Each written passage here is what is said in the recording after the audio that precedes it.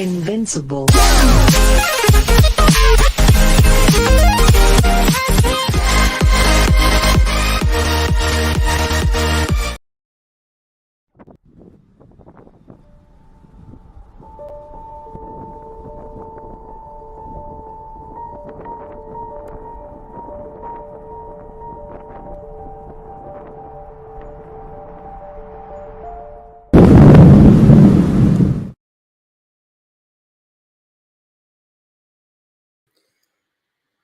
Hello, brothers and sisters. Peace of Jesus Christ be with you. God bless you all and keep you safe. On this day, we say for all the Western side of the Christianity, Catholic, and all of the rest, we say Jesus is risen, indeed has risen, and happy Easter. We welcome with us Brother Nicodemus. Welcome, brother. Christ is risen. Indeed has risen. Yeah, I'm pretty excited about this stream. Yeah, so for everyone out there, hope you're having a good time or had a good time or planning to have a good time soon, depending where you are in the world, with family members celebrating Easter and the resurrection. Um, so today we have, I think, a fairly special stream for you. We're focusing on the resurrection, on the Passion of the Christ, specifically as far as the movies go. And some discussion around that. We'll see how it goes. I have a presentation, but I tried to take a bit of a less stressful, lax approach with this so we can have a celebratory ethos today instead of my usual ho-hum intense analysis of things. But I did want to start with a traditional song, Christ is Risen. For whatever reason, I'm having a hard time naturally finding the lyrics to the song that I want to share with the audience so they can follow along for those that read music. As we I will share that. I will share that. Do oh, you you want it can? Okay, cool. Thank you. Orthodox thing?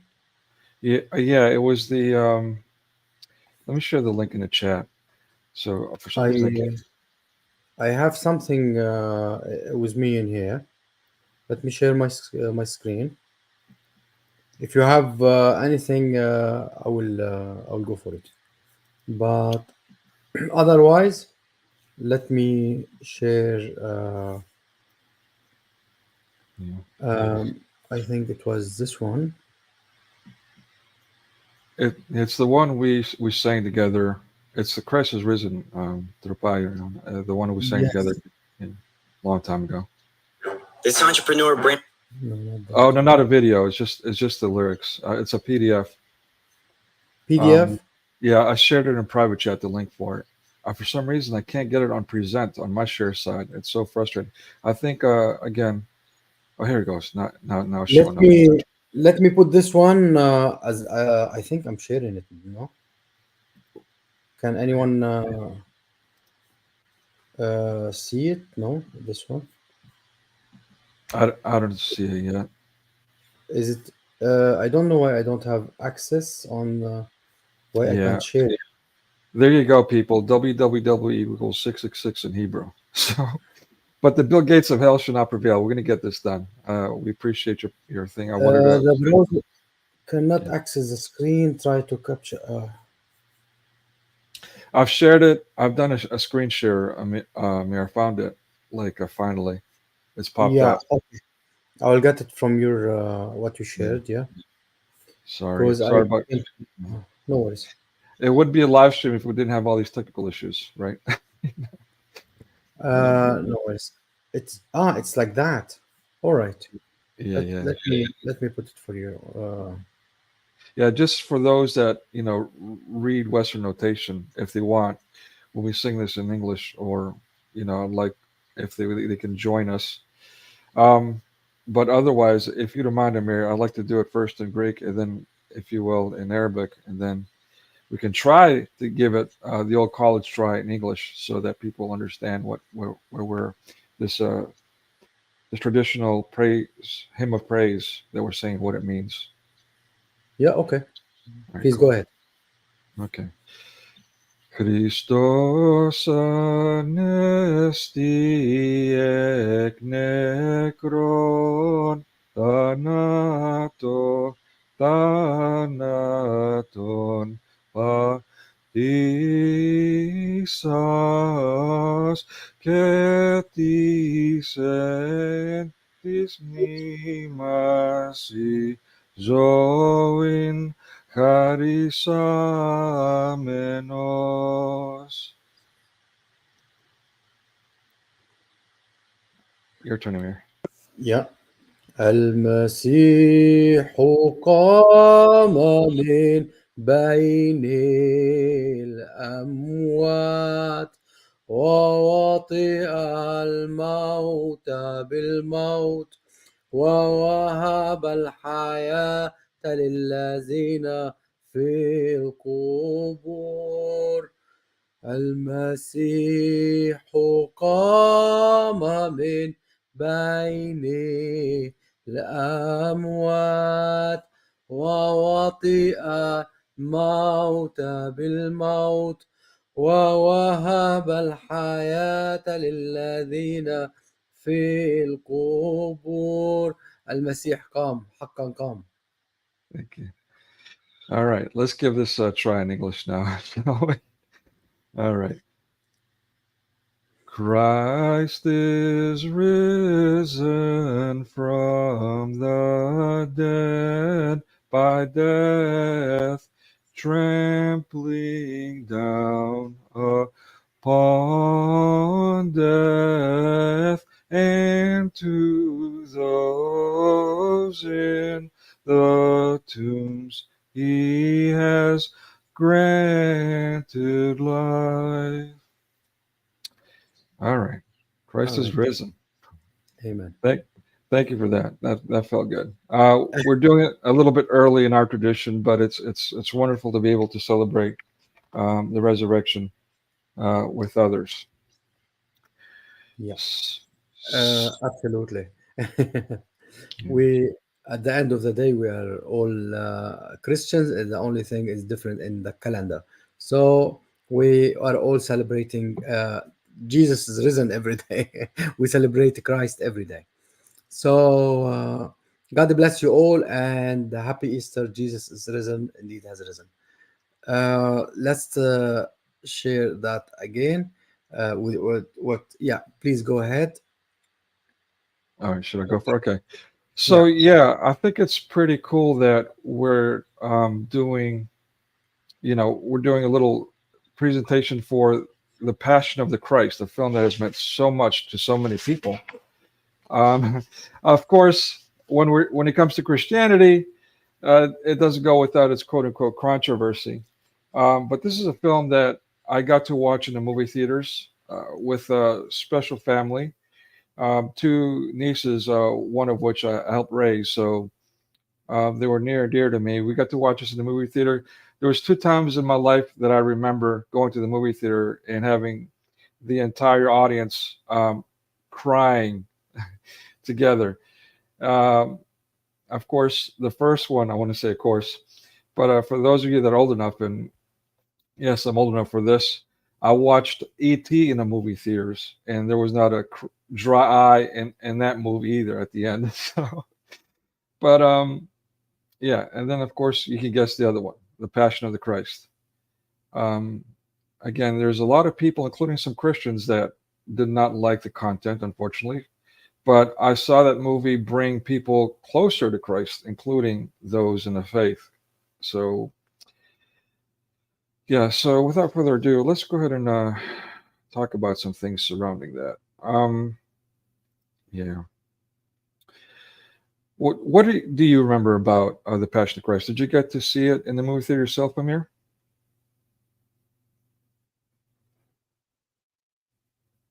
Oh, No, I saw it in. I really saw it in the, on DVD. mhm. I later on I bought it on DVD, and that's how I saw it. Yeah. Okay. So it wasn't. Yeah, it wasn't on. Yeah. So Yeah, Salam al Masih from Saudi Arabia. Thank you, brother Mumtaz. Welcome. God bless you. I think I saw you long time ago. Welcome back. And Protestant believer, welcome, brother. Ewa, Ewa, everybody, Dragona, all our beloved brothers and sisters are here. Welcome and happy Easter. Jesus is risen. Indeed, has risen. Uh, what I remember about it that all the problem happened with it. Like everybody, there were big problem between the Hollywood and stuff. They didn't want it to come out. They came against it. They didn't want it. Like same thing like the latest movie happened with Mel Gibson about the trafficking and everything. They didn't want it to come out. They boycotted. They didn't want it to come out in the cinemas. So Uh, this movie as well, it came against them. It came like they didn't want it to be in the cinema because they thought it's anti-Semitic. It's against the Jews. He's making so many things like against the Jews and the stuff like that. Uh, yeah, so that's why they start to boycott it. And as you know, like the one who in control of Hollywood are Jews and money. mm, Whoever owned the money on the thing. So the movie in general, it was good. In general, people loved it. They thought it's too harsh, too much beating, and mm, yeah. blood, too much blood, harsh. This is mainly people what they took out of it. Mm, Uh, so this is what they took come out from people what they used to think about it, like it's too harsh. Yeah, I cannot watch it. Yeah, I cannot do this because it's yeah, yeah. this is the idea. uh Well, yeah, I go got ahead. it. I'm sorry, forgive me for interjecting. Yeah, but I just got to say on that note, to reinforce that idea, I definitely, I mean, I think you guys know how much preparation I put into these things, including watching films over again and, over and again. But this one, it's been very difficult to watch again. I don't think I've watched it for a second time, at least in fully. Maybe I tried once, but yeah, it is so intense that it's really difficult emotionally to put yourself through that. But it served a good purpose. I mean, the only other film that I've unfortunately watched twice and regretted was Borat. I thought that would be a good idea to watch it again with family members because I thought it was so hilarious the first time around. Second time around, it wasn't so funny. Those jokes aren't too funny. But anyway, that's a whole other spirit. But Yes. yeah, yeah. So, but this one, yeah, I mean, it's yeah, like you said, a lot of people did complain about the brutality, including Christians. But I think portraying the reality of what took place, it definitely helped people have more empathy Yes. towards the history and the reality of the crucifixion. Sorry. Yes. But it because they spoke about actual basically it was about the reality. They were showing the reality what's happened to Jesus. That's what people thought, and that's why Jews they were boycotting it, and they were saying no, it's not Mm, real. We didn't do that.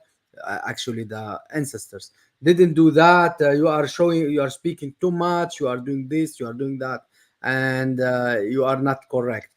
So yeah. they're speaking about the brutality. Mu'taz, yes, you can join us, but a little bit later on, if you can stick on with us, and sure, you can come up with us. Yeah, Yeah, God bless you. that'd be Uh, great.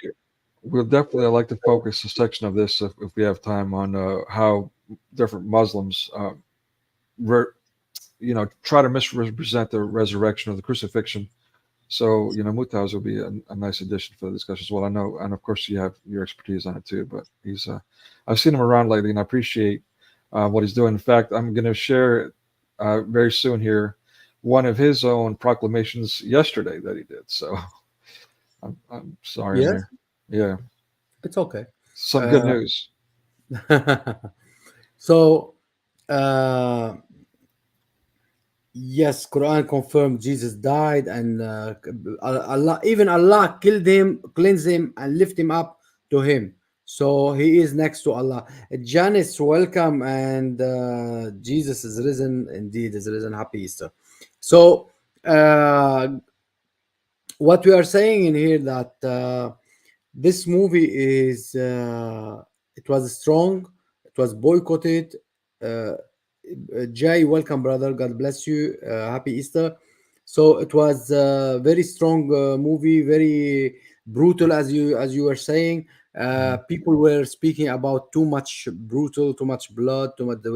They weren't able to take it. Some of them. It was boycotted. It was like very strong. This is the main output from people, but they didn't go for details. Mhm. Well, Like it's interesting. Yeah, sorry. yeah. Go ahead. Go ahead.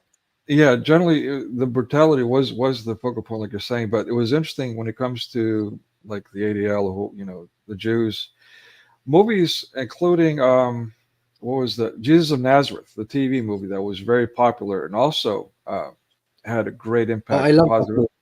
Yeah.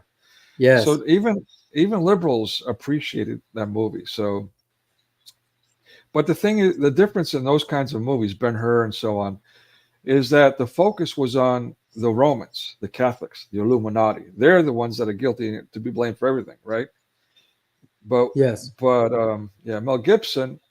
The other big thing, and we'll talk about, is how he promoted this movie by saying that they'll even do the entire movie in Aramaic or Hebrew or Latin, but they'll do it in the original languages. And so that was the big buzz. Like, whoa, they're trying to do it as correct, historically correct as possible, as Yeah. historically accurate. So, but so there was a lot of positive buzz before the movie, but after the movie was released and the Sanhedrin was included, the Jews that were in charge of the crucifixion, pushed for it, and all that, and those um, accurate descriptions about that were demonstrated. That's when Mel Gibson became public enemy, and all this bad press about the movie, and him personally started became to this day. He has that issue, and now he's been working on the sequel to this, the Resurrection, which is what we're celebrating today, um, because of that backlash. Yeah, neither of them, Mel Gibson or Jim, took any movie anymore in Mm, Hollywood. They never they boycotted them. yeah. And I have a video. I can show it shortly Oh, cool. for him, saying how they boycotted him, and he took it. Even with that, he said, "I don't care. I want to take the movie." You know, All right. yeah. So I said, I don't want. I don't care. I want to take the movie, and basically, and how what's happened later on. Before we get into that, can I share, like, keep the spirit of the good news with you? Let me stop sharing and reshare so I can do that. Protestant Uh, believer, God bless you, brother. Happy Easter. God bless you, brother. Yeah, go ahead, brother. Share whatever you want. okay, so this is a short, and the background I messed it up while I was creating it, but it turned out kind of cool, so I left it. But this Yeah. is some good news that we heard yesterday, which I greatly appreciate. Uh oh, great. the Let's try that again. Arabia, Okay. Salam al Masih. Salam al Masih. I'm from Saudi Arabia, and I just want to share some good news for you guys. Maybe that's will make you guys happy. You know what I'm saying?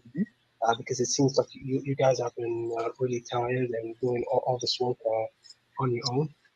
We actually built the first church in the city of Riyadh between Neo, which is a Coptic church. And there's a lot of people are accepting the Lord Jesus. You know what I'm saying? So that's yeah, Awesome. that's just Awesome. that's just one of the good news. And also, I myself I accepted the Lord Jesus Christ 8 months ago, and I've been studying the Bible, and man, let me tell you, it is way superior than the Quran. You gotta love that finishing. um, so yeah, that's Mutaz 97 there. Hopefully he has time to yeah, hang out Yeah, and join us later. yeah, would love to have him with us. And yes, and I shared brother Nicodemus YouTube channel. Please subscribe to his channel and support him on his Patreon, please. Yeah, thank you very much.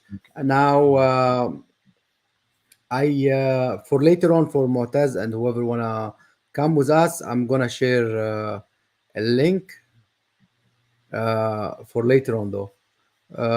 Please, not now. Actually, I will share it later on. I'll share it later on, like that will. But there is no one. But yeah, I'll share it with you now, and I will pin it like that. Later on, you will be able to come up with us. Mm. Yeah. All right, so I should be sharing again. Yes, please. Yeah. Okay. Go ahead. All right. So let's talk about some of those things that we'll be talking about today that you've already mentioned. Again, yeah, we'll start off with a quick discussion about the Passion of the Christ and how the Jews defamed Hollywood like megastar. I mean, Mel Gibson was the thing back in the day for the longest time, starting with the Mad Max Road Warrior movies that he did from Australia, his roots. Um, yeah, and so he went from that, directing all kinds of movies. Um, you guys might remember Braveheart. That's in my top 5 favorite list. Um, so yeah, doing stuff like that, a producer, to, as you said, being blacklisted and ostracized, and then later on, years later, after getting publicly attacked with his personal life, and of course, we know how that goes.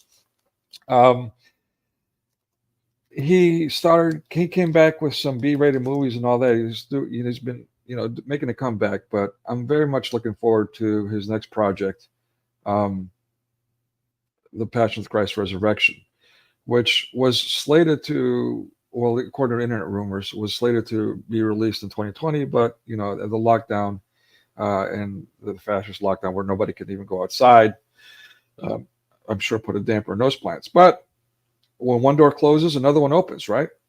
And so now that project has become even bigger. And so now he's releasing the Resurrection Chapter 1. So this has now become transformed into two-parter. And I'm very, very excited about that.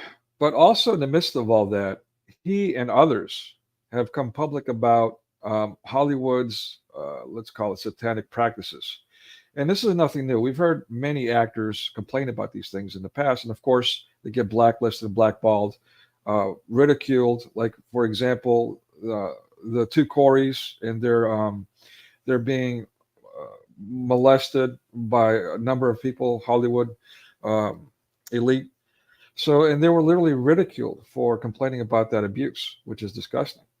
The mass media reaction, I mean, they should, to say they should be ashamed of themselves says nothing. So these kinds of things we heard a lot. But more recently, others are coming out about the whole blood is currency comment that Mel Gibson had made about Hollywood elites. And of course, I mean, I want to keep in sight if I can. You guys know me; I'm very ho hum, but I do want to keep this as a positive ethos, because at the end of the day, Jesus Christos Nika, like Christ is already victorious, so they can do whatever they want to us. Never surrender, never give in to the passions, never give in to Satan, especially fear. Fear is one of the biggest things Satan's been using against us, especially lately. So yeah, I mean, I've got a couple of samples here on the bottom about his some of his attacks on Mel Gibson, but the biggest thing, of course, is how it's anti-Semitic. It's interesting how if you say anything true about a Jew, all of a sudden you're instantly anti-Semitic. That's a big problem. I mean, again, the same thing we saw with the lockdown, how even professional medical experts, scientists were censored, banned, treated like criminals, fired, and so on for speaking the truth, trying to save lives, trying to warn people about the lethal serums and so on. So I mean, when that ethos or that type of, let's call it what it is, commie Nazi fascist control is permeates throughout the internet. I mean, it's now we're all scared to say a certain word, or we might lose our privilege to speak on the internet, right? I mean, how is that? How is that helpful? How is that free? How is that tolerant? How is that open-minded? How is that inclusive? How is that, all these buzzwords that they push to control and direct people to the same path away from Christ and towards Satan. Yeah, I'm sorry, I'm going off on tangents here, but it's just so frustrating because Christianity is literally nothing but good. I mean, yeah, you get a harsh word like that's sin. Oh my, So you might get your feelings hurt if someone says, "Hey, that's sinful." Sin is labeled as such to save us from ourselves. That's the worst Christianity has to offer. That's the worst Christianity has to offer. But yet it's hated by so many to this day. Even Christians will sit there and attack other Christians, playing that game. We see that so much. And I'm begging those Christians, I know it's biblical, and that's going to happen no matter what I say, no matter what I do, it's going to happen anyway. But we do our best to help save as many as we can. And that's why we got to keep saying these things over and over again. Please, in any degree, in any means, any rationalization you use, please do not be anti-Christian. No need to come on here and bash Catholics or Protestants or Orthodox or, whatever. I mean, what good comes out of that? You have a problem with someone? Be an adult about it. Approach them, right? And anyway, so yeah, speaking of which, there's a lawsuit over the profession of the madman, Mel Gibson, 2017. Again, they're still calling him anti-Semitic. It's just crazy. And I'm not saying he's our savior or anything, but the response for something that he did, which was very, very good, it's wondrous. It's diabolically backward. So Passion of the Christ, 2004, very difficult, special time. Things were, at least in the United States, from that perspective, we were in a recession. We're trying to combat that. It seemed like we're getting back on track, give or take. But with Greece, it was actually the beginning and the end for them.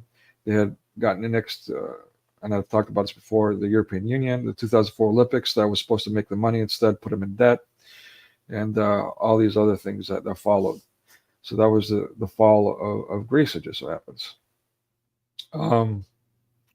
Yeah, but so all this pushback from Jews had some success. Mel Gibson bent knee and removed some scenes from the Passion of the Christ, even like the crown of thorns being removed was one of the scenes that he deleted before the release. Not that I mean, actually, I'm curious. I guess curiosity killed the cat. I'm curious to see what that scene looks like.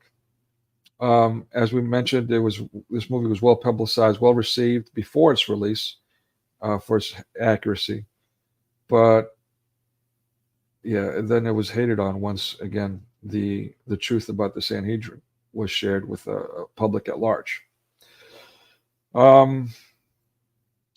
Yeah, and then again, the ostracization for something good, something harmless. Not only harmless, it was good. I mean, what bad did this movie do? I'm kind of curious, like for those that hated the movie, if that exists, what your feedback would be. I'm really curious about that. Yeah, I mean, they were calling him the buzzword homophobic, racist. I mean, come on, man. So every white Christian man is a homophobic, racist, misogynist, stupid, evil. I mean, give it a rest. Give it a rest. It's just so crazy. I don't know. It's insane. Yeah, that's it. So some of the scenes that were controversial in theological circles, in Christian circles. I don't mean Islam. We'll talk about that. Who cares about them? You know, I know who cares about what they have to say. I mean, but yeah. So one of them, muck throwing. Yeah. It's just that, yeah, the descension into Hades. It wasn't very clear at the end of the movie, but that was. Some argue it's not biblical. It's a traditional thing, and therefore we've got to automatically jettison it, which is a there's a lot of adjectives I could use for that, or adverbs I could use for that type of behavior, but I won't. Let me just appeal to the scientific method, like some people like to use, and say, hey, you know what? Facts are based on things that are proven. So what's the problem? Why would you destroy a foundation of facts just to validate your own assertion? There's a problem there. It's disingenuous, to put it lightly. But anyway, there's other scenes. The other one, well, there's a couple of them. One of the things was the Satan at the end when Christ was being crucified. Or actually, I'm sorry. Yeah, it was crucified. Yeah, when he was being crucified or being judged in the crowd. I can't remember exactly. When it was when he was beaten, taking the cross, and he fell down on the floor. Passed by with carrying some Yeah. midget, You something read on my his, mind. I mean, I didn't even have a picture, but you read exactly where I was yeah. going with this. Yeah. But it and that midget on her hand, because Satan is a female, bold female, by the way. Yeah. And I don't know why if Satan is a female. That's weird. And that she's carrying a male old midget for some reason. She's carrying Satan carrying a midget for some reason. I cannot get that. Anyway, why passing and that midget smiling at Jesus getting beaten and falling down, Yeah. you know? So in an interview, Mel Gibson said he was just doing that for the shock factor, trying to get the audience's attention. He was doing it for creative reasons. So I'm not making excuses for him. I'm just telling you what his response to that was. Who? Mel Gibson. Yeah, he just said he did it for creative shock, for shock value. How could he shock people by getting a female to be Satan or carrying a midget? Both, both, but Ah. especially the midget. Yeah, I think he was responding directly to the midget thing. Like, what was that about? He shocked me by the selection. Yeah, it was very weird. And then, by the way, the actress who played Mary Magdalene also played Satan, which was a weird choice there too. Yes, it is. It is the same person. I don't know why Mary, because they are playing that Mary the Magdalene is a satanic person, and that's not true according to the church. Because later on, according to the church, it became saint because the Lord, he forgave her. And she became one of his disciples. So why they want her to play Satan too? So I couldn't get that. I've got my suspicions, but this is pure speculation, so I kind of don't want to put it out there publicly. But I have my suspicions as to why he did that. Just lay it down. Lay it down. Why not? It's fine. All right. Why not start controversy, start rumors? Or yeah, why not? Go ahead, shake for it. Mutaz. Go ahead if you want to say something. Welcome anyway. Welcome, brother. Thank you, Amir. Thank you, Nicodemus. Thank you, guys. I appreciate that you allow me to be a guest in your live stream. You are always welcome. Yeah. Anyway, I did watch the movie, by the way, the Passion of Christ, and I was kind of trying to understand the meaning behind the sacrifice of Jesus Christ. You see, if you go all the way to Genesis, when Cain and Abel brought a lamb, and Cain brought vegetables, and God was actually pleased with Abel because he brought a lamb, because lambs are used for sacrifice. Even in Islam, they have a festival called Eid al-Adha, which is the sacrificial holiday.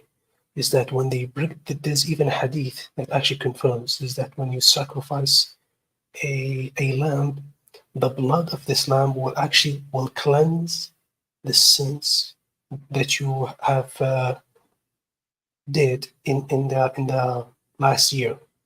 So this is why Nabi Yahya, which is Yahya or Yohanna, which is mean John the Baptist, by the way, he actually considered a prophet in Islam, and Muslims have to believe it. What he said to Jesus, "Behold the Lamb of God, which takes away the sins of the world." You see, in the spiritual world, you have to sacrifice a living being in order for the forgiveness of sin.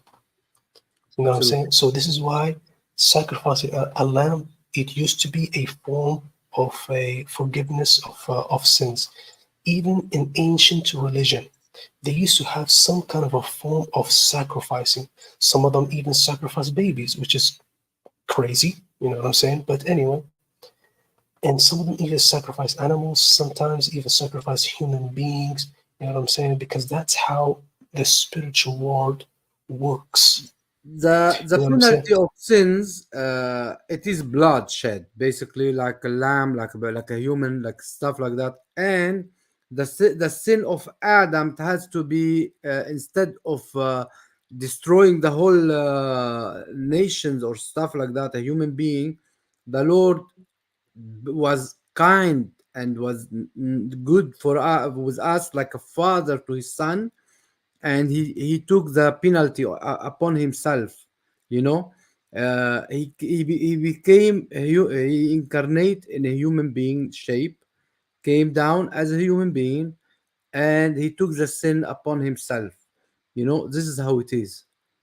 So, and Exactly. yeah, And the devil, he thought that by killing the Son of God was a some kind of a form of victory. But did it little he know that when he died, there is some kind of an huge bomb explosion in the universe, something that has been broke, basically. And that's something that has been broke is the curse from the original sin. You know what I'm saying? If you yeah, go back even in the book of Genesis, what did God told the serpent? He said, the seed of the woman shall bruise your head." That seed of the woman is Mary, and that seed of the woman is the Lord Jesus Christ. mhm. So basically, God planned. He knew the end from the beginning. You know what I'm saying? So that's all I have to Yes, say. Yeah, thank exactly. you. It was planned from the beginning till the end, absolutely. And yeah, yeah, absolutely, yeah. Yeah, I will go back to you, brother Nicodemus, but I want to tell everybody, if you can share the link to bring more people, I will be very grateful for you, and thank you very much. Yeah, go ahead, brother Nicodemus. Yeah, thank you. Yeah, I just yeah, appreciate that. I don't want to be a theologian, so I'm not gonna add to that. But yeah, thank you for just bringing that up, discussing that. Aren't you? Aren't you? Well, I don't mind sharing my opinion, but not in this format. I don't want to. I don't want to. I don't want. Yeah, I don't want to sit there. I mean, because you never know. Someone might hear what I say, and it might be wrong, and I might mislead someone. That's a very You last can thing. always share your opinion. They can take it or not.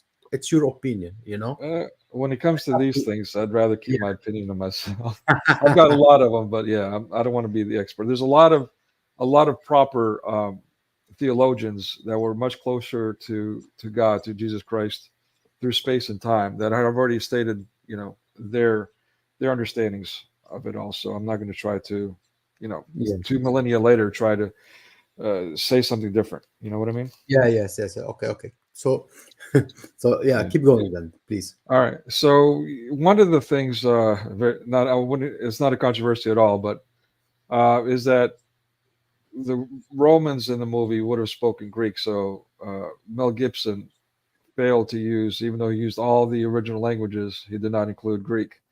Um, So, anyone who's seen me and the streams and all that, I'm always pointing out how, for some reason, Greece, Although they were using Greek, by the way, at the time, yeah. he failed to use that. Yes, you're right. So spot on. Janice wants to hear my opinion. How about in Discord, Janice? Not in theology. Forgive me. Um, but yeah, so yeah, I mean, anyways, it's a small thing, personally speaking, but it speaks to the bigger issue that I've been trying to demonstrate. Here's yet another example where a Hollywood elite is doing his very best, spends so much time and resources to make things as accurate as he possibly can, yet he leaves out the Greek. I should also mention he's Catholic. This is not a Catholic bashing. I'm just saying that there's some infighting that may have played in this role. I don't know, but the point is that why is 2,000 years of Greek Christianity always being excluded, and the only focus is on pre-Christian Greek society? That's my point. All right, so Christ is risen. Man, do I love saying that. I just can't get enough of that. Indeed, is risen. Yeah. Okay. So I wanted to share. Let me go back to this real quick. I want to share a video. Go ahead.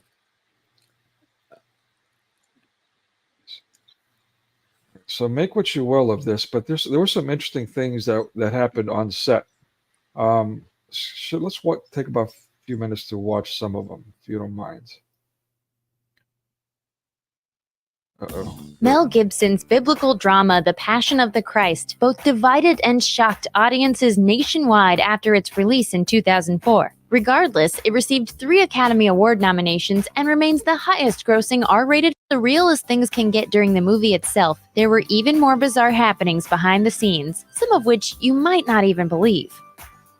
Electrifying work. According to one study, lightning strikes roughly 240,000 people per year. In other words, it's fairly rare. But in 2003, it happened 3 times on the set of The Passion of the Christ. Lead actor Jim Caviezel claimed he was lit up like a Christmas tree while filming the Sermon on the Mount sequence of the film. How about that?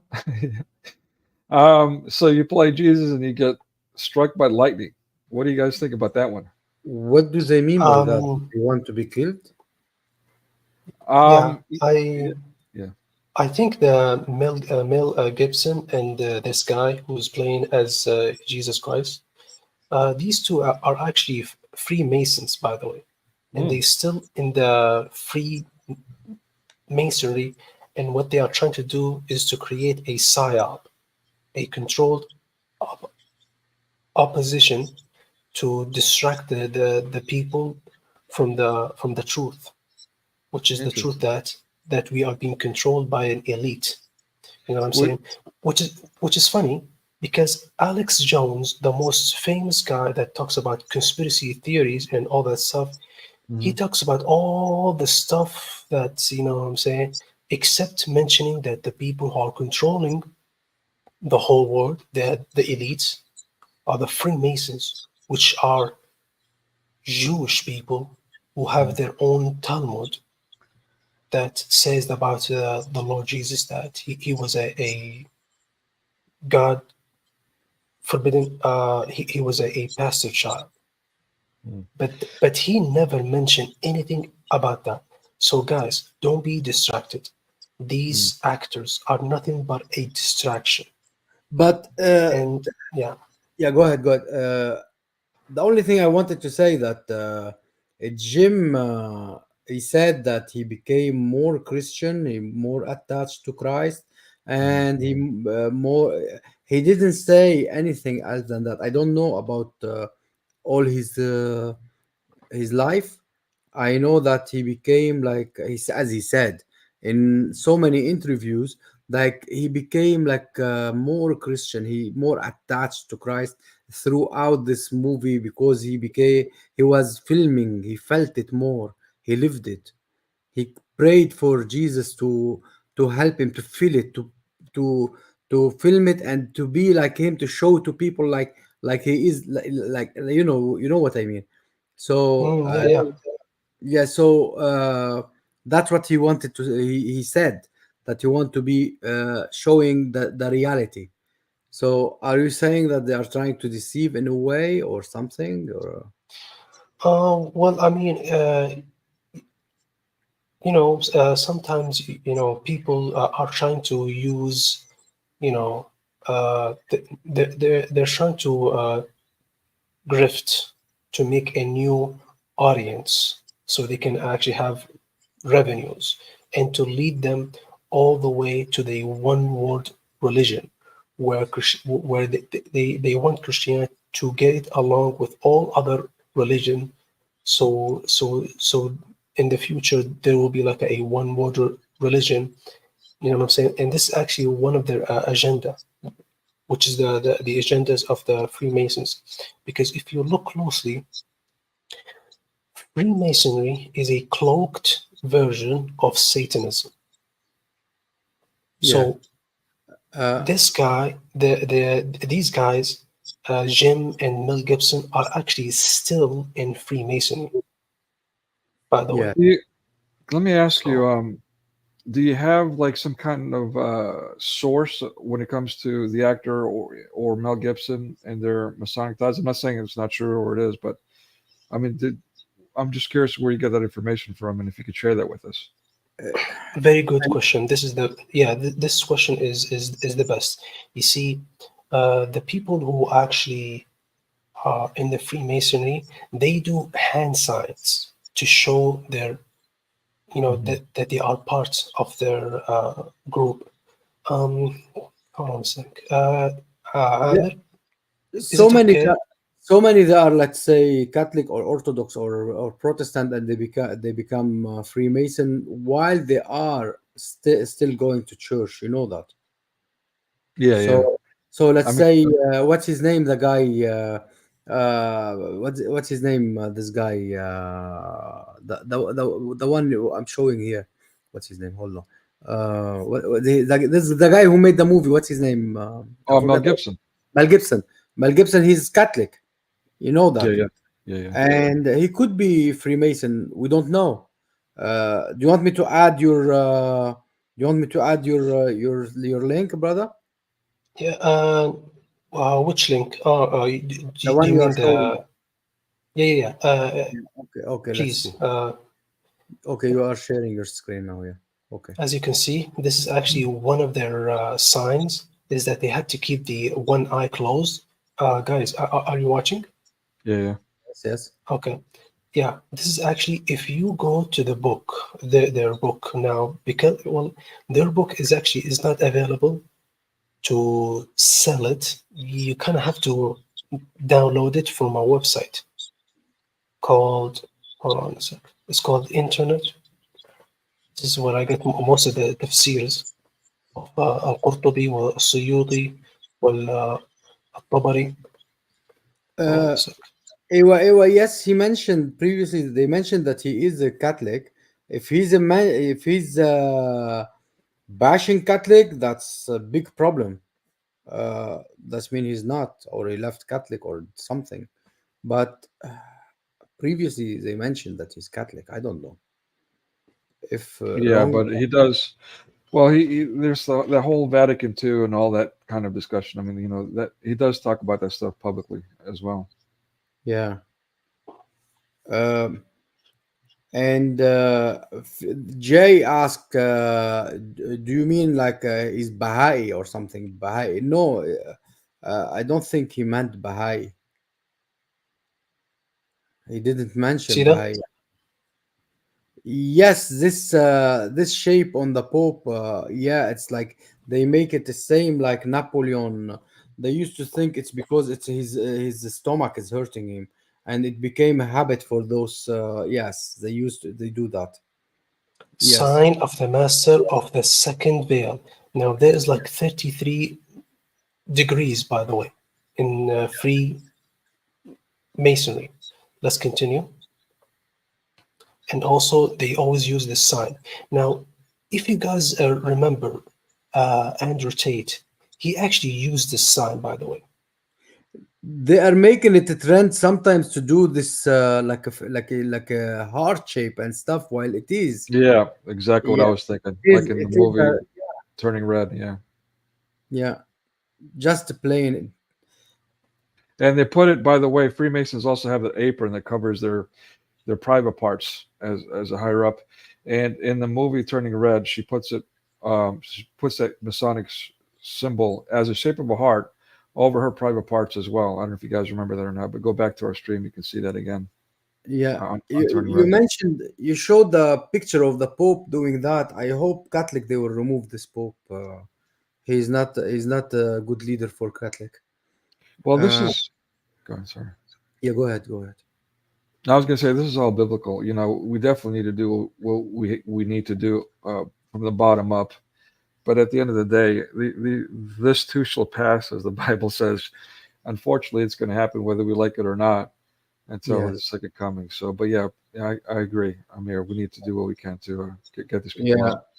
absolutely. Because this Pope is doing disastrous things with Catholic. You know, I'm sorry to see all that happen with Catholics.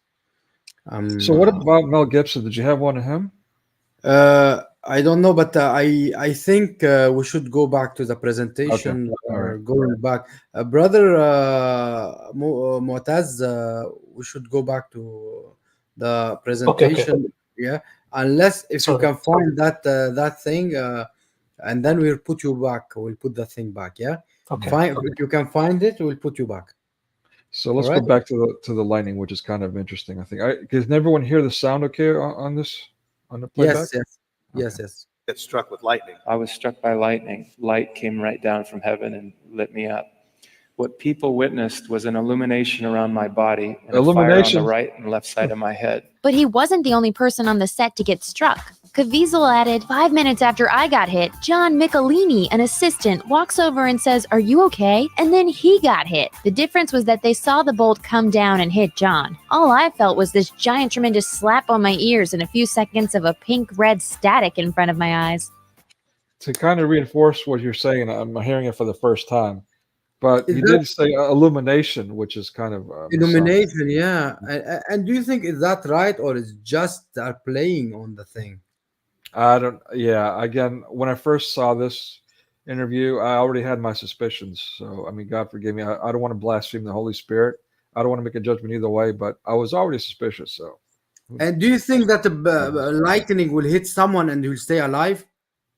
It happens. It happens. It happened. It happened to a tree, and I saw it shattering. Yeah. Well, or lit. That's a good point, actually. Yeah, I mean, maybe I'm mixing memories. I used to be an electrician's helper, so I worked with people who've been electrocuted multiple times. They're a little weird, you know. The brains get a little fried. I shouldn't be laughing, but they survive it. Do you know the voltage? I have no idea. It is a very high voltage. That's why they put earthing. And that's why they put earthing to catch the lightning and stuff like that. Like that, it won't be burning the buildings. You know, otherwise it burned the whole building. And he's saying, go ahead. I was going to say, as far as rumors that people have been hit by lightning and survived, he's not the only one. So. But again, I've never seen it. I don't have seen it documented. I've just heard rumors about that happening. Yeah. And the person made this video, by the way, kind of makes fun of the whole thing. Shazam! Unbelievably, that wasn't even the first time the assistant director had been struck on set. According to BBC News, lightning had already struck his umbrella. Because sorry, go ahead. That's what I'm saying, that they are making fun out of him and out of the whole movie. They are making a lot of bad things about them, you know? Mm. And this was probably the most positive video that I've seen about it, by the way. But still, they're taking their shots. I agree completely. Yeah. You can't actually beat your film's star in real life. A hidden whipping post was set up behind Caviezel while filming the Passion of the Christ notoriously bloody scourging scene. The problem was, one of the actors doing the flogging didn't have the best aim. Caviezel recalled to Today, his lash just extended over the board and hit me with such a velocity that I couldn't breathe. Speaking of taking these shots, right? So, He was accidentally whipped. Ouch. Cross purposes. Not only did Caviezel get struck by lightning and accidentally whipped, he also dislocated his shoulder while carrying the film's massive crucifix. Caviezel's shoulder popping out of place was just the start of his misery. Between the frigid cold and strong winds during the crucifixion scenes, the actor also got a lung infection and pneumonia. My mouth was shaking uncontrollably. My arms and legs went numb. I was suffocating on that cross. But hey, at least he didn't get migraines, right? I gotta say, I gotta give him this much credit. I mean, pneumonia, that could give you permanent lung damage and all that. But despite all this stuff, he kept doing it. So he was a pro's pro, so to speak. But now that I'm hearing he's probably Freemason. Why you mean that? Why you say that? Well, I mean, if he's a Freemason, then I reject him 1,000%. I think that's one of the. I mean, I have no proof of it, but I suspect that's one of the reasons I have all these personal problems. I can't even get a doctorate done, even though professors are like literally confessing to me that they couldn't never do a research framework that I put together. Yet I can't get accepted to, I mean, officially accepted to get a PhD done, which has not been done any of its kind. I mean, it should be like people should. I mean, forgive me for sounding arrogant, but people should be lining up to get this research done, but they're not, because it definitively proves that Christianity has been, through Pavlovian fashion, undermined for decades by Hollywood. I mean, it's undoubtable. What I'm doing is quantitative research. So, and that's like, it completely obliterates all this rhetoric. You know, it proves the truth, but I want to say I'm not being allowed to do it. Yes. Because I publicly, for years now, have been saying, you know, Freemasons are like weeds that need to be uprooted, and you know, things like that. I publicly would say, I'll take your money, but I'll spit on you and your Satan. So it could be a coincidence, but I don't know. It's very weird, all the difficulties I'm having, despite all my training and so on. Anyway. They will never allow you anyway. Yeah. You don't know. Oh, anyway, I don't want to go into it. Yeah, we'll do a stream about it. About Freemasonry in general. We'll do a stream about it. Yes. Yeah, keep going. By the way, I have another one of these videos for the same channel speaking about it, and they are speaking how much they are implying a Catholic stuff inside the new one about Mary, about stuff, about so they are always making the make about this movie. They're picking about stuff. Mm-hmm.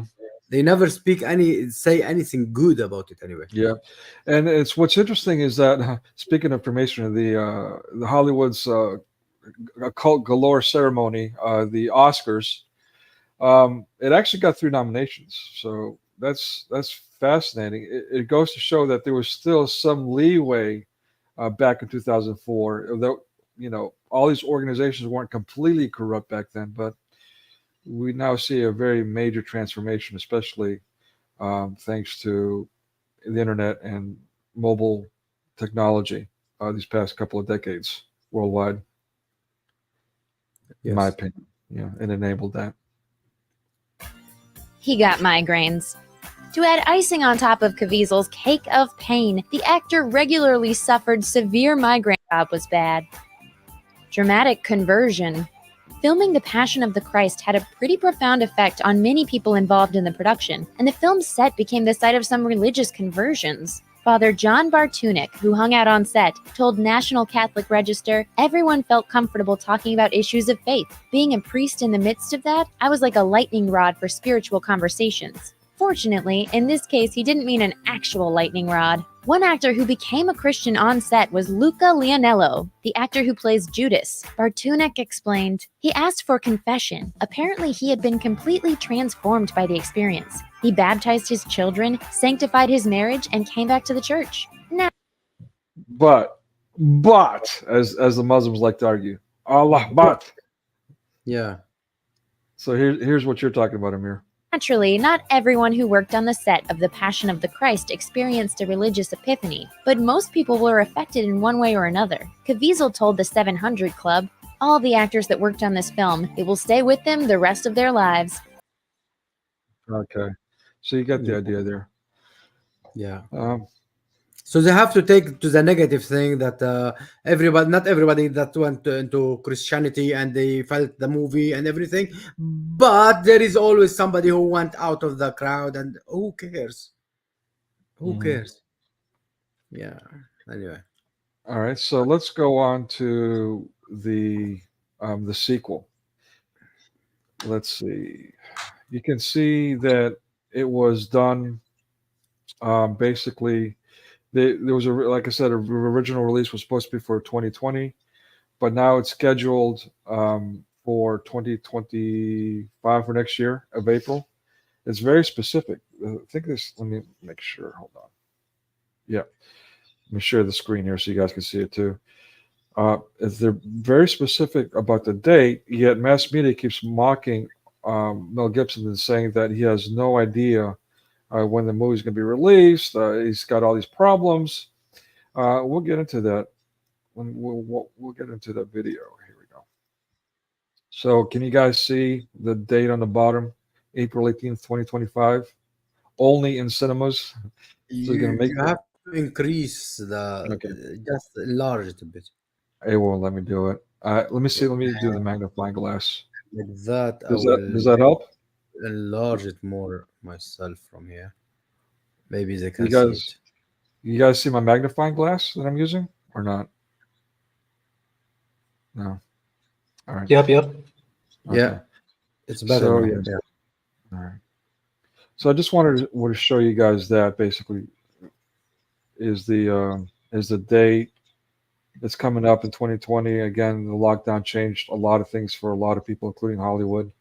As we know, nobody's going to movie theaters. So, but one door closes, another one opens. And again, as far as whether or not this movie is good or bad, even if Freemasons were involved, I mean, let me be frank, I've lived all over, at least in America, all over the country, and Freemasons are everywhere. It's disgusting. They're right in your faces. It's amazing how they can hide in plain sight, as they say, hide in plain sight. They don't hide. Yeah. They don't hide. They it's all right. I keep going. Please. Yeah, go ahead. They try to be in your face, and they don't hide. They just try to recruit everyone, and they tell them, yeah, like Jehovah's Witness, we love you, and we are not interfering in your religion. Just come in, and they select them one by one, whoever is active in life, So they don't hide. You can see them from their handshaking, from their anyway, from their meeting every Saturday. You can see them somewhere. So they don't hide. Yeah, even their buildings, like their Masonic temples, they're right in plain sight. Like even the big, yes, huge, yeah, even the big, huge stone ones. I don't know how many times in different parts, even different parts of the world, I would literally walk by these buildings and never notice them. I remember one time I was walking in Greece. I was in the biggest or the second biggest city in Greece, actually, the more theological, cultural one, Thessaloniki. So and I would take the shortcut going to the university to study theology there. I would take the shortcut, and like right in the middle of the city, I'd walk by this big building and never paid it attention. And then finally one day I heard someone yelling, "Hey, what's going on?" It was some older guy yelling to some younger kids, some maybe teenage kids, all dressed in suits in front of me. And he was behind me. He came out of nowhere. And just the way he greeted him and all, I was like, "Oh man, this is creepy. This guy's a Freemason." I don't know. I mean, that happened to me a couple times where I was like, "Whoa, this guy's a Freemason."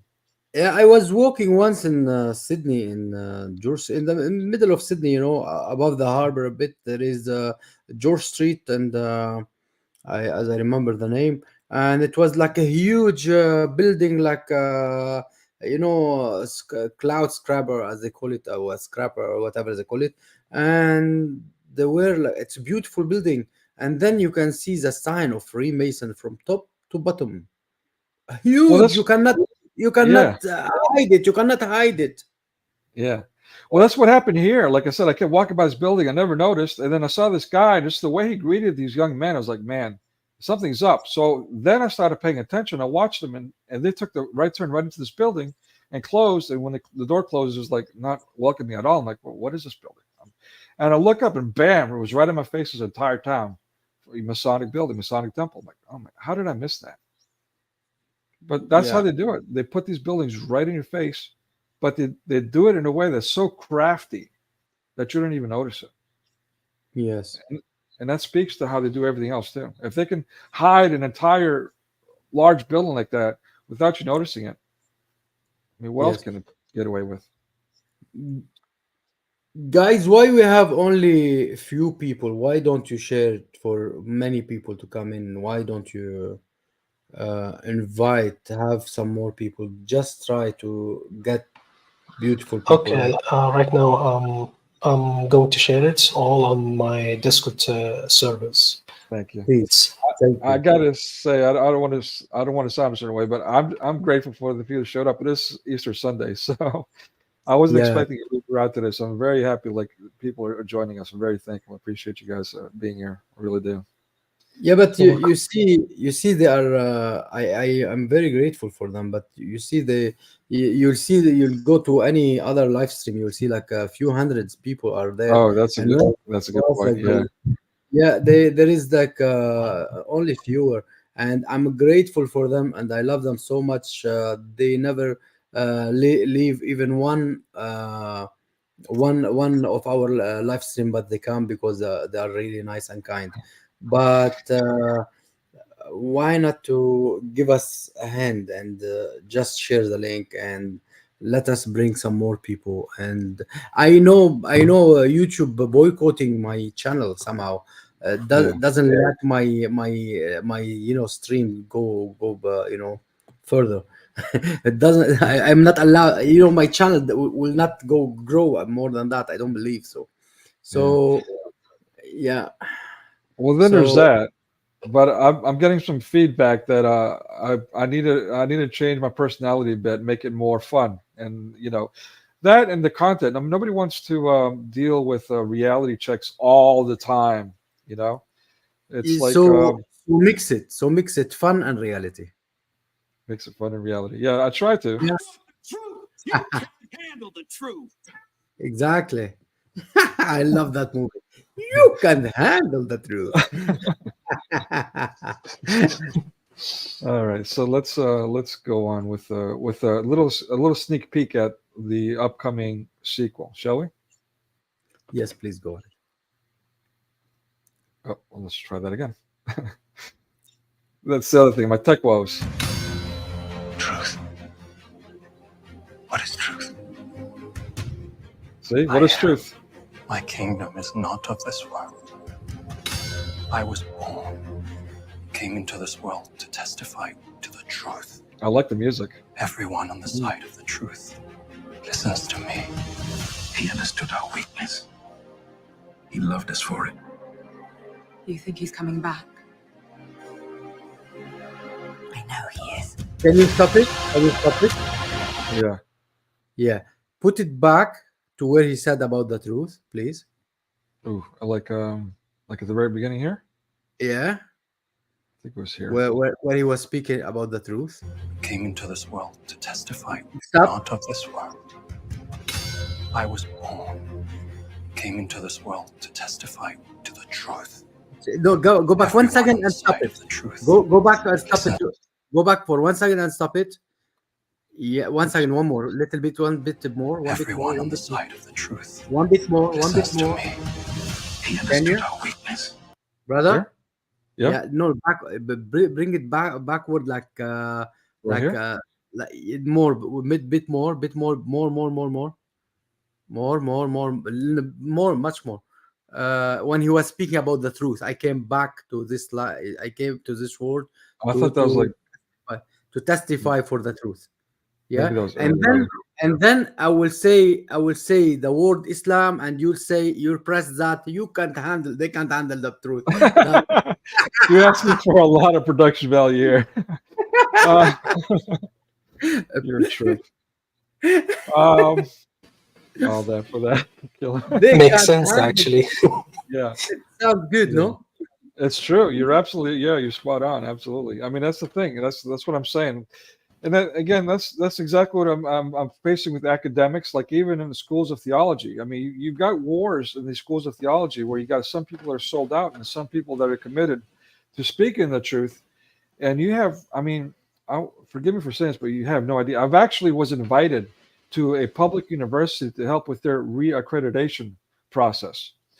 And in that university, I got to see behind the scenes and saw the interaction between people in charge and professors and so on. And people in those universities, theology or Christianity, they're put in departments that are like, okay, well, this is just literature, this is just poetry, that kind of thing. But they are literally like, this was back almost 2 decades ago. They were literally being yelled at viciously just for wanting to ask about speaking about theology in their meetings and their.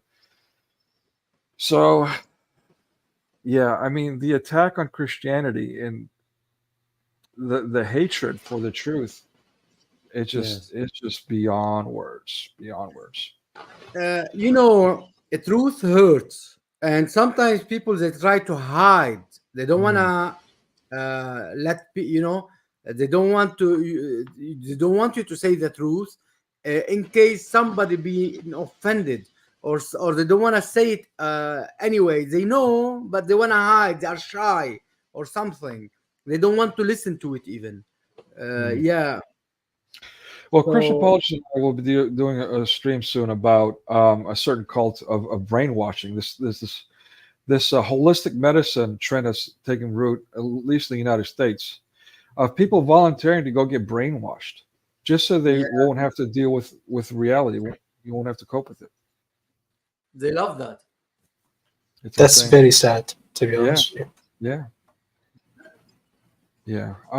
Shall we keep going with the thingamajig here? Let's see. This is my favorite scene, by the way. Let me share that. You think he's coming back?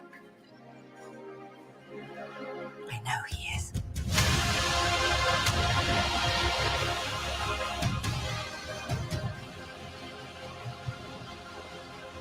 Can I just say, I mean, you've got the red flags up when you said the actor is a Freemason. So, I mean, I just got to say, like, they're pushing this idea that there's going to be a solar flare coming up in November.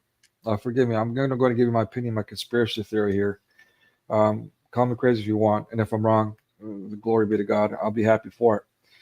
But I suspect that they're going to use this solar flare talk to shut down power and put us in a very bad state, something they've been putting in our heads that's going to happen to normalize it so we can be more passive about accepting what they're doing. I hope I'm wrong. If I'm wrong, great. But if I'm not, just in case, people, be prepared for living without power coming up. Hopefully I'm wrong. Exactly. I mean, we shouldn't be afraid, to be honest with you, because we have the Holy Spirit. Amen. Within Let us. me ask you, Mu'taz. I forgot if you told me you're still in Saudi Arabia or not. Yeah. I still live in Saudi Arabia, in Jeddah city. And safe, brother. Oh, Are you able to pray in there? There is like underground church, something to pray in. Well, I'm trying to find a place because I contacted some Christian missionaries here, and they are also Arabic, and they are actually in Saudi Arabia, and they have a place where they can actually baptize people. Now, I did actually baptize myself in the bathroom, of course, because there is no place for me to get. Are you able to travel? Are you able to travel to Lebanon? Well, yes, I am, but I actually found Christian missionaries here in Jeddah, so I'm good. By the way, like things are actually changing here in Saudi Arabia. Like if you heard, I think you saw the video, the short video that Nicodemus showed it. Yeah. There's a church hold on a second. Let me share the video. Yeah, I know about it from before. It was much earlier, like a couple of years now. It's Coptic, and they went there and they blessed it. The Pope went there.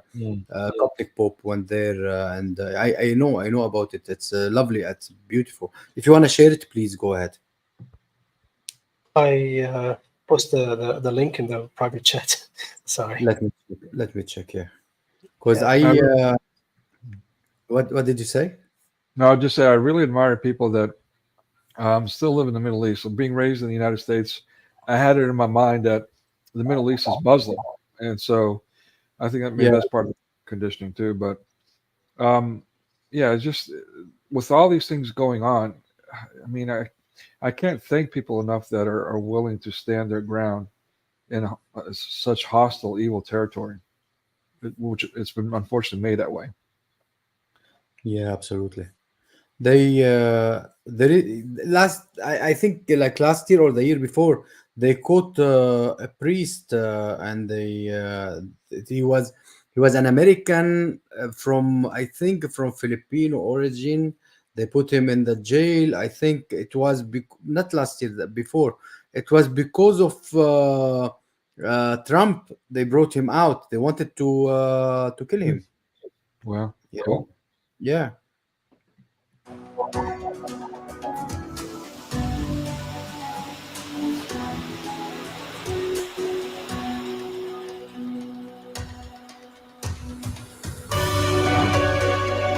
Yeah, so can we skip this part so we're not like getting zapped for music infringement? Like just jump ahead past the music if you can. I can stop the music though. Okay, cool. Oh, so it's just showing that. Okay, I thought someone was going to be narrating. All right. So this is the Coptic church? Yeah, exactly. This is a Egyptian Coptic church. But it was built by the Egyptian government. You know what I'm saying? And do you know what's actually interesting? I actually did a DNA test, and I found out that most of my DNA, my ancestors, are 88% Egyptian, and the rest is Jewish. Really? Yeah, because my ancestors they used to speak Coptic. You know what I'm saying? Yeah. And they were also Orthodox Christians, by the way. And I was kind of shocked, like, what happened to these people? You know, the Muslim came in, they killed about, I don't know how many, and they colonized it by forcing them to learn Arabic and all that stuff. And a lot of people asking me, like, why do you live in Saudi Arabia? Well, because, my ancestors came here through slavery. Exactly. If you weren't able to get baptized in there, if you are able to come to Lebanon, I will be willing to fly to Lebanon and get you baptized there. Thank you, My brother Amir. And by the way, are you from Egypt? I'm from Lebanon. Lebanon, Yeah. mashallah. Lebanon, Habib. Awesome. Nobody's asking where I'm from. Nicodemus, where you will be from? I mean, from your accent, you seems like from the United States, so that's wonderful. That's fair enough. No, I'm just picking. Yeah, it's an ongoing joke, really. I keep talking about my Greek heritage, and I keep giving people migraines over, woe is me, I'm Greek kind of thing. So I'm just being funny. But by the way, which state that you live in? All of them. That's always a difficult question for me to answer. Don't tell where you are. Even you, Sheikh Mutaz. Do not say where you are anymore. Do not say in where you live in. Yeah, that's true. Anymore. Don't. Okay. Yeah, you got No to be problem. careful not to say your name online and stuff like that too. Yeah, because No, it's not about the location, mainly location. They will catch him.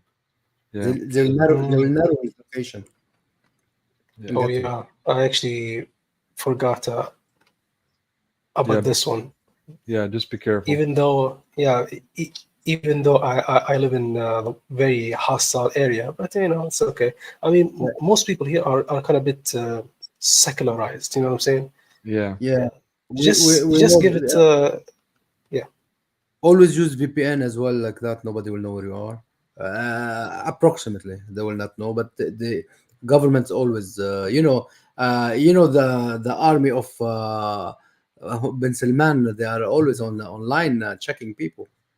yeah. Yep. Yep. No. All right. All right. Shall we do? Let's see. I had another one about the Passion of the Christ 2, the sequel. Should we talk about that? Share that Go ahead. video and some of the. Okay, let's do that then. Yes, I hope we'll but not by these videos, though.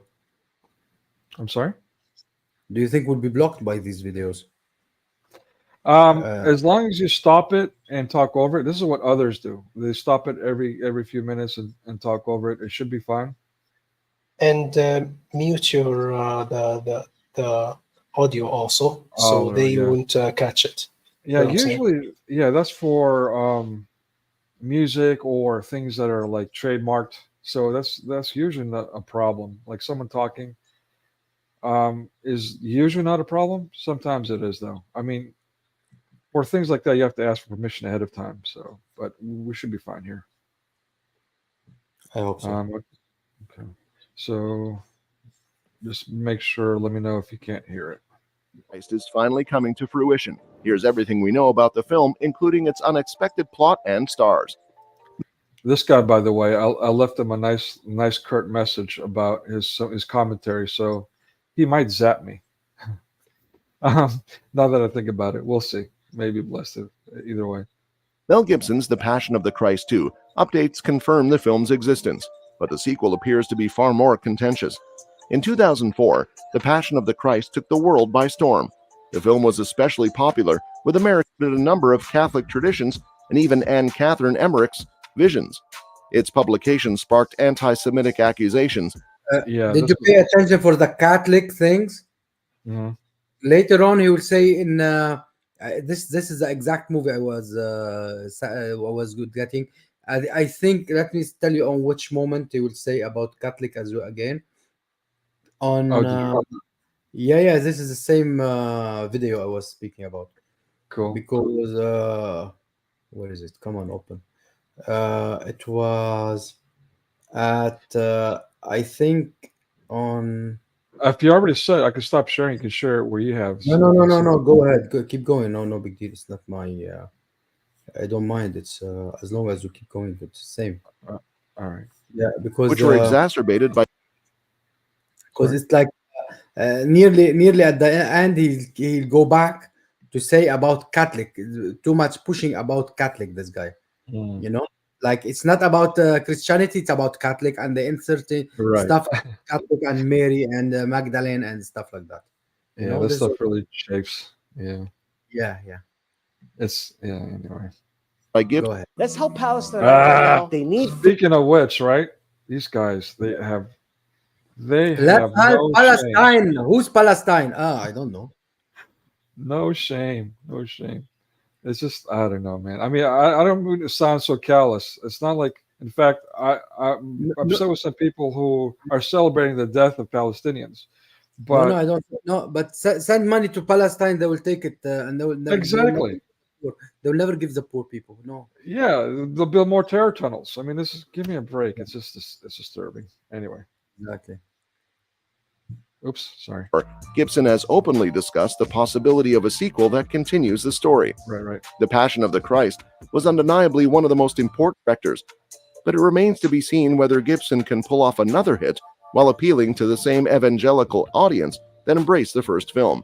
Yeah, this is the actress. This is the actress who taking Mary Magdalene and the devil. I think it's the same one.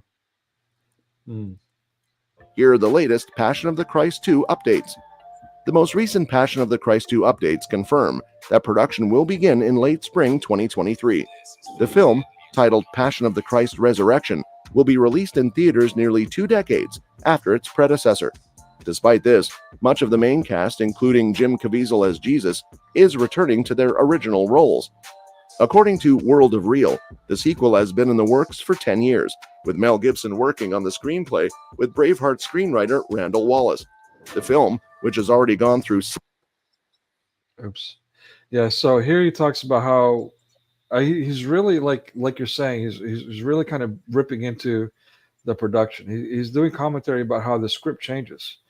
When those that are not familiar with how movies are made, script changes is part of the process. Like, it's not exaggerating at all. You're going to automatically go through several script changes, no matter what. Every production does that. So that is literally part of the process. But he makes it look like, oh my goodness, they're doing script changes. There's a problem. 6 script drafts will tell the... 6 script drafts. So he's got the exact number too. How did he come up with that number? 6. What is it like? He's got his CIA agents over there counting the number of scripts they're doing, the rewrites. You've got a little bird telling him. Sorry, a little bird. Yeah, little bird telling him. A little gin. Anyway. Yeah, a little gin. 6, yeah, eh? jumping him. I mean, telling him. The story of the 3 days between Jesus' crucifixion and resurrection. Is the resurrection confirmed in Passion of the Christ 2?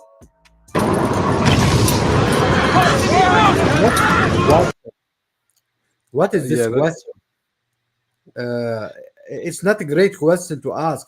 Is the resurrection confirmed? You know, what is he speaking about? I missed that one, actually.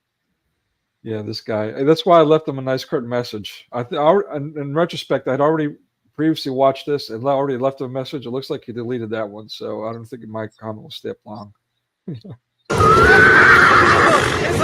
Passion of the Christ 2 updates confirm that filming will begin in spring 2023. Star Jim Caviezel confirmed that the script would be finished in September 2020 and that it would be the biggest film in world history. Gibson. The condescension that he uses to say that. Sorry, I'm getting emotional. All right, it's Easter. Christ is risen. Breathe.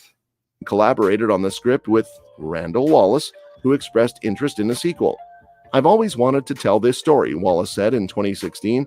The Passion is just the beginning of a much longer story. The evangelical community considers The Passion to be Hollywood's biggest film, and they kept telling us that a sequel will be even bigger. Now we wait to see when The Passion of the Christ 2 will be released in theaters. Yeah, unfortunately, the most recent updates do not include a release.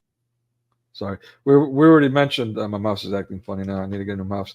Anyway, yeah, we already mentioned that it's coming April. I think it said 18th, 2025. So the date is very clear and set. Date. The Passion of the Christ Resurrection is due to start production in spring 2023, but no firm release date has been locked in. Still, it wouldn't be surprising if Gibson set his sights on Easter 2024, the 20th anniversary of the first film's release. Okay, so more, IMDb lists the film's release date as 2024, but this is obviously subject to change. Hopefully, more information about The Passion of the Christ 2 will be released soon. Who will return for Passion of the Christ 2? One of the most significant updates to Passion of the Christ 2 is that Jim Caviezel will reprise his role as Jesus. His first film was one of his most well-known, and he has since appeared in a variety of films and TV shows, including Outlander, The Prisoner, and Person of Interest. He also returned to biblical epics for Paul, Apostle of Christ, playing the Apostle Luke alongside James Faulkner's. I should say that those weren't really significant, but whatever. Actually, I would like to see Mel Gibson with this beard taking this role. You would like to see Mel Gibson take the role of Jesus Christ? Yeah, with this beard. Did you see his beard? His beard. I was going to say when he was younger, yeah, with that long hair, like we saw in Braveheart. But yeah, the beard. Yeah, it looked like it could be good for him, you know. But, I think he could play Santa with that beard, actually. Santa, he want to make it more white, maybe. He should make it more white. Clearly been kept up to date on the Passion of the Christ Resurrection discussions, openly discussing the script. Why is this? My mouse is acting weird. Sorry, folks. Far back as 2020. Updates on the film confirm that a surprising number of cast members from the 20-year-old film will return to continue the epic story of the Bible. According to reports, Maya Morgenstern, the Seventh Room, will return to reprise her crucial role as Mary, Jesus' mother. Francesco DeVito will reprise his role as Peter, one of Jesus' most well-known apostles. Finally, Christo Gikov is rumored to be reprising his role as John, the gospel on which the Passion of the Christ is based. It is unknown whether Monica Bellucci or Rosalinda Celentano will reprise their roles as Magdalene or Satan, respectively. What will the plot of Passion of the Yeah, it just mentioned it there again that she did both roles. Christ 2 look like. According to Passion of the Christ 2 updates, the sequel will be called The Passion of the Christ Resurrection, which appears to be a logical approach at first glance. Christians believe Jesus died. Let's see what he says. Died and rose from the dead, and the Passion of the Christ ended with a brief glimpse of the resurrected Jesus. However, there have been consistent reports over the years that the film will not focus on the resurrection itself, but rather on the 3 days between Jesus' death and resurrection, during which many Christians believe Jesus descended into hell. The Passion of the Christ had many scenes that weren't drawn from the Bible. Okay. Jesus So let me just. to hell. Sorry. Look how we focused on Jesus descended to hell. Mm-hmm. He didn't mention that he rised. I stepped on hell, on Hayden. He stepped on it and he came up. He rised. He didn't mention. If they want to mention hell, he should mention that he stepped on hell and he's rising, not like their whatever he is. He believe in it. Doesn't matter what it is. Saeed, welcome, brother. Happy Easter. Jesus is risen. Indeed, is risen. Welcome, brother. Nice. I remembered your name this time. So I need. You must. Yeah. Linda, welcome, sister. God bless you. Good to see you. Some of the scenes were inspired by Catholic visionaries like Mary of Jesus of Greda and Anne Catherine Emmerich. The latter is especially significant because she had a vision of the event known as the harrowing of hell by Catholic theologians, in which Jesus descended into hell and tore down its walls, declaring war on the devil and his kingdom. It is important to note that such events are only mentioned in a few verses of the Bible, implying that this particular idea has sparked debate among Christians. If Gibson focuses on the harrowing of hell, he may have a much more difficult. Christians, that's impossible. مسيح قام من بين الأموات ووطئ الموت بالموت. He stepped on the death and he came up. He defeated the devil and came up, the Satan. Debate? Mm-hmm. There is no debate in that. This is the core of Christianity. Yep. Jesus is risen. He stepped on Hades and came up. There is no debate in that. Well, unfortunately, where there's people, there's conflict, and there's that. This guy trying to implying stuff for people, for people to understand differently, and we don't accept that. This is what we don't accept. Jesus stepped on Hades and came up. وَوَطِئَ الْمَوْتَ بِالْمَوْتِ. In fact, he brought up with him the dead. That he brought with that. They saw all the prophets and everybody who accepted Jesus came up with him from whoever was dead. They say they saw him came up. They saw them alive. It's written. Exactly.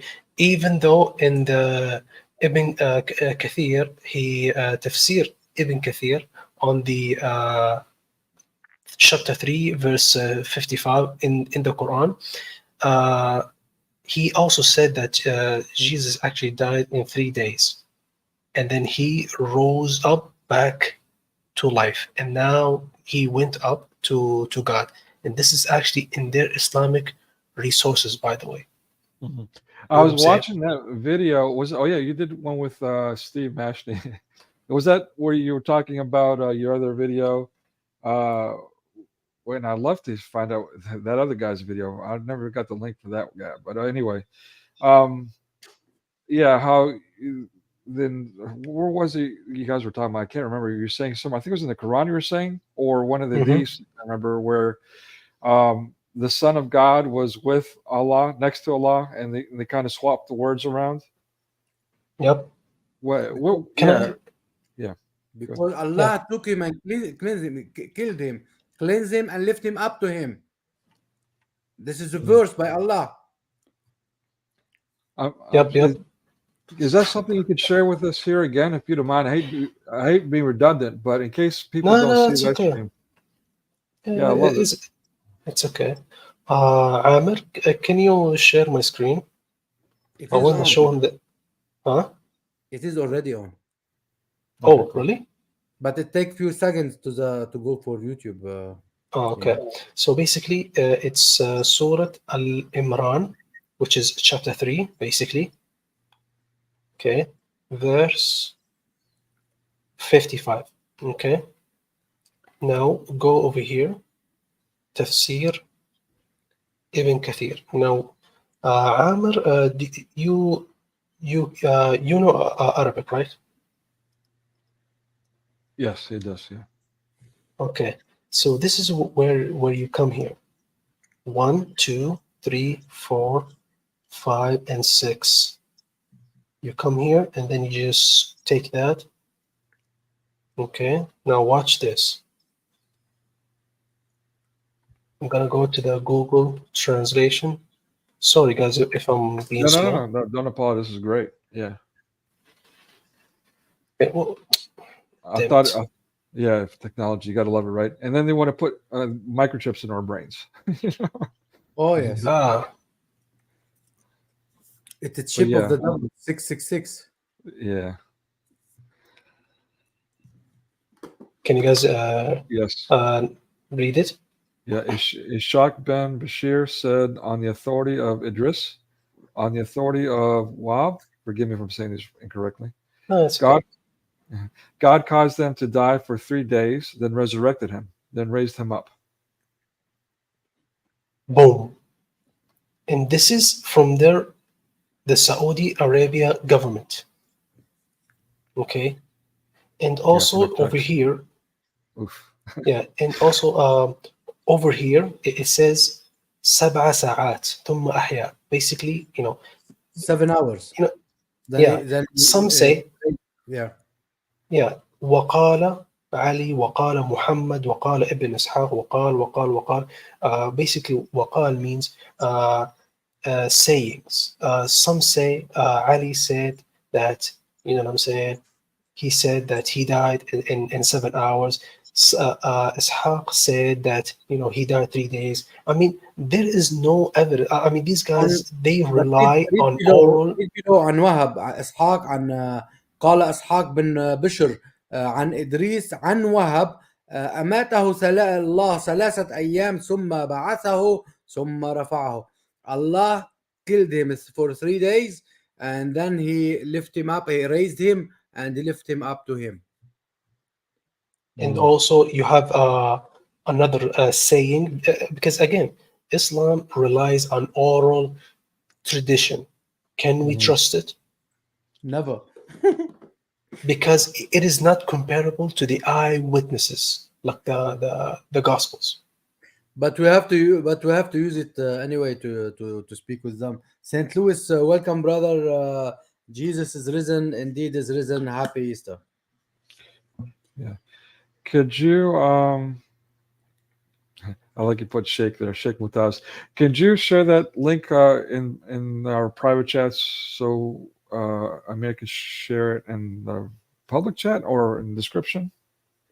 Okay. It's it's from Saudi Arabia's website. Yeah, please share it and I'll put it instead of I will look for it. Like that, it will be easier. Yeah, so that's significant. I mean, yeah, that's significant. And by the way, the Quran, which is the Quran.com, the website that you guys go to, they have the English translation. Okay, the English translation in their website is not very accurate. It's fabricated. Yeah. Let me send you the Quran's Osama Daktok, which is the most accurate one. Cool. How can I send it? You can download it. Yeah, it is good. It is good, Osama Daktok Quran. I have it. You have it. You have it online. You use it online, or you download it. Yeah, I have it on my Google Drive. Let me send you guys the link of the file. Hold on a sec. And please, Amir, if you can take the link and also post it in the public chat. Sure. I have it as well on my Google Drive. You have all. You have my Google Drive. If you want it, you can copy. You can take it from there. Otherwise, this is what our brother sharing, and You can have it now. I'm sharing it with you. Yeah. I want to say that Usama probably has mixed feelings about us sharing his stuff for free, but then again, he always advertises that he's willing to go to churches for free to speak. So, he loves putting in his money where his mouth is when it comes to tithing and doing things, doing the work of the Lord. So I'm sure I he doesn't mind believe too much. free you get, free you give. So, Amen. Well said. Fair enough. Speaking of which, on that note, make sure you share my what do you call it again? The Patreon in the chat, Amir. yeah. I'm just kidding. Yeah. Anyway. Oh, speaking of which, Your yeah. Patreon, I will send it if you want. Give it to me. I was just kidding. Don't give it to me. I will send it. I was just kidding. But no. Speaking of which, oh boy, I forgot now who gave it to me. But yeah, the whole the OBS Prism thing, like that thing is awesome. So I still have the bandwidth issues, but it's going to help me forego having to pay for monthly memberships to some degree at least to get better streaming quality. Anyway, enough of that. All right, so we'll get back to it. I want to share with you my Patreon though this time. Okay. All right. But I don't want you to pay any penny in it. Just follow. Yeah. Just try to follow. Yeah, I could use them. Sorry. Go ahead. I was just gonna say I can use the money, but I keep finding new things that I can do for free. So I don't know how much I actually need, but yeah, I mean maybe like $50 a month at this rate. $50 a month will keep this this stream going at a better quality. Outside of getting a new graphics card, that I'm going to do a fundraiser for. So yeah, go ahead. Keep going. Yeah, great for that thing that I've been trying to do, the splitter, so I can have two monitors, so I can better manage what I'm doing. I think my computer is old anyways. It's about time I get a replacement, so I'll probably do a little fundraiser for like a desktop or something. I don't know. There is a beautiful thing on Amazon. You can have 3 monitors from your laptop.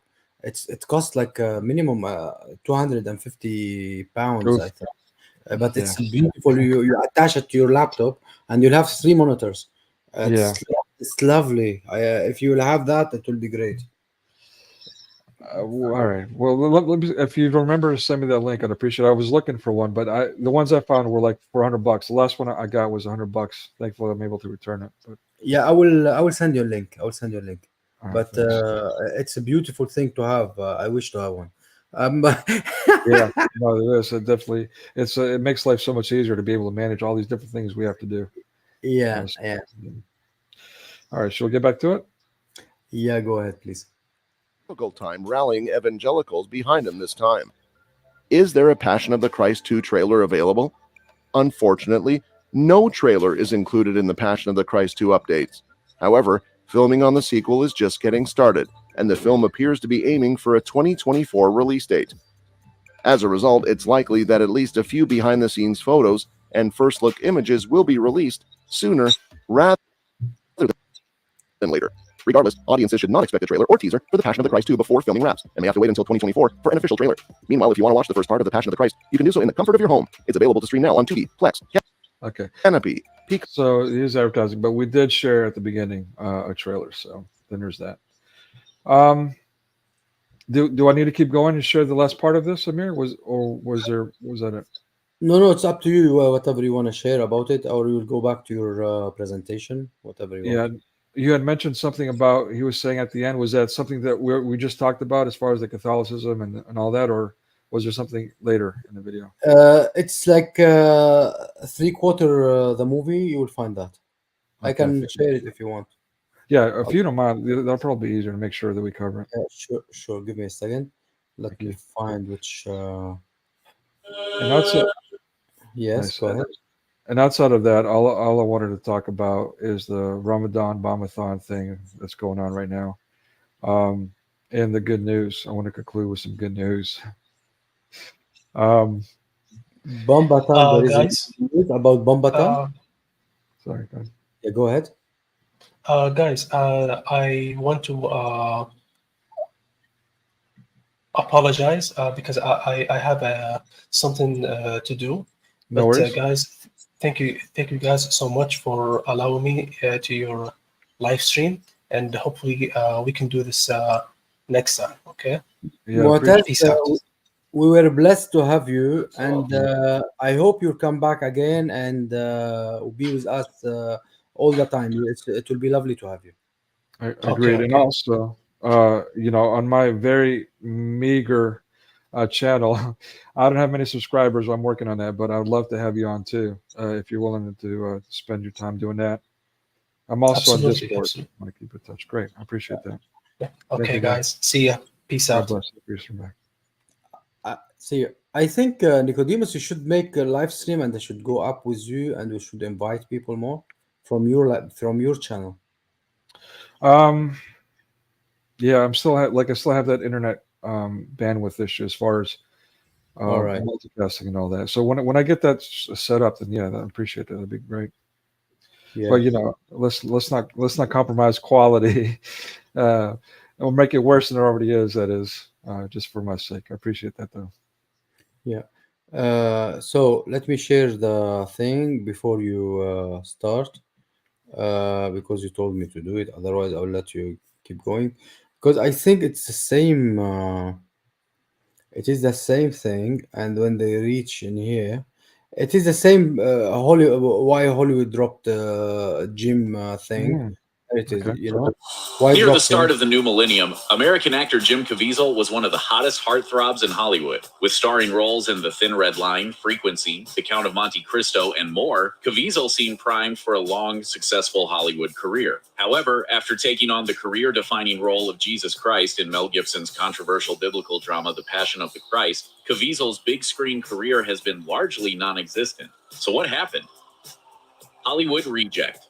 According to Caviezel, accepting the title role in The Passion of the Christ all but ensured the death of his Hollywood career. In fact, only minutes after Mel Gibson offered him the role of biblical proportions, the director tried to talk him out of it. As Caviezel told one church congregation, he said, "You'll never work in this town again. I told him, we all have to embrace our crosses." But Caviezel claimed to care little for Hollywood awards, accolades, or the Walk of Fame, and was willing to sacrifice for an opportunity in Gibson's interpretation. Money, fame, who wants that? Jesus Of course, money talks. is as controversial now as he's ever been. Not much has changed in 2,000 years. We have to give up our names, our reputations, our lives to speak the truth. Of course, there have been others who've portrayed the holy character on screen and continued to have fruitful careers. So clearly there's more to the story than that. Back to school. After playing Jesus, But you Caviezel see, decided to enroll in Spanish courses at the university. this channel, Looper, keeps speaking negatively about him. Yeah, I could tell. Specifically about this movie. Now, at certain period in here, no, not this, not in this one, in this film, and in this video, and let me see it. Maybe on. Yeah, come on. Here it is. Yeah, on this one, they will speak about Catholicism. How they The movie took creative liberties, adding content for artistic effect and drawing from the visions of Catholic mystics like Mary of Jesus of Agreda and Anne Catherine Emmerich. One notable scene in the film involves a flashback where Jesus is depicted inventing tables and chairs. While little is known about Jesus' life between childhood and the beginning of his public ministry, this particular scene is entirely fictional. It serves Okay. You see? Entirely fictional. I've declared it. Yeah, entirely fictional. So he knows best. Yeah. You know? Oy vey. This idiot knows best. The best. So this is why exactly, people. This is exactly why I made it a point to not talk about my opinions about theology, because I don't want to come off like that, especially on that topic. yeah, and when you speak about that person here, I think here, yeah, let's play it here. We spoke about the female person who Also took making a comeback to continue the Mary the epic Magdalene biblical and story. the devil. Maya Morgenstern, known for her role in The Seventh Room, is reportedly reprising her crucial role as Mary, the mother of Jesus. Francesco DeVito, recognized for his part in The Man from U.N.C.L.E., will once again portray Peter, one of Jesus' well-known apostles. Christo Jikov, from In Memory of Me, is rumored to be returning as John, whose gospel served as the basis for the Passion of the Christ. However, it remains uncertain whether Monica Bellucci and Rosalinda Celentano will reprise their roles as Magdalene and Satan, respectively. As the ensemble takes shape, he's saying the same thing, you're right. the sequel So now the continues scene you are powerful looking at, narrative you are speaking established in about. the original. I hate this scene. The unfolding story of the Passion of So the Christ creepy. resurrection seems to take a logical approach, considering Christian beliefs in Jesus' death and resurrection. The first film concluded with a But brief glimpse of I the gotta resurrection. say, he did a great job capturing the evil spirit in that depiction. So, you gotta give him Yes, credit there, yeah. yes, it's a strong thing to do. I don't know, but I don't know. Anyway, I don't want to keep going with it, but I want to show different thing though. Not this one. I Here. also like the maggot crawling in the nose of Satan. I mean, I hate it, but the fact that it gives you that kind of reaction that makes you want to detest Satan, I think is effective. Yes. Now look at this one. The greatest pain I ever felt on that film, even more than the hyperthermia, I was in a dream and I felt God's love. It was so powerful, but I knew he wasn't close enough. And I said, "You're not close enough to me. And my concern is the world won't see Jesus." And he said, "If I do, you may not like me." And I said, "No, you must come." So when we were on the cross together, he was completely playing the scene. And that was my prayer. I didn't want Oh, people to... no. Oh, no. You see, that's what I was saying earlier on. Boy. But in different place, he was saying, like he's speaking here, like he was felt like he's united with Jesus. In this Well, kind of, I'm so glad you found that and shared it, because when he was talking about when he got struck by the lightning, like he's illuminated, he's got fire on both sides, and they saw the lightning for the other person, but not for him. That's exactly how he was describing it. Like he's some kind of like, I don't know. Again, I need to be careful. I don't want to denounce the Holy Spirit. I don't know what happened between them and God, whether he's fabricating this stuff or not. But it certainly sounds a little. How can you denounce the Holy Spirit? I don't understand. I didn't get you. Well, I'm saying that it seems like he's saying that. Okay, so in the video that I shared, when he's talking about getting hit by the lightning, they talked about how different people got hit by the lightning on set. Like 3 of them, I think they said. Yes. But one of them was right after he got hit by lightning. Someone approached him, an Italian guy, and he got hit by lightning. He had an umbrella, maybe. I don't know. No. But they're saying that with the second guy, everyone else saw the lightning. That's what he said. That everyone else saw the lightning, but with me, nobody saw lightning. There was just fire on both sides of him, and then some illumination, he said. So he made it sound like he's describing himself as some kind of illuminated, glorified person or figure. But I'm not saying that didn't happen. Look, as crazy as it sounds, I've seen firsthand someone illuminated in an event that was literally an answered prayer and something that tormented me for over a decade. And this person came into my life. I saw him illuminated. At the moment, he didn't help me and put me at ease. But about a year later, by happenstance, as they say, he saw me from a distance, shouted me down. I was supposed to be out of town, but I, at that moment, literally was saying I can't go out of town, and there he was, and invited me to an event that I wasn't supposed to go to, but I went, and he put me at ease for something that was tormenting me for over a decade. This person that I saw a year before that was illuminated. So I don't want to dispel the Holy Spirit, but when it sounds like it's being driven by ego, then yeah, the alert flags start to go up. I don't want to speak either way, because to me the greatest sin is to blaspheme the Holy Spirit. Exactly. Whoever blasphemes the Holy will never be forgiven. So let me play this in here. It is, I think, people, they may like this one. Let's see it. I love him. I love my children. I don't care what the world thinks of me. I care more about what God thinks of me. A lot of us know and will remember this actor for his iconic performances in movies such as The Passion of the Christ and The Count of Monte Cristo. And the way he talks about his love during interviews and speeches for Jesus is so powerful and inspiring. I mean, just listen to this for a start. That's where Jesus is going to have a deep conversation with all of us when we die. And I don't want to be a part of that. I want to tell him that I love him. That's what I want to say, and that I tried to live the life that it was supposed to be, that I give my life for him because he deserves to be loved. Does God love me? Does God love me? Yes, he loves you. Accept it. Now, do you love him? What would you do for him? How many people in Hollywood do you hear talking about Jesus these days? And of course, Hollywood love to portray. That's a powerful message. That's really powerful what he just said. Yes. Jim Caviezel as unbalanced and crazy, especially after But in here you will see a different type of videos than the one we were putting earlier on. It was totally opposing him. Yeah. Of Christ, and now you are seeing different type of movie videos.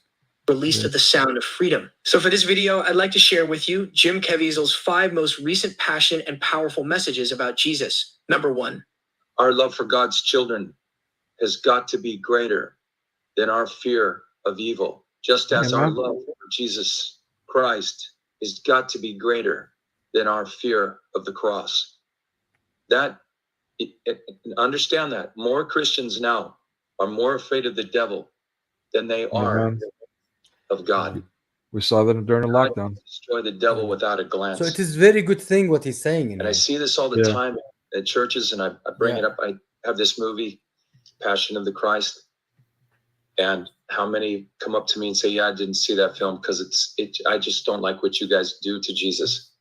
I said, "Well, I'm sorry, I didn't do anything to Jesus. I tried to show you his love for you and what he gave for you." What? And somehow this is so. Go ahead. Due to Jesus. I said, You're saying pause. Go back a little bit more before that. A little bit before that. He was talking about. Yeah, go ahead. You'll see it. Time and at churches, and I bring it up. I have this movie, Passion of the Christ, and how many come up to me and say, "Yeah, I didn't see that film because I just don't like what you guys do to Jesus." I said, "Well, I'm sorry, I didn't do anything to Jesus. I tried to show you his love for you and what he gave for you." And somehow it's happy Jesus. They want happy Jesus. Number 2. We don't make faith exactly. They want happy Jesus. They want something, and they want to show like a fake Jesus. They want to show every time. They want to show about peace and love. They don't want to show the truth, the reality. They want to hide it. Something wrong with them. Those people. They don't want to show what's happened actually. They don't want to show what the Jews did to Jesus, how they took him like a sheep. It's written in the Psalms, like a sheep had been taken. He did silent. He didn't open his mouth. Just silent. They took him, crucify him, and then he gave his life for us. They don't want to see the truth that our Lord gave his life for us. They don't want to see that. Something wrong with them. They want to see like a politically correct things. They want to see in one of the what they call it this thing, the movie things. They made the gay Jesus. The happy endings. No, the gay Jesus they made, and another one they made Janet Jackson as Jesus. What are you doing? God as a woman. Yes, and that series it was gay Jesus. So what's on Netflix? On Netflix, who can watch Netflix after that? Gay Jesus by Netflix. Yeah. Disgusting. Well, that's the whole point. Let me just show it's the if you don't, can I share my screen for a second? Yeah, sure. Let me just. I need one. Yeah, share it. 1 second. Let me. You want to show one button? Yeah, this just what I've already got up, the presentation. Okay. All right. So, yeah, it's just what you mentioned before, the happy Jesus. People want the happy Jesus. That's the one on the left. So that's what And that's exactly when you do these kinds of things, when you have Jesus pointing out and giving a thumbs up, and he's like, oh, hippie, cool Jesus, just Cool to get dude. people, just to get people in the door, right? Yeah. Then that opens the door to the other things you just said. Now he's gay, now he's a woman, now he's like lesbian, all these things. So we need to be careful of how we or how accommodating we are to a spirit that's not really Christian. Now that was my point in presenting this thing. This was actually going to be my original presentation today. And as the Lord said in the Bible, it's written in the Bible. It's not Protestant believer. They will not be happy. Not he will not be happy. They will be judged according to what they are doing. It's not he will not be happy. They will not be happy because the Lord will judge them justly. He did come and sacrificed himself as an earthly body, for us. But he shed his blood for us. But they will be judged. He gave the many parables about that. He gave many parables in the Bible. You can read them about that. It's so true that when you have to be ready. That's it. Simple. You have to be ready. You have to work upon it. Yeah. So that's it. You just keep sharing. I just want to show that the happy Jesus, and we need to, keep your yes and your no. There has another meaning. Thaddeus kind of recently in one of his Bible studies talked about that too. Present that in a different way, which I thought was right on. In that it's not just saying only yes and only no. He's saying that you can't be lukewarm. You got to commit one or the other. You got to choose Jesus or not. If you go into this gray area, now you're opening the door to all this nonsense, and that's the point. Yeah. What I never used to see this heart in a Jesus, and they celebrate the feast of a heart of a Jesus. Yeah, I don't want to speak to that. I'm not Catholic. It has. So I don't offend. I don't want to offend Catholic. It's not about. Well, I don't think it's offending. It's a question. It is Catholic stuff anyway. But you want to know? It's a good question. And heart of Mary. I don't get that. I do love Saint Mary to death. Well, put it this way. This is a good day to discuss it. I mean, Easter Sunday. If there's a Catholic in the stream that would like to join us to explain it to us, so we can understand it, that'd be great. No, I don't think Iwa will be able to. But if someone else would be, even Iwa, if she would be able to, it would be great. If Linda would like to come up with us, she's Orthodox though. But anyone would like to come up with us, you are all welcome. Just click on the link and come up. Is it pinned? Let me share it again. Let me share the link again. So I pinned it. Yeah, because I'm curious about that myself. I was actually, when I was younger, I was for a while entertaining the idea of getting a tattoo myself because it was popular. So I was going to get that heart on my heart without even knowing what it actually is. So I'm glad I didn't. For the record, I have no tattoos, and that's why. When I found out in the Old Testament, God, rebukes disfiguring your body. It's like, okay, well, and the tattoos are permanent. It's like, no, that's out. I don't mind all kind of things like that, like not like that, like as long as it is within the religion. But overdoing, I don't like. Overdoing, as long as it is within the So you want to go to that? All right. Yeah. As long as you put it, Well, Ramadan. I had cut you off with that video. Was there something else you want to share with the video? It's okay. He's giving very strong, and I saw many videos like that he's giving many strong testimonies about his strong belief in Christianity. He believed more in Christ since he made that movie. Oh, yeah. Okay, cool.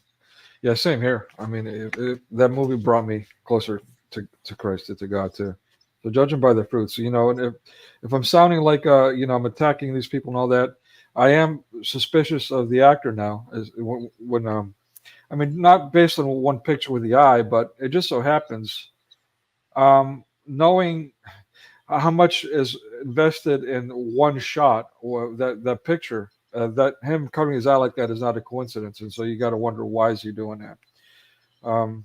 But at any rate, the movie itself, Mel Gibson's work, I mean, it did. You can't deny how many people it brought to God, or even those that already believe closer to God. So, but yeah, speaking of which, then, you know, Satan never rests. And so anti-Christian Muhammad and his worshippers, during our most sacred holiday, Lent, Great Lent, the Easter, Holy Week, all these things, they really crank up their terrorism, their instrument of Satan, the fear. So, as the actor said, you know, we cannot allow that to deter us from God. And, you know, I'm speaking to myself here. I've had times in my life where I'm going to share stuff that's too much information that might make me sound a little bit crazy, but whatever, may be blessed. I'm sharing it for your benefit, for those who are willing to listen. So I had moments when I've seen, I don't know, a demon. I had a moment where I've seen a demon in one of the most sacred of places, in a chapel. So yeah, that automatically, I'm sure some people just wrote me off. Okay, just clicked it, just clicked onto something else. This guy's crazy. I'm out of here. But at any rate, what happened was I was actually there was a friend who was dear to me who was struggling with substance abuse. He was actually Lebanese, by the way, my best friend. I loved the man so much, I would ask him to baptize my first child, which I never had. But anyway, so, but yeah, he was struggling. He was open with me about his struggle. He wanted to quit, but of course, drugs are drugs, and it's a difficult thing to do. But he had a moment, and he was being chased off because of his substance abuse. And I was like, whoa, I need to go talk to someone about this. So I had left his room and started walking down the corridor. This was in uni, so to speak. Let's leave it at that. And so there was a chapel down the hall at the very end where the staircase was, where him and I used to go pray together. And as I turned to go to the stairway, at the corner of my eye, all of a sudden, okay, there was a wall dividing the chapel and the stairway. And where the wall was, all of a sudden the wall disappeared. And there was this bright, illumined, warm, welcoming, I don't know, flame or presence. And in the middle was this demon who was, again, just as warm, just as bright, smiling, and very welcoming. And then, I mean, again, it was like the bat of an eye, a split second thing, but very real and very clear to me. And so I kept walking I didn't notice it at first, and I was like, put on the brakes. Wait a minute. What was that? And I looked, and of course, there's nothing there. I'm like, whoa, what's going on? And the alarms, the spidey sense started tingling, as they say these days. You know, I was like, oh my goodness, something's up. Something's very evil's going on. So instead of going downstairs to go talk to someone about what's going on, I went right back to my friend's room to warn him, hey, you know, there's something weird going on, man. And so I walked down the hallway, I knocked on his door. He opens, there's a friend out in there, another Rastafarian. He opens the door, and it was a dorm room, and the dorm rooms were long. So the entrance of his dorm room to where my friend was standing, the window was kind of like a long corridor, let's say about 10 feet. So his friend opened the door. He was standing across from me as the door opened. I saw him, his head was down, he had long hair. And then he looks up, and his eyes are all but practically rolled up in the back of his head. And he just kind of gives me that same smile like that demon. I saw that demon have, the warm, creepy smile. And he said, it's on now. Like, whoa. And all I could do was kind of warn him and just keep on going. Well, suffice it to say, he lost his battle to drugs. I found him on Facebook years later. and he kind of disappeared on me. So Yeah, that's sad. I don't know what to say. But for me, you told me the story before, but for the rest, I don't know what they're. By the way, Protestant believer gave us the story about the heart, and it make more sense to me as well, as he said about it, that it's for that reason they celebrated, you know. So all right, so sorry about that, folks. I don't know what's going on with my friend, but if you guys don't mind, throw up a little prayer for his behalf. yeah, we'll pray for him. Thank you. So speaking of which, as we said, Satan never rests. Maybe I can make this bigger. Yeah. Okay. There we go. So to date, let me refresh. Day 20. Yeah, or day 21. We still have a couple more weeks left of Ramadan, give or take. And there's been 92 attacks, 486 kills. Of course, this isn't all of them. But it's not a lot according to many years. This is the least of the years. Normally, they kill more. Well, it's not over yet. There's still a couple more weeks, isn't there? Yes. We forgot that. Yeah.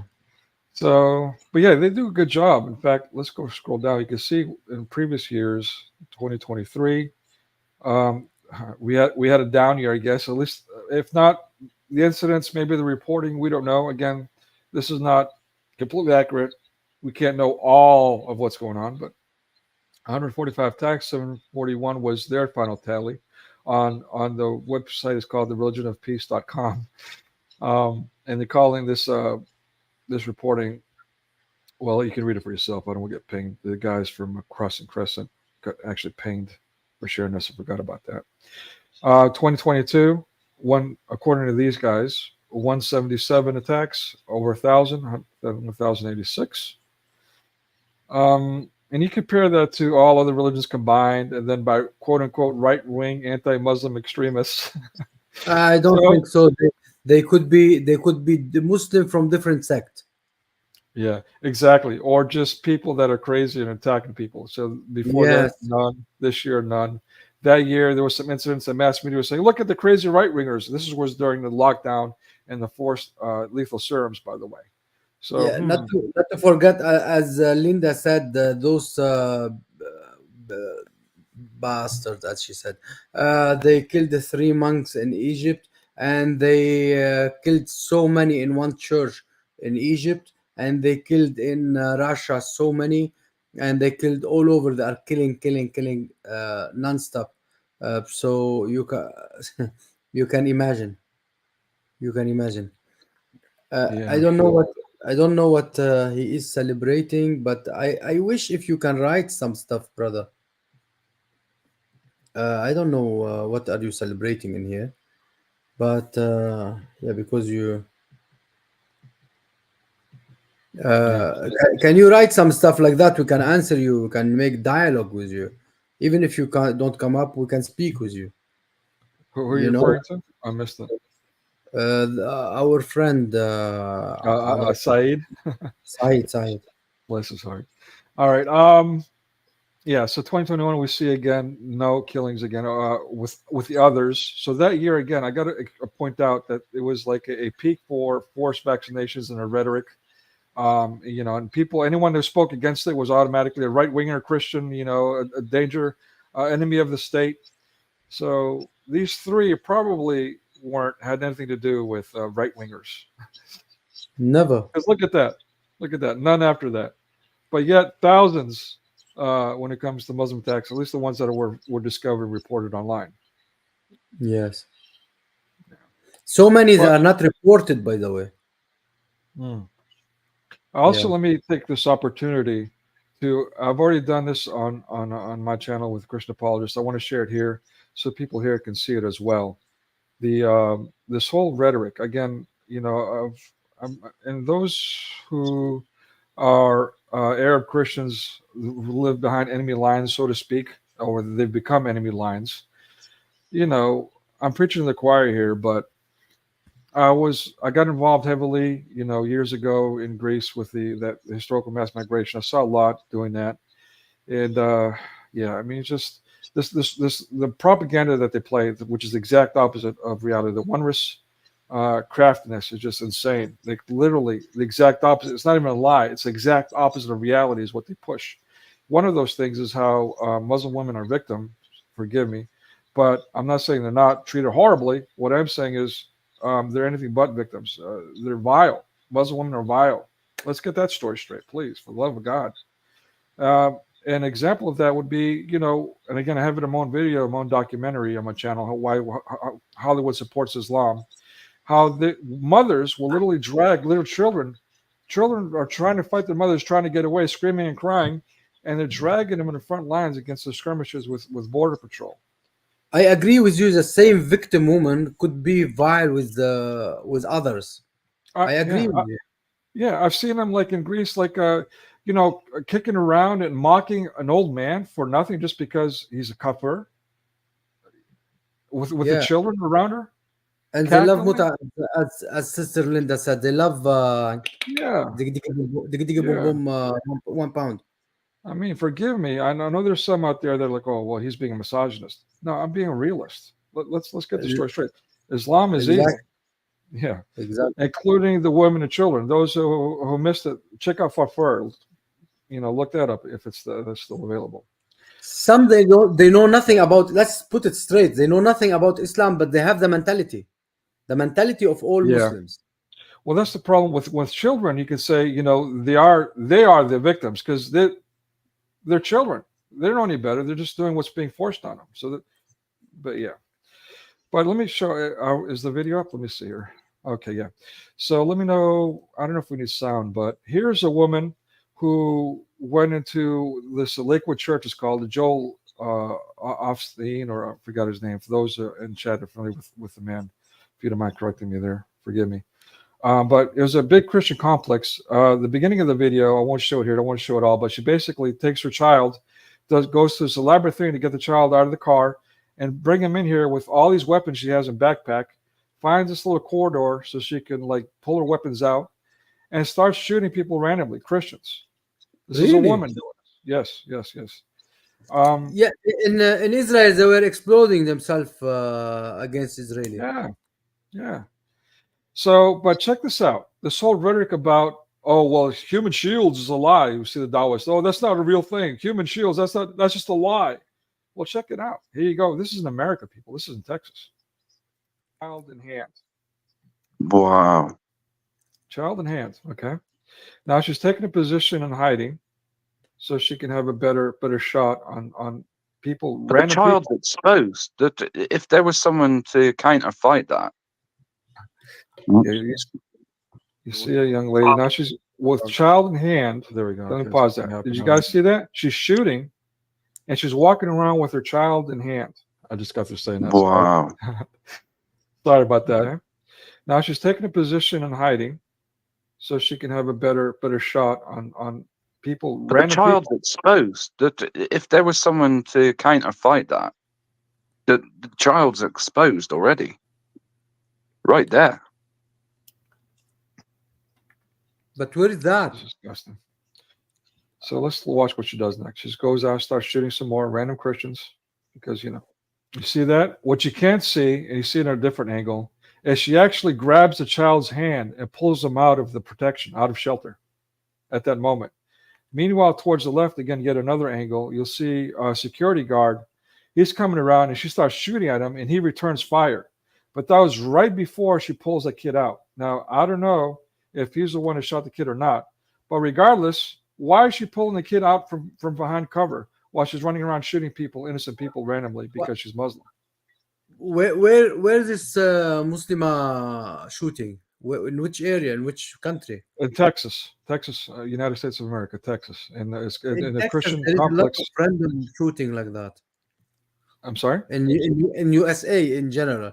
There are a lot of shooting like that in schools and stuff like that. Well, yeah, I mean, she had like Free Palestine on her weapon or something like that, or Palestine on her weapon. It was etched on it. So there's no doubt what her intent was. Make it worse. Make it worse. Instead of feeling bad for Palestine, you feel worse. You feel like, damn them. Why you are killing my kids? You know? I mean, Yeah, it's part exactly. of their religion anyway. So yes, exactly. Yeah. So in other words, you're saying, Amir, that she used her child as a sacrifice for the sake of Allah, Satan.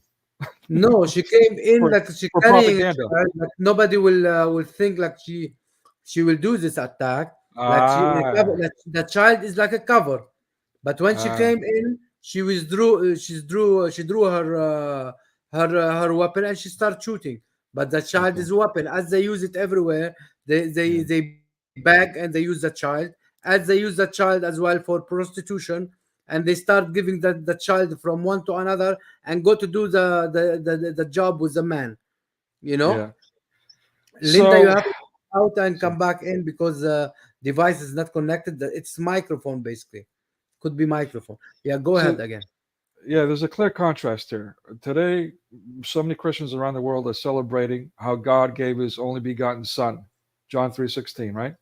So here we see a Muslim woman, according to mass media, a victim, who's using her child, as you said, as weaponized, as an opportunity to be crafty and sneak in unnoticed, pull out weapons, and then when there's return fire, she pulls the kid out as a human shield. And then now we get a media moment.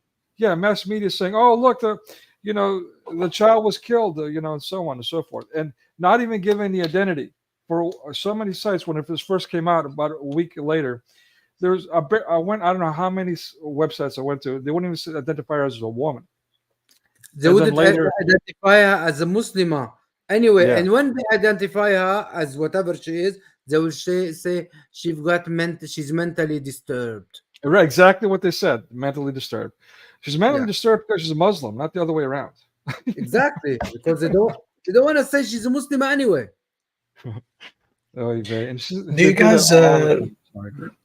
Do you guys remember that guy in France who used to be a part of ISIS and he became Christian and now he's stabbed like 3 people? He wasn't Muslim, he wasn't Christian. He pretended to be Christian. Yeah, exactly. He came from different country. They found his Syria. identity properly. He came, but he went to different countries. They rejected him. Then they came to France, and they know then he knew that his proper identity, and he wasn't Christian. He pretended to be Christian, and he killed people. You know, Killed about like 3 people with a huge knife, almost looked like a machete, to be honest with you. Yeah. And the people, the Muslims in France, they are destroying the country. It's unbelievable. Yeah, absolutely. It's all Europe and in US as well. In all Europe, they're destroying it. They want to use it, take the money, the benefit, and everything, and they want to destroy it. What the This hell is are all exactly. This is all because of the social democrats. These guys are weasels. This is why we, as Middle Easterns, we don't really subscribe to this whole democracy thing. I mean, it's not Believe even me, yeah. It's not only Democrat. Believe me, it's not only Democrat. Yeah, It's man. both sides. Whoever reach, whoever take the, whoever let's say in the leading the parties, whatever leading parties, they will use the same tactic. It's just grabbing some foreigners and giving them whatever they want. Just they want to do the same thing over and over and over. They don't care about the country, about the people, about the, they get whoever it is, whoever can vote for them. They don't care about the country. They don't care about, they have no idea what's happening. Even if they see it by their own eye that they are destroying the country, they don't care. They really don't care. It's politics. They use them to come to vote for them. Yeah, I will give you the nationality if you vote for me. That's all. Yeah, exactly. I just on that note, I completely agree. I mean, if you look at what's really popular, Yuri Bezdomov, ex KGB agent who did an interview in the late 70s, who warned about all these things that America went through, and that was no matter who was president at the time, Republican, Democrat, everything he talked about, they implemented, they pushed, they accomplished. So and then it started with Reagan, who was at the, what do you call it, the Bohemian Grove. So Alex Jones covered that too. These are documented facts. This is not conspiracy theory. You can look into it yourself. So, and again, he's a Hollywood star. Trump isn't the first. Trump was a reality TV celebrity, but he's not the first TV star to become president. Ronald Reagan was. But yeah, I mean, they all implemented all these things. And when it came down to lockdown, Trump or Biden, they both did the same thing. They both made excuses. They both pushed diabolically backward dictates that were detrimental for us.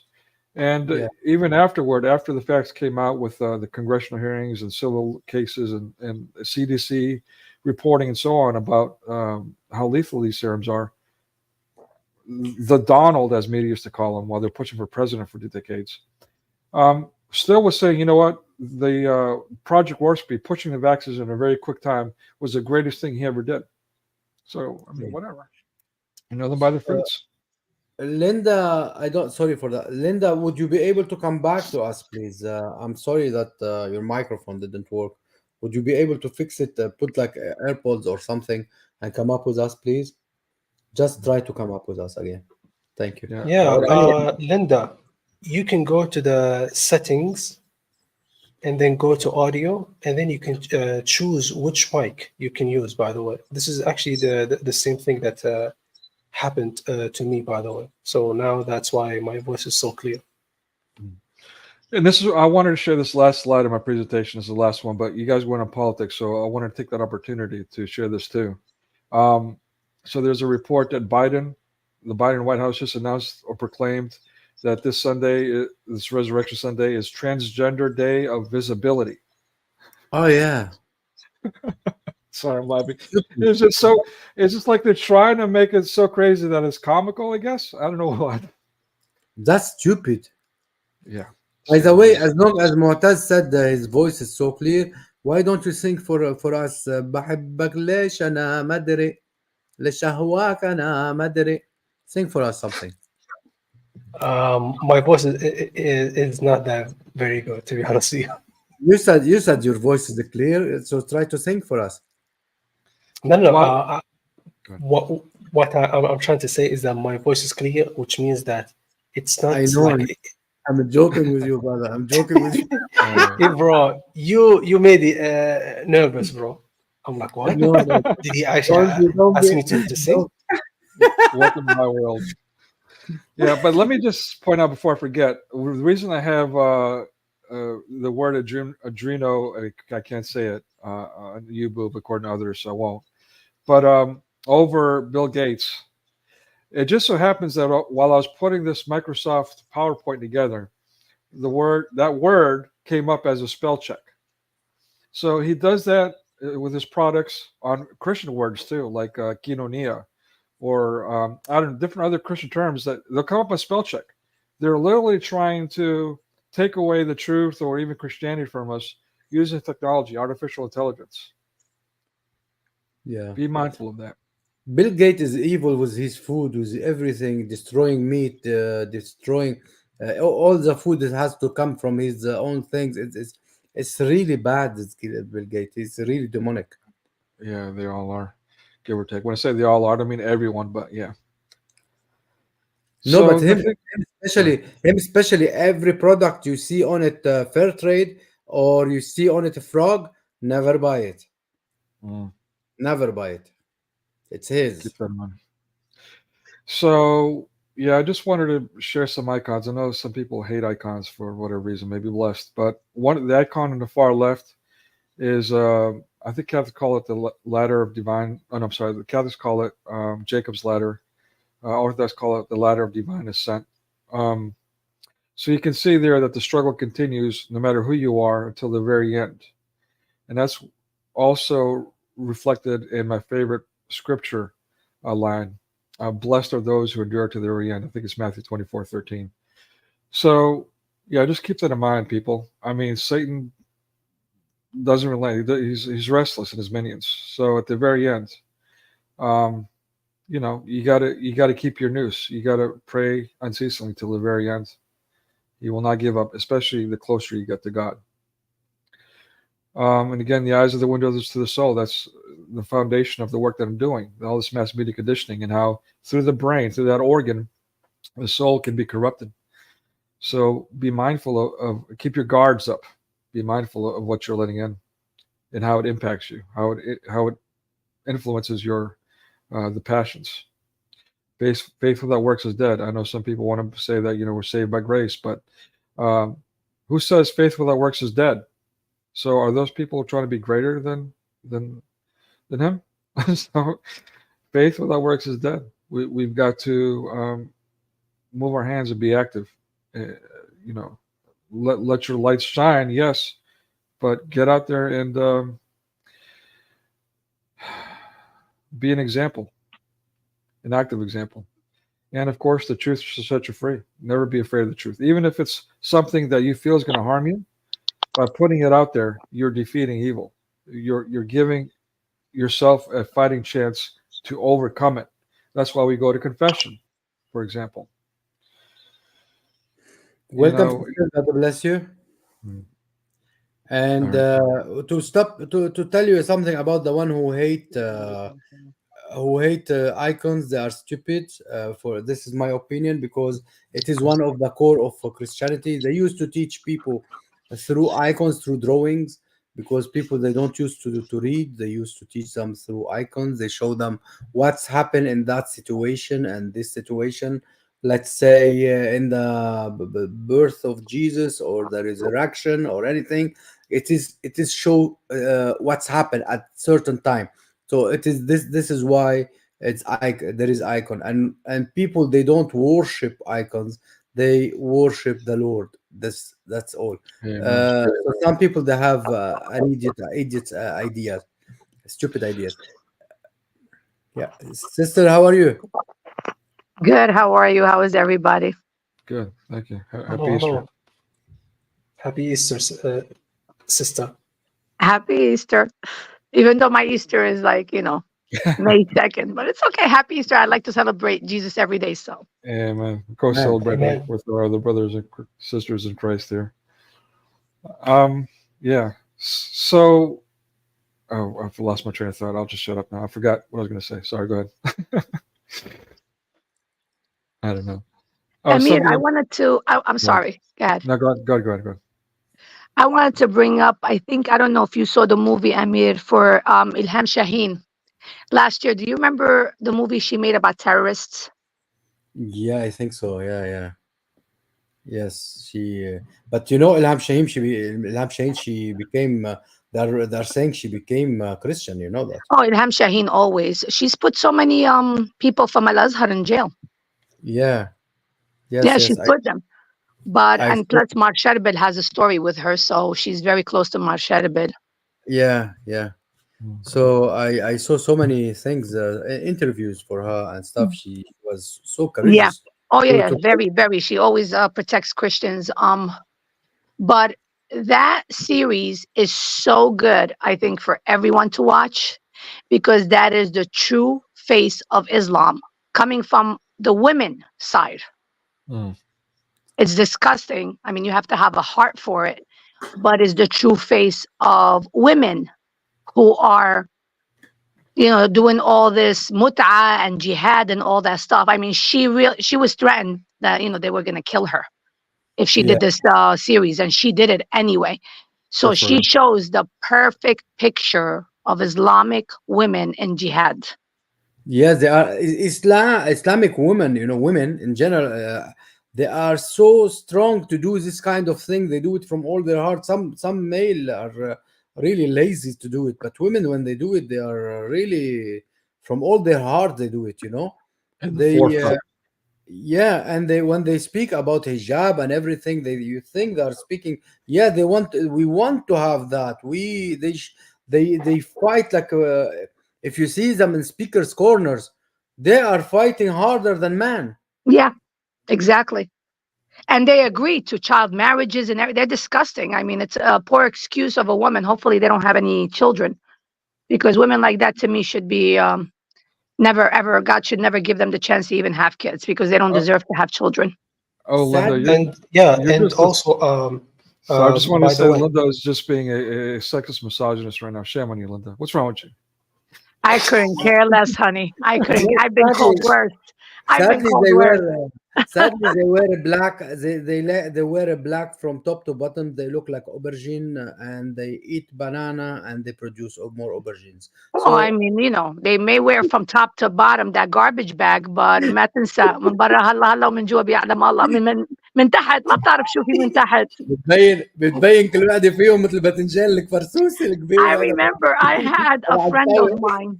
I had a friend of mine who went to Iraq to work during, like, back in the 90s. He went to Iraq to work he was from Egypt. And he said that the women there used to dress from head to toe with I call it the black garbage bag. Mm-hmm. And underneath, they had no clothes. All they did was work in prostitution. I have a video about that. I had a video about that. She passed by a shopping center. A woman who passed in a shopping center. Yeah, she simply opened her legs and sorry for that. Sorry, everybody. She shit. Yeah, they're disgusting. She was in front. She was in front of the toilets, but she didn't go in. At the door of the toilet, she shit. Maybe because she had to do it quick, you know what I'm saying? Because she's kind of on the run, I guess. At the door. No, they do. It was very popular. I mean, it still is. And he told me. He said it was like we rented a house, like maybe 6, 7 guys, and they were working to save money and everything. And he said that he couldn't understand. He was the last one there. But he said every couple of days, this woman would come, like, covered from head to toe. You couldn't even see. All you saw was her eyes. That's it. And he said she would say, "Do you have any laundry?" And he's like, "Man, what the heck? Every 2 days, like, we don't dirty clothes that much." And then his friend told him when she says that, it's because she wants to get money for prostitution. Yeah. Oh. And he said they would sleep with her without her showing her face. She would just lift her garbage bag that she had on, and she would just prostitute herself. Yeah. And doing boom boom. Oh, yeah. Okay. Diggy diggy boom boom 1 pound. Nobody can see her face. Nobody's gonna know who she is. I mean, I told him, I'm like, you guys are disgusting. Like, he's like, Linda, at that point, nobody cared. I'm like, are you serious? Oh my God. It's just, but that's what they do. And there was a famous Egyptian who did a movie about that. And he got big backlash about women wearing the hijab and him having different girls come, and, he would sleep with them and everything, and nobody knew who they were. So they told him that you're saying too many false things about the hijab. And he said, it's not true. He's like, this is what the whole purpose of the hijab, to hide yourself from the filth that you do. Adil Imam was making something like that. He even wear hijab himself in the Yeah, movie. remember it had with kebab. Yeah.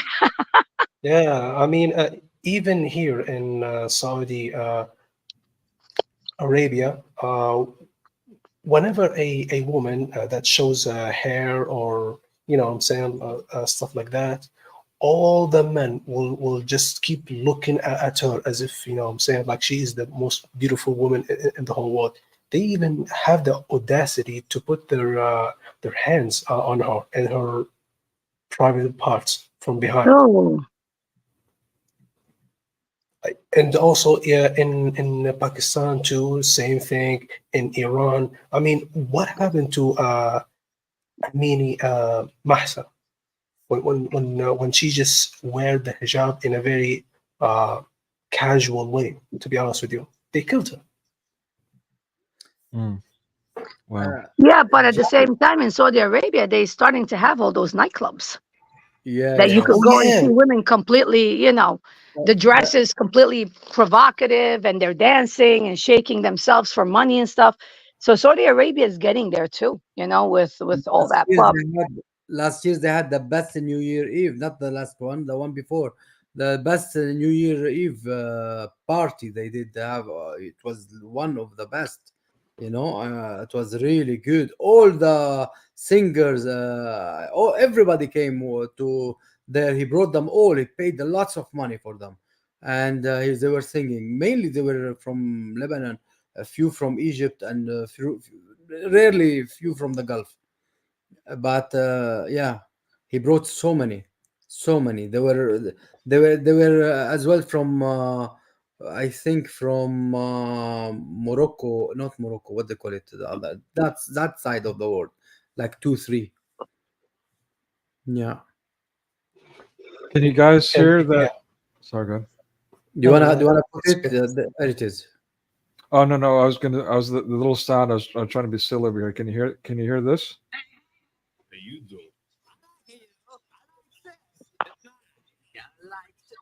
No, it's too low. Too low, Oh, yeah. I'm sorry. Una, this is why Jesus is the opposite of Buddha, who worked. Yeah, but do you want to speak about it? Yeah, I mean, actually, I wanted to share this yesterday in my other stream. I forgot, so I'm taking the opportunity now. Forgive me, but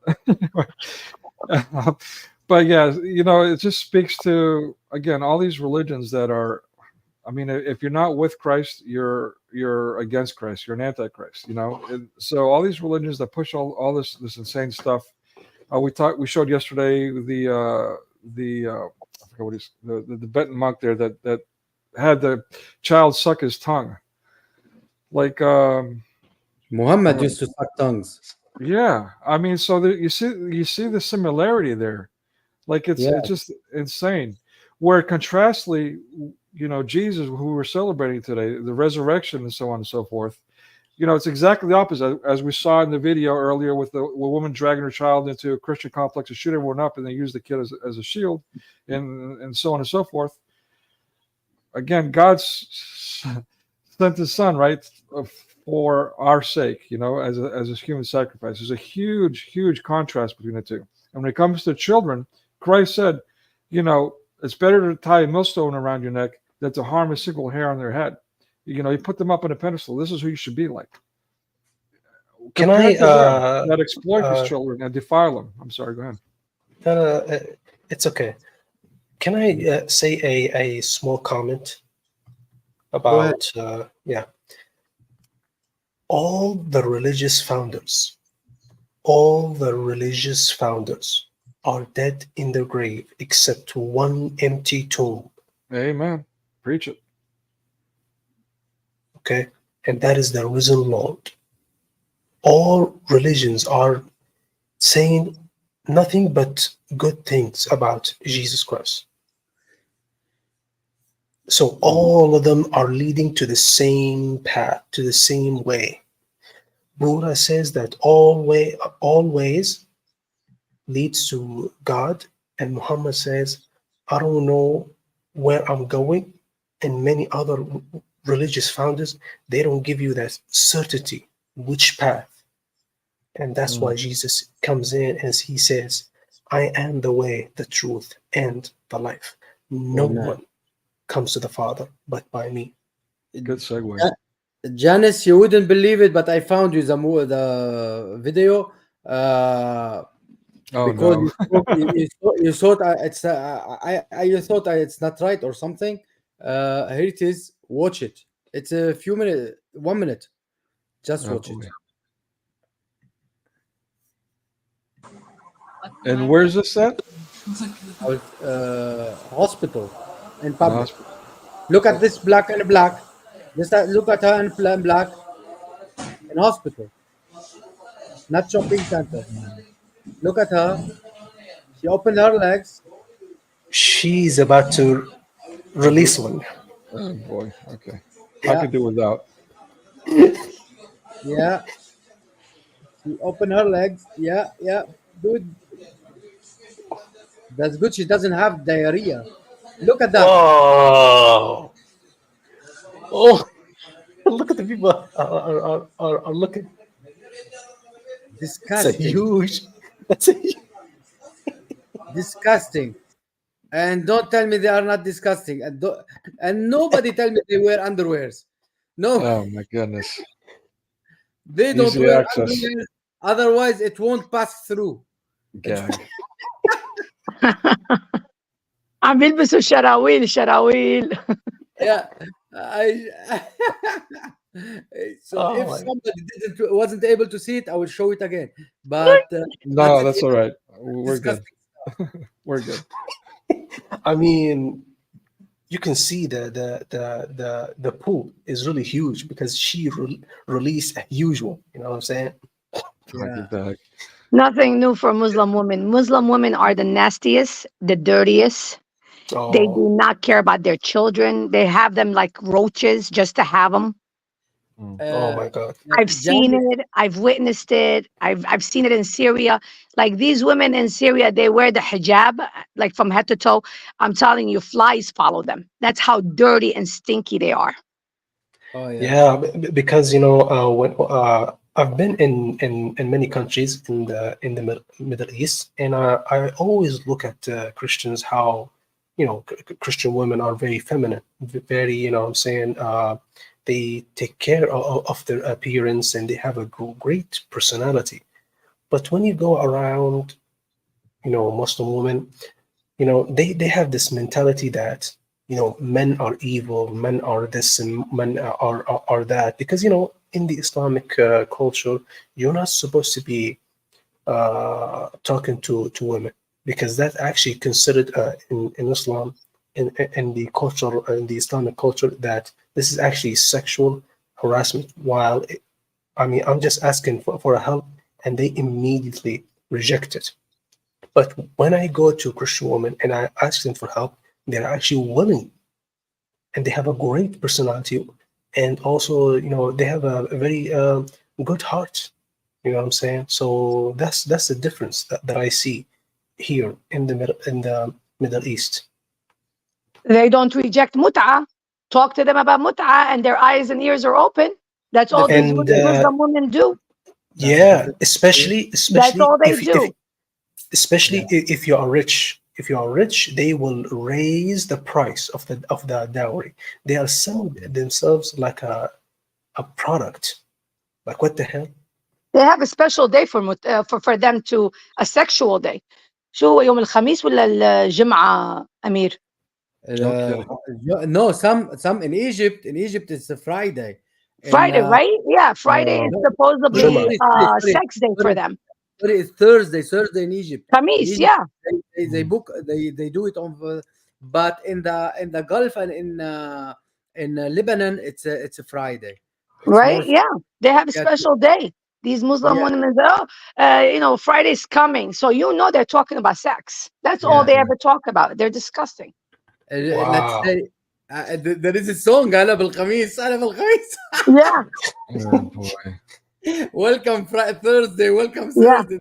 Because in Egypt, Amir is right. In Egypt, they go for Thursday. So whenever you hear, that's why they do the weddings on Thursday. Yeah. You know. Amir, do you still have those sound bites?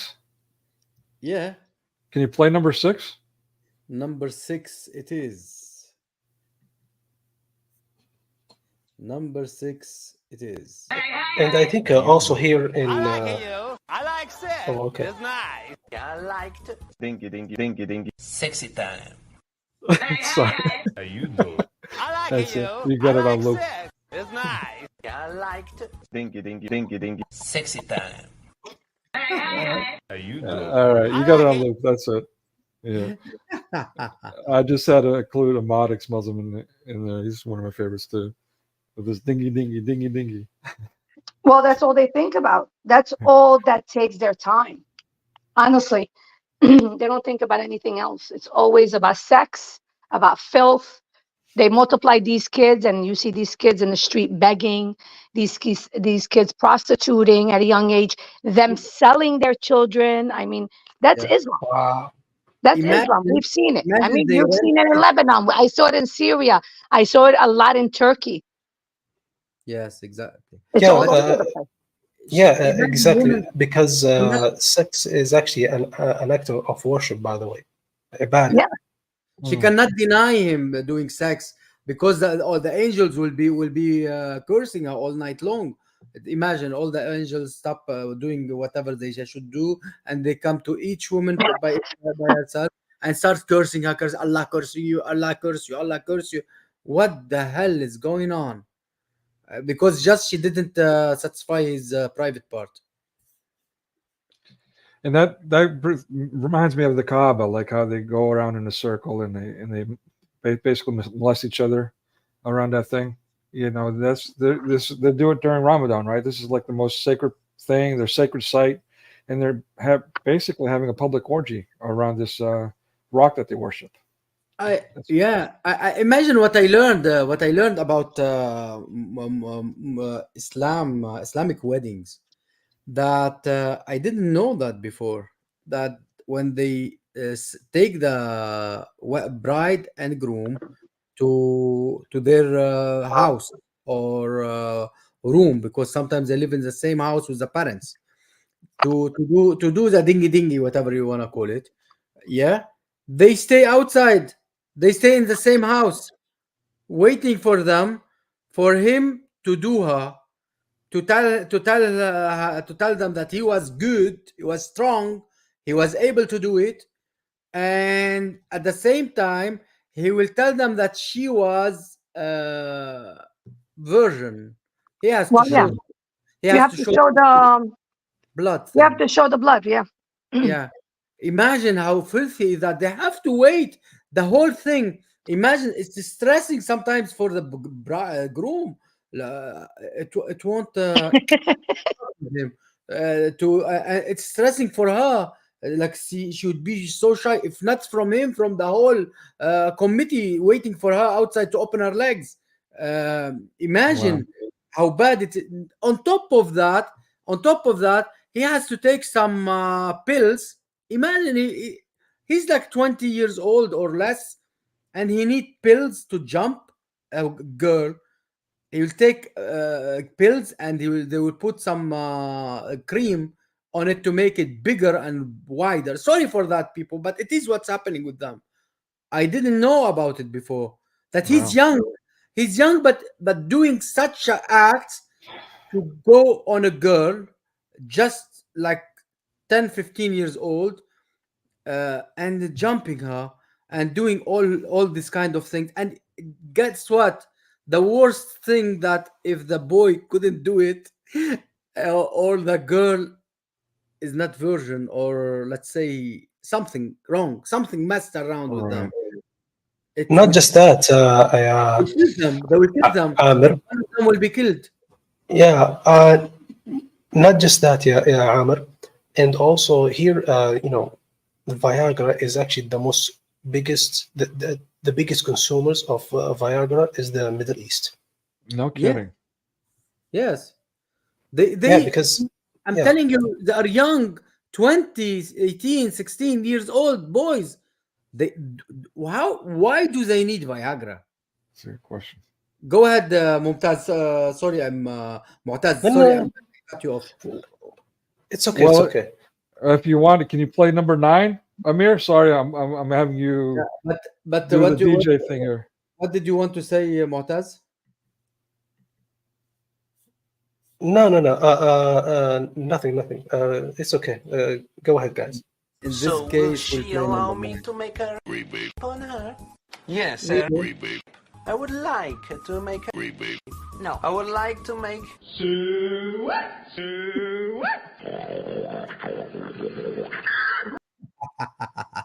Listen, guys, it is something disgusting to have a big committee waiting for you outside the door bedroom, waiting for you just to do the dingy. Una, welcome. Happy Easter. Jesus is risen, indeed has risen. So imagine that those committee waiting outside to see if she will bleed or not. That means if she didn't, that means she's not what they call it, virgin. They will kill her. Her family will kill her. Wow. Not his. Her family will be ashamed, and her family will be ashamed forever. Not just they will kill her, they will be ashamed forever.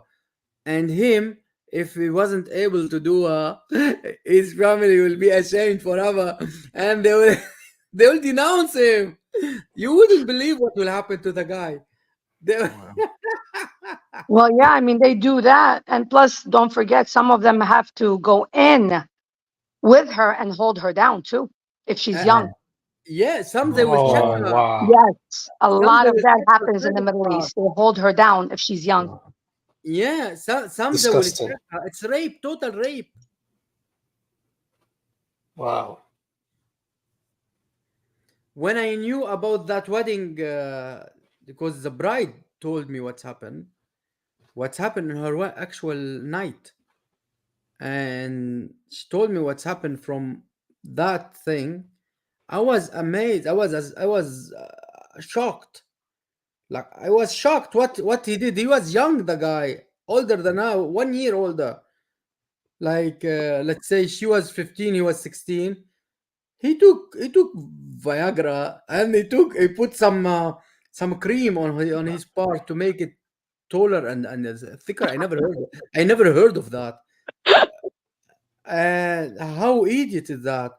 And Well, I mean, it's not just the young, Amir, and especially in Egypt, they're like 90 years old taking Viagra, man. There is this, at this age, man, you got like 10% out in the world and 90% in the grave. The heck are you thinking about Viagra? Like, they take Come on, it. I'm 150 years old. I don't take a thing of that.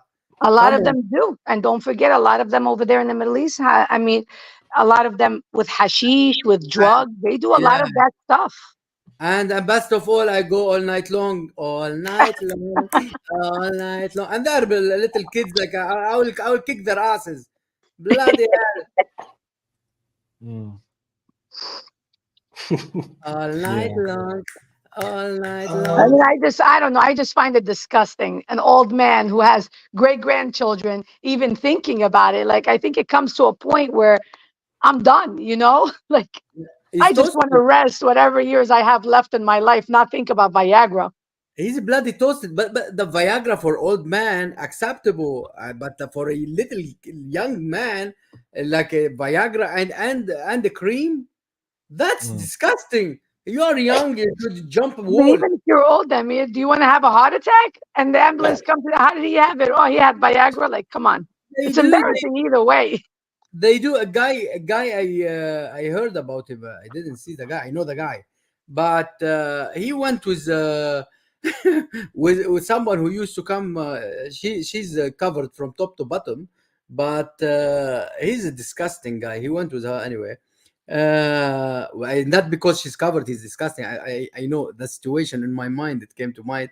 That's why I said he's disgusting. They went in somewhere in a car, and he took Viagra, but at the end, I don't know why they disputed. She didn't allow him or something. He turned dead. His kids, his children, like doctors and engineer and whatever. The guy. Yeah, that's embarrassing. I mean, your father, how did he die? Off of Viagra. Come on. The guy turned up dead in a field somewhere, in nowhere. That is the worst way to die. Exactly. Oh my god. No, I know the best. I know, but one more. I know one more. Worse than, I know worse than that. A woman. she had like what they call it? What they call it? Like. شو هيدا رئيس بلدية. Oh, like the minister of the town, like the governor. Yeah. The guy is at that woman, and she's ugly, short, like she's disgusting. But anyway, he was doing her, and he's old man, and as well, you've got children like really in good places, and the guy died on top of her. That one she didn't allow him, so each one was aside. This one on top of her, and he died. I guess he I guess he came with his spirit and soul together. I guess he came from all his heart. His heart's not going to Oh, be enough for where he's at. he gave it all. Guess, You know? guess what? Guess what? He gave it all exactly. Guess what? Her stinky husband, I think he got something in his mind, went inside his car, start looking inside his car to search because he knew that they are doing dingy dingy. Yeah, he was earning money out of her. Yeah. So, and he found a mobile phone and he started shouting, hey, I've got a mobile phone. I've got a mobile phone. Oh, what an idiot. You are a pimp. You are what an idiot. Oh, We knew like you are Iskandar Zulkarnain, but we didn't know that you are a pimp like that. Well, most of them are, Amir. Most of them Yeah. are. Most of them are. And you know, it happens now more than ever where husbands are selling their wives for mut'ah. I mean, there was a program I think I saw, you probably saw it too, Amir, where women were talking about how their husbands sold them for mut'ah to Daesh and all these people. Oh yeah, I put one in one of my live Yeah. streams. The guy he had two wives. ملكة اليمين. Yeah, to Malika, to متعة. No. Yeah, she said it. جهاد النكاح. جهاد النكاح, مظبوط. Yeah. So the guy called him one of the sheikh and those the Daesh ISIS. He called him and he told him, yeah, you have two wives or three wives. He said yes. He told him, then bring us one. The Mujahideen need one to do jihad. They are doing. I still have the video, but look, I have so many videos. Yeah, put that one. You know what, Amir? The one that the girl said, the lady said, every half an hour she was getting mut'ah. Every half an hour. It was like one going out, one coming in. Yeah. And, I mean, they're supposed to wait 3 months, aren't they? العدة تبعهم. Yeah. It was every 30 minutes. It was straight away, one going out, half an hour per person, and they were I wish I can find it now, but I still have the video, and they were having her non-stop. The whole Mujahideen, they were doing jihad and her. They did jihad and her, all of them, but she was saying like how she was saying bad things about her husband, how nasty he is, how. Maybe this is it. I found it. Maybe. Hold on. من كثر الفقر والجوع. I found it. من كثر الفقر والجوع. Share screen. Yeah, that's it. Yeah, it's BBC things, but I hope will not. I shared it before. It didn't. Nothing happened. فجأة الإنسان شيخ بمنطقتنا. قلت له سيد أنت تساعدني أنت الناس. Now at the beginning she was saying this one about the sheikh. She was very poor and she didn't have hungry from starvation. Yeah, she didn't have food, so she reached out to a sheikh. So this is different from the other guy, and she reached to him for food to help. And look what the sheikh did. He sold her. So people, they give you a lot to for poor, for the what they call them, the one who F them, Muslims F them if they are young. What they call them, aitam. Help me. The word gone out of my mind. Orphans. Thank you very much. Thank you. You are my savior. Translator. Exactly. But no, but I'm sometimes some words. No, not because I don't know the word. No, it's normal. You forget them. Yeah. Sometimes I do the same in Arabic. I'm like, oh my God, شو كانت اسمها. But that happened with me in Arabic too. That's yeah, it happens to me all the time. اتصل رجل الدين بريم بعد بضعة أيام طرح عليها اقتراحا. So this religious man, the sheikh, called Reem. Her name is Reem, and he gave a suggestion. He offered her to do her mut'ah, to do mut'ah in her. بصراحة وافقت ما ترددت. She said yes, but but because she wasn't able to, she needed to eat the woman. يخالف. يعني مارستوا الجنس مع بعض؟ أي نعم. That's mean you did the sexual thing together? She said yes. غصب. يعني أنا بفكر. Forcefully, she said. أنا ما رايدة هذا الشيء. بس I don't want that thing. إجباري على مود العيشة. What?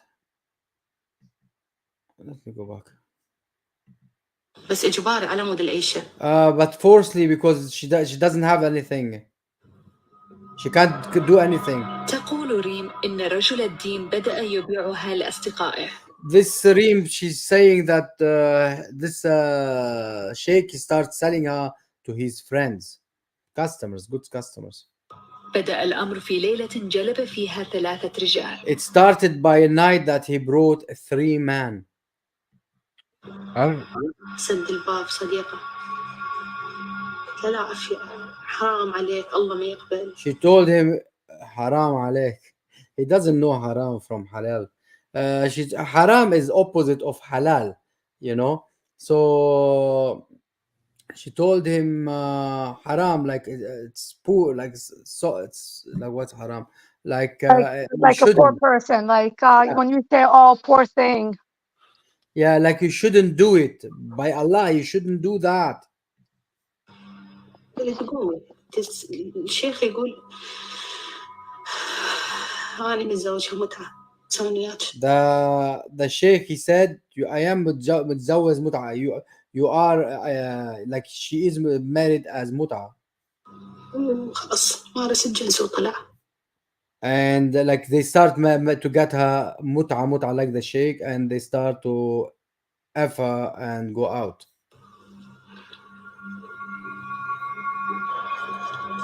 صديقة الثانية بنفس الحالة. The second friend came in. The second customer came in. The same thing. إنسان معروف بالمنطقة. The third one is a well-known person in the area, as well. Did the same thing. كيف كان شعورك؟ How was your feelings? ذل وخيبة. As it translates, ذل and خيبة. She felt humiliated and she felt like bad, very bad. صعب عليني هذا. This is this is like what they call it, اغتصاب, the rape, real rape in front of people, like rape, but forcefully. بالجنس العنف عندهم أكثر شيء. And in sexual intercourse, they basically they beat her. They start forcefully. عنف is like forcefully. They do some stuff by force, and beating included. That's most of the things happen, as she said. بالجنس العنف. This is the sheikh. He said this little girl is like a poor. Sometimes it comes as she doesn't have money. Sometimes it's like she's kind. She doesn't speak, so they can do anything with her. She can't speak. She doesn't speak. What? I missed that. They're speaking Iraqi in here, no? بس إن الشغلة الوحيدة اللي خايف منها شوية. But the only thing that I am afraid of it a little bit.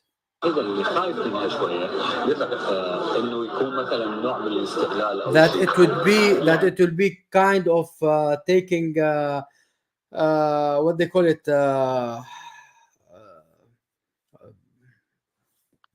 استغلال. شو قال؟ استغلال. Like taking advantage of somebody. Advantage of her. Yeah. Thank you. Yes, not too clear on my phone. Yeah, thank you. You're That means that I am taking advantage of her? She said, no. It is by my the choice. shara. By shara. Shara is by the law, Islamic by law. The law, yeah. بعد بضعة أيام اتصل مراسلنا بالشيخ. After a few days, this reporter called the sheikh. سأله إن كان يوفر فتيات أيضا. He asked him if he can bring more women. وعليكم السلام ورحمة الله. شلونك شيخنا؟ Assalamu alaikum wa alaikum assalam. It's only greetings now. How are you?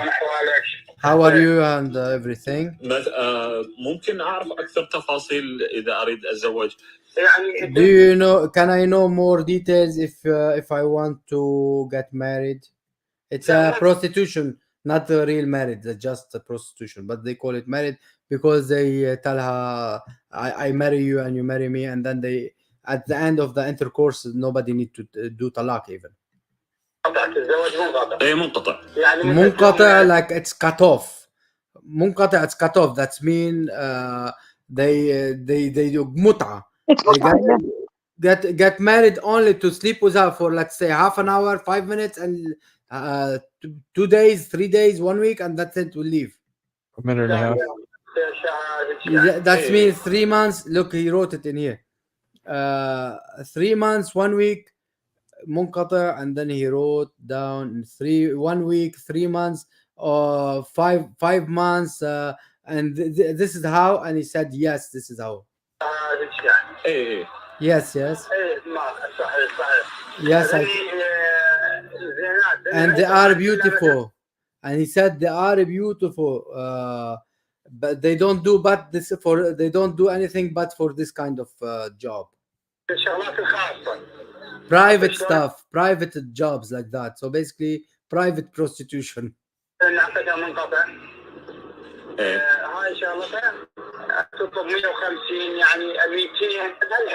It costs to 150 up to 200,000. This is the limit. Excellent. So he told his reporter that he will get him few women, and the reporter will choose. He didn't know that his reporter, of course. I look at this mosque; it looked like a male private part. Wow.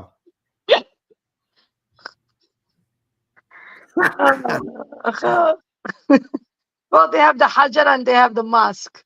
Yeah.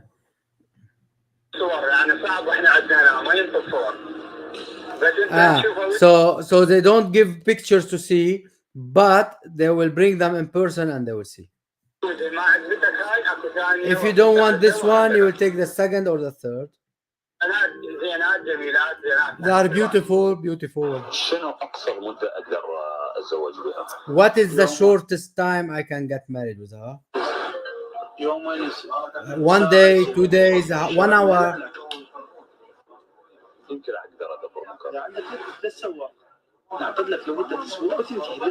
Don't do paper. If you want for 1 week, take her and come back. Normal prostitution, there is no paper, nothing, no marriage, nothing.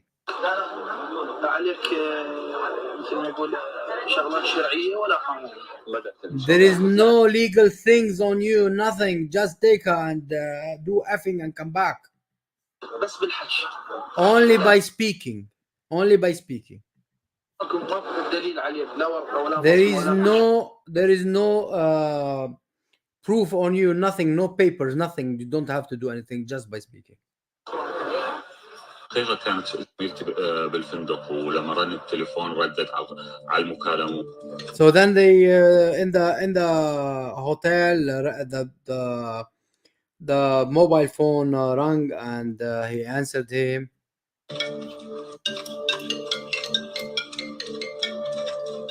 شيماء أنا هسه ويا سيدنا على مود العقد فهسه مرر لك التليفون على مود تحكي. So he's telling his other reporter that he's doing the contract with the sheikh.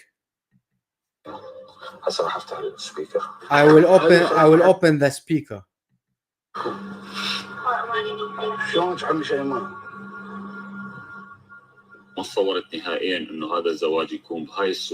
I didn't believe that this marriage it will be that easy.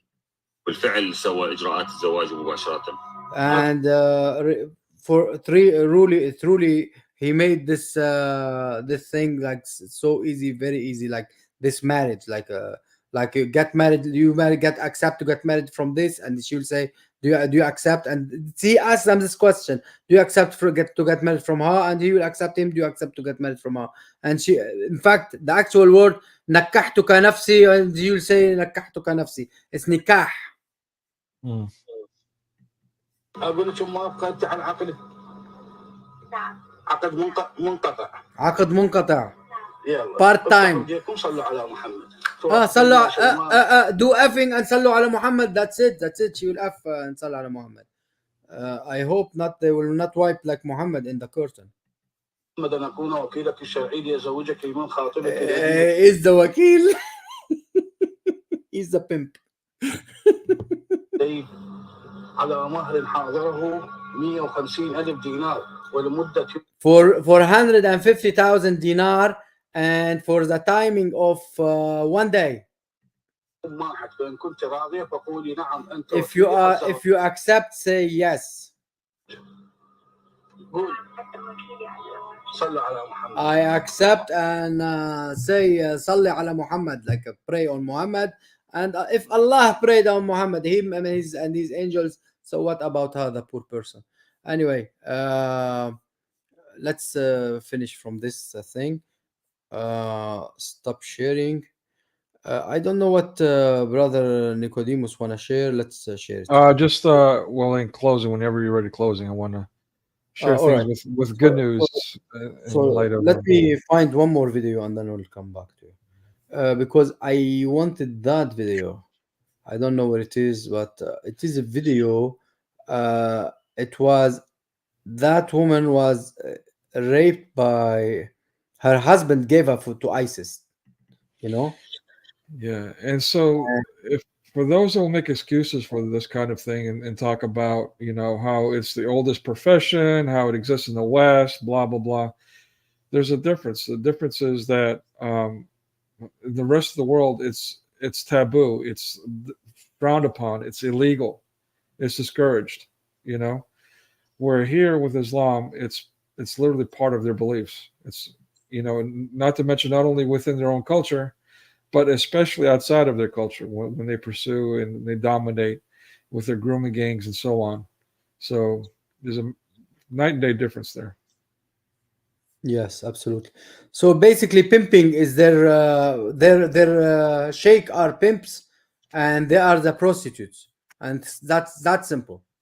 And I wanted to ask you, so a sheikh, I always thought a sheikh was a religious leader, but what does sheikh mean exactly? It means pimp leader. Okay. Sheikh means like someone who controls a group of people, like the same thing that you would say a governor, a prime minister, is similar. Sheikh means someone who actually is in charge of a whole town. Like sensei, like the Chinese have sensei, master. Like, I mean, back in the old days, we used to have, it wasn't for Muslims. Muslims copied it. We used to have Sheikh al-Hara, like that means the head like the mayor of a certain area. Let's say, for example, New Jersey, you have Passaic County. You have one county. So they would have a sheikh for one county, someone who controlled the whole county himself. Wow. You had any arguments. He was like a judge. He's the one that made the final decision. Give back her money or give him back the house. That's what sheikh is. He was like more like a judge. But then Muslims came and took, of course, like they took everything from Middle Eastern language. They took it and now they make it sheikh, which means the head of a congregation. That's what it is. Yeah, a congregation. You mean like the congregation of worship, or just head of? No, it could be anything. No, it could be anything. It could be a town. It could be a worship. Yeah, it could be anything. Something. They will be head of it. Something. Yeah, the head of it, like a governor. Like let's say those Italian mafias. They used to be in one town. This is theirs, and the head of it will be the godfather, the highest person on the rank. And then you used to have all these captains underneath him. He's right. So the sheikh would be like the godfather. He's the one that gives the orders. Okay, I got you. All right, but it's not Muslims' word. It's a Middle Eastern word. We used it even in Aramaic. And in Assyrian, we even used it. They just stole it and put it as someone who knows their stuff, which none of them. That's why we say shik shak. You know, we never They don't refer have to that. even. They don't. They did. Some of them they didn't go to school. You know that. Yeah. They barely went to a couple of classes. They don't know a thing. Mm-mm. Yeah. So it's not really an Islamic word. It's not from Muslims, which most of their words are not from Muslims. They're stolen from Aramaic, Assyrian. They're stolen from all different Chaldeans. It's not their language. They just stole words. Yeah, because the Arabic language is very similar to the Aramaic language, but most of the letters, the words, different. Like Roj. This is actually originally from the Aramaic language. Yeah, well, I speak Aramaic. Sheikh is not a religious title. No, it's not. Exactly. That's right. We say exactly. تركنا يا شيخ, or we say it for like we give it to each other. Sheikh was actually back even حتى بلبنان, even in Lebanon, in the Diya, you know, the farming area. You had a sheikh who was a tough guy who took, basically he fought bullies. He fought people who stole your land. We used to say to him, oh, this is a sheikh. Like he's someone tough who will fight for people's justice.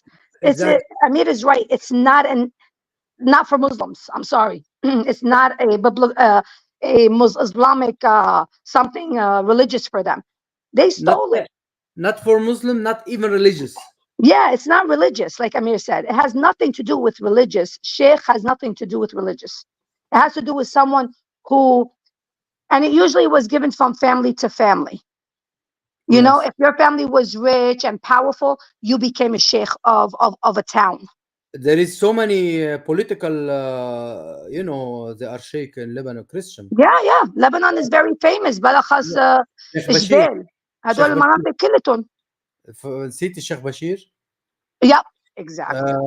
ليش هيدا شو اسمه هيدا بعده عايش بعده شيخ طيب لقبه الشيخ على شو اسمه هيدا تبع صغرته شو اسمه شيخ yeah, I forgot his name تبع صغرته بعده شيخ.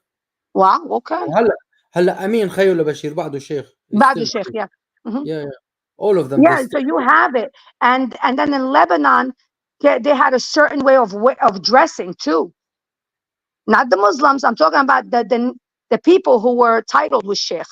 They had a certain way. كان بيلبسوا الشروال تتذكر؟ They used to wear like yeah, like a special kind of garbs, and they always had the stick in their hand, and they always had to have mustaches. Always. Yeah. So that almost it's different. That reminds me of the 1970s. Speaking of which, 1970s pimp kind of thing with the Kangol hat and cane and Well, no, I mean but you cannot. Amir, ما عندك صورة لشيخ هيك شيء تبع الضيعة؟ بلا هلا بلاقي. حطها. Yeah, there's a special garbs for it. So Muslims are, of course, copycats. They like to copy crap that does not even go with them. They just like to steal everything from everybody and pretend like, oh, it was ours. No, it wasn't yours.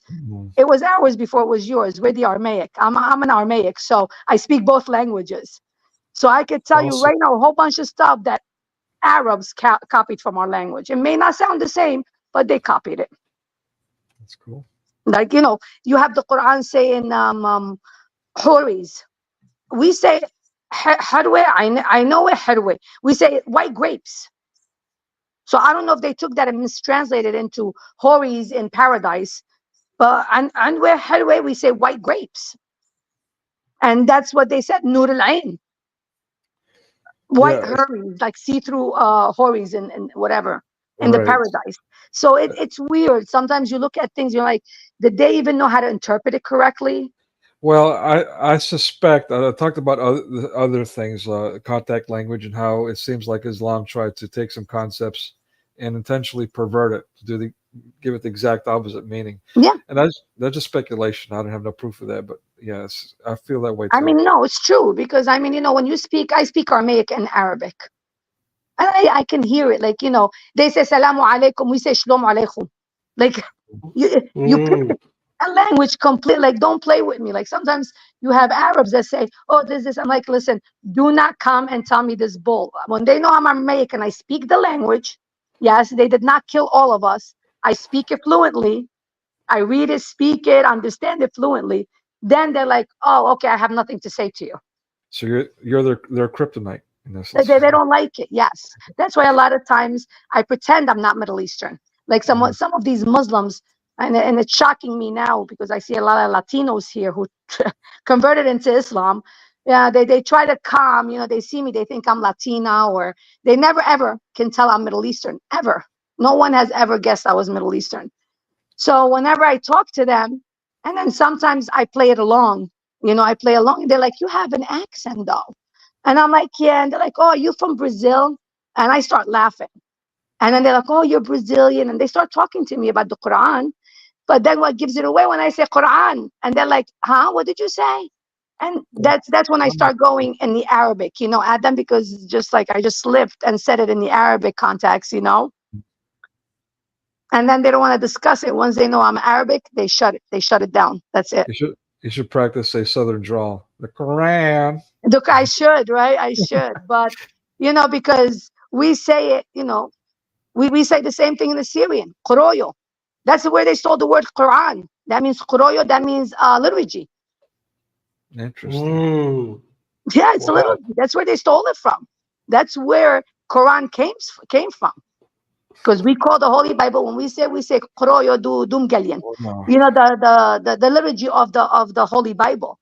And that's where they got the word Quran from. Have you done this? Injil? No, we say galyan with an M. Galyan. No, it came from it came more from Greek, Injil. Yeah, I think so. Yeah, because for us Assyrians and Aramaic, we say galyan with an M. Yeah, the Greek sounds a lot closer to Aramaic than it does the Injil. Maybe, yeah. I mean, not that much, but maybe a little bit, yeah. Have you done a stream about this or a video? I have people just, you know. I mean, you know what? It's like, you know, I don't have that much time, but I've gotten threatened with being killed and say, I've gotten threatened to my face. I really don't care at this point because I saw way too many of my family being butchered, and I heard their stories since I was a child. So really, I don't care. When you come from the Middle East, you don't care. You're numb because of what you saw. You're numb. You know, I was born and raised in Lebanon. All I remember is the bombs. All I remember is my friends at my age at 6 and 7 being blown up. That's all I remember. I remember mothers crying because the Palestinian Muslims chopped their children and shipped them to the house. Christian kids, young kids, 15, 16, 14 years old. So for me, I really don't care. You know, I'm like, I'll face you. I don't care what you do at this point because I've seen it all. And also here, by the way, in Saudi Arabia, same thing. By the way, I think we used to get like many attacks back in the early 2000, maybe somewhere in the 90s. You know, that was way before when I was a Muslim. But now I'm a Christian right now, so hallelujah. Amen. Amen. So when I was trying to go to the mosque on Friday, which is the holy day for Muslims, of course, and I saw a lady wearing a abaya, and she has a wide shoulder. She almost looks like she is a man, and she was kind of hiding something between her stomach, and it was really far away, of course, from my distance, and she was basically a man. It wasn't actually a woman, by the way.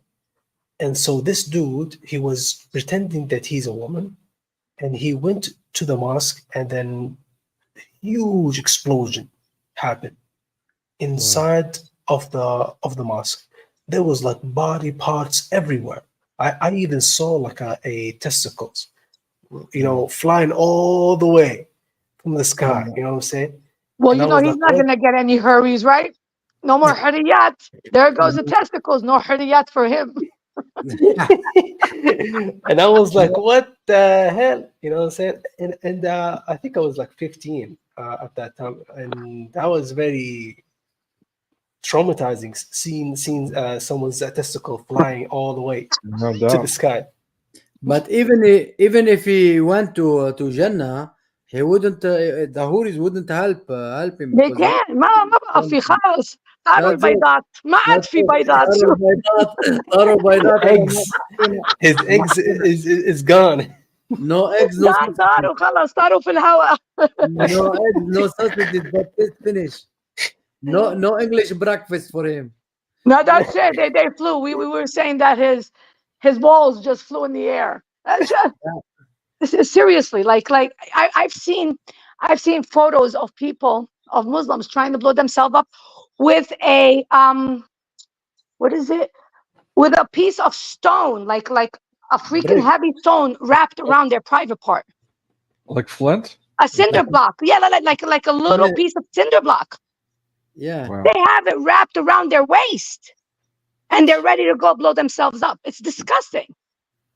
And also, by the way, I even remember there's a story here in Jeddah, which is the city that I live in.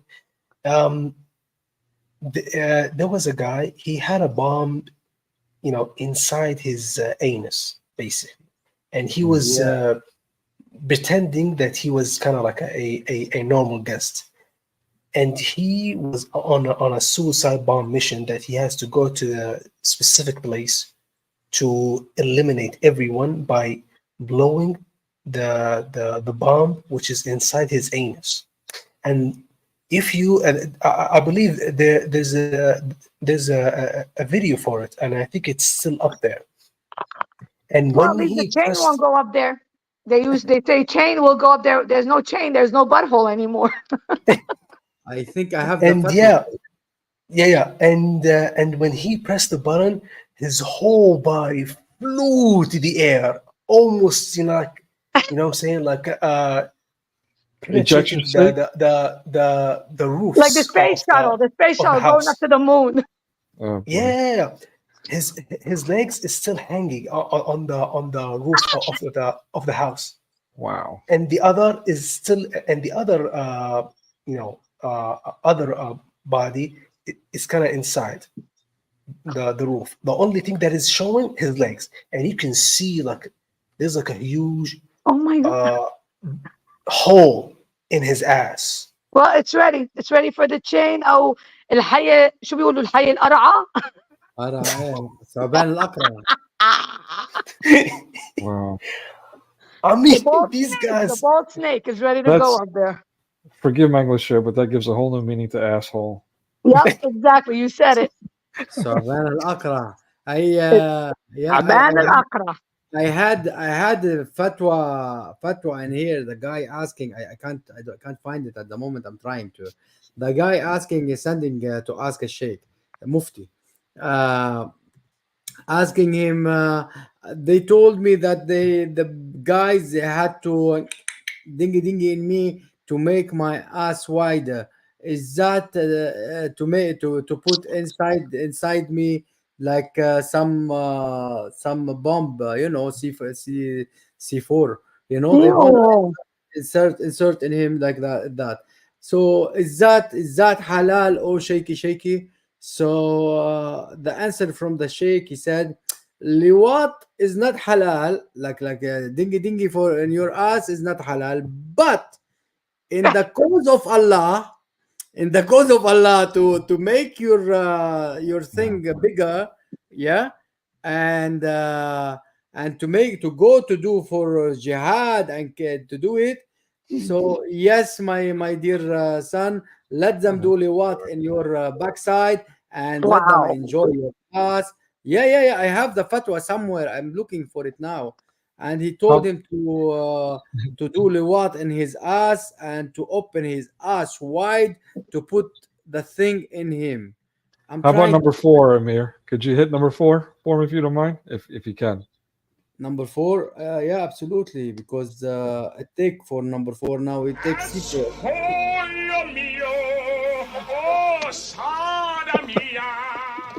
By the way, guys, I found You find it hard to hide the fact that you're gay. the video. Oh, you found it? Yeah. I have It's to still hear it. there. I've never heard it before, Amir. انت من وين بتشوف هالشغلات؟ يلا بعت This is actually from the Al Arabiya channel, by the way. So it's not like you know what I'm saying. What is it? No voice. Okay. Lift up the volume. I don't know what is it. What is it for? Basically, انتحار محمد بن نايف فخ مؤخرته. No, علي الفويس، علي الصوت، علي الصوت Yeah. حبيبي، علي الصوت حبيبي، علي الصوت، ورده من الأول. دقيقة. Yeah, it's still low. The volume is still low. Still low? Yeah. I mean, the dude had a huge problem. See, he can't even pray because of his ass is full. Hey boy. Yeah. Yeah. He's a jihadi. His ass is loaded. Yeah. His ass is loaded. His ass is loaded. Yeah. You know, joy carriers. Oh my God. Yeah. Basically, this guy is trying to explain what actually happened. Can I turn the translation in English? Yeah, go do it over here. Yeah, absolutely. Maybe they will be able to see it.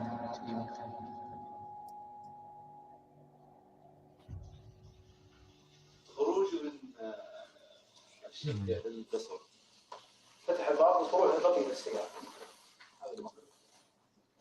كان زي ما تقولي حدث ظهري. فكان نور تفتح المراية اللي هو سند ظهره ويضحك. الأمير محمد ينجو بأعجوبة ولم يتعرض سوى لإصابات طفيفة. How come? كيف؟ للمرة الأولى. Basically, his head went all the way through this hole, basically. Poof, like that. Wow. Yeah. Look at the blood and all that, you know what I'm saying? But who's but مين اللي ينجو؟ ما هذا راح مات طراطيش. مين هو هذا الانتحاري؟ مش هو محمد بن نايف؟ ايوه محمد بن نايف. الانتحاري ولا اللي جايين يقتلوا محمد بن نايف؟ لا هذه انتحاري suicide by Muhammad bin Naif, which is a trap.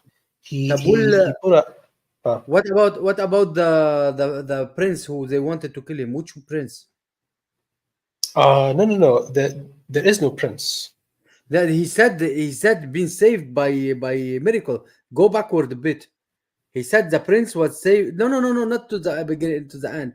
Just go like a few seconds before. No. From where you're at right now. Like where you are now. Like go to 1 minute. Go to 1 minute. Go toward 1 minute. 1 minute. Yes. Toward 1 minute. Yeah. 1 minute. Yeah. Leave it there. Just a little bit back. Still a little bit backward. Yeah, now. ولإصابات طفيفة. No, it's a few seconds before. Can you go backward? Yeah, now leave it. Play it. الأمير محمد ينجو بأعجوبة ولم The Prince Muhammad been saved by miracle, and what? And he got some few like scratches or something, and سوى لإصابات طفيفة. للمرة الأولى تقوم منظمة إرهابية بتهريب قنبلة داخل جسم إنسان. Do you see that? This is actually his half torso, basically. This is his head, and the other torso is basically cut off, literally. And this is his arm, as you can see. Can you guys see my mouse? Yeah, but it's not clear to see his arm. It looked like that's good. Yeah, we don't need to see clearly. We're good. Oh, okay. Yeah. وضعت القنبلة داخل فتحة الشرج وتم تفجيرها عبر هاتف متحرك. And these are the victims. Yeah, so basically they inserted the bomb inside his arse hole, and they did it by mobile phone. They exploded a mobile Yeah. phone. Yeah. And this was in Saudi Arabia, by the way. Oh wow. Yeah. Well, I mean, God, these terrorists are very creative. They learned it Yes. from those what they call them they were doing what they call it drugs. They were passing drugs by this kind of tubes inside their backside, and then they decided to do C4 inside it, you know, because why you think in the airport there is scanner nowadays to see what they have in their asses. Exactly. Yeah. They are hiding stuff inside their asses. They're very creative, just like Satan. Yeah. No different. But including women, they are passing stuff inside. Well, they And don't some, care because yeah. they're so brainwashed, Amir. Last time I saw like somebody he swallowed them.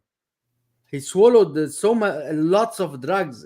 If one of them like opened, he could be killed in no time. I don't know what to say.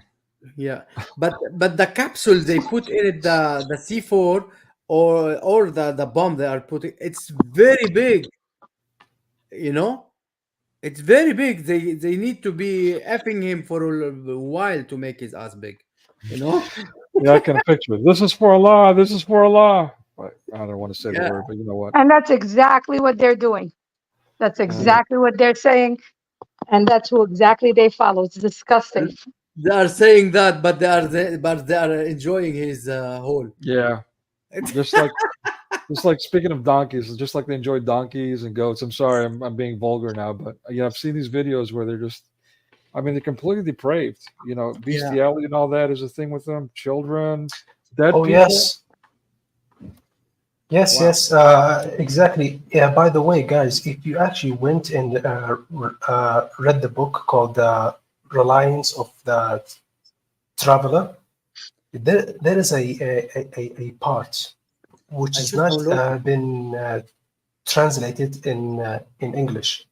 And that part, it says that, you know, that you can have, you know, if somebody, under the Sharia law, if somebody had, for example, had sex with a dead body of his wife, or that he had sex with an animal, or, you know what I'm saying, any of those, which is this disgusting thing.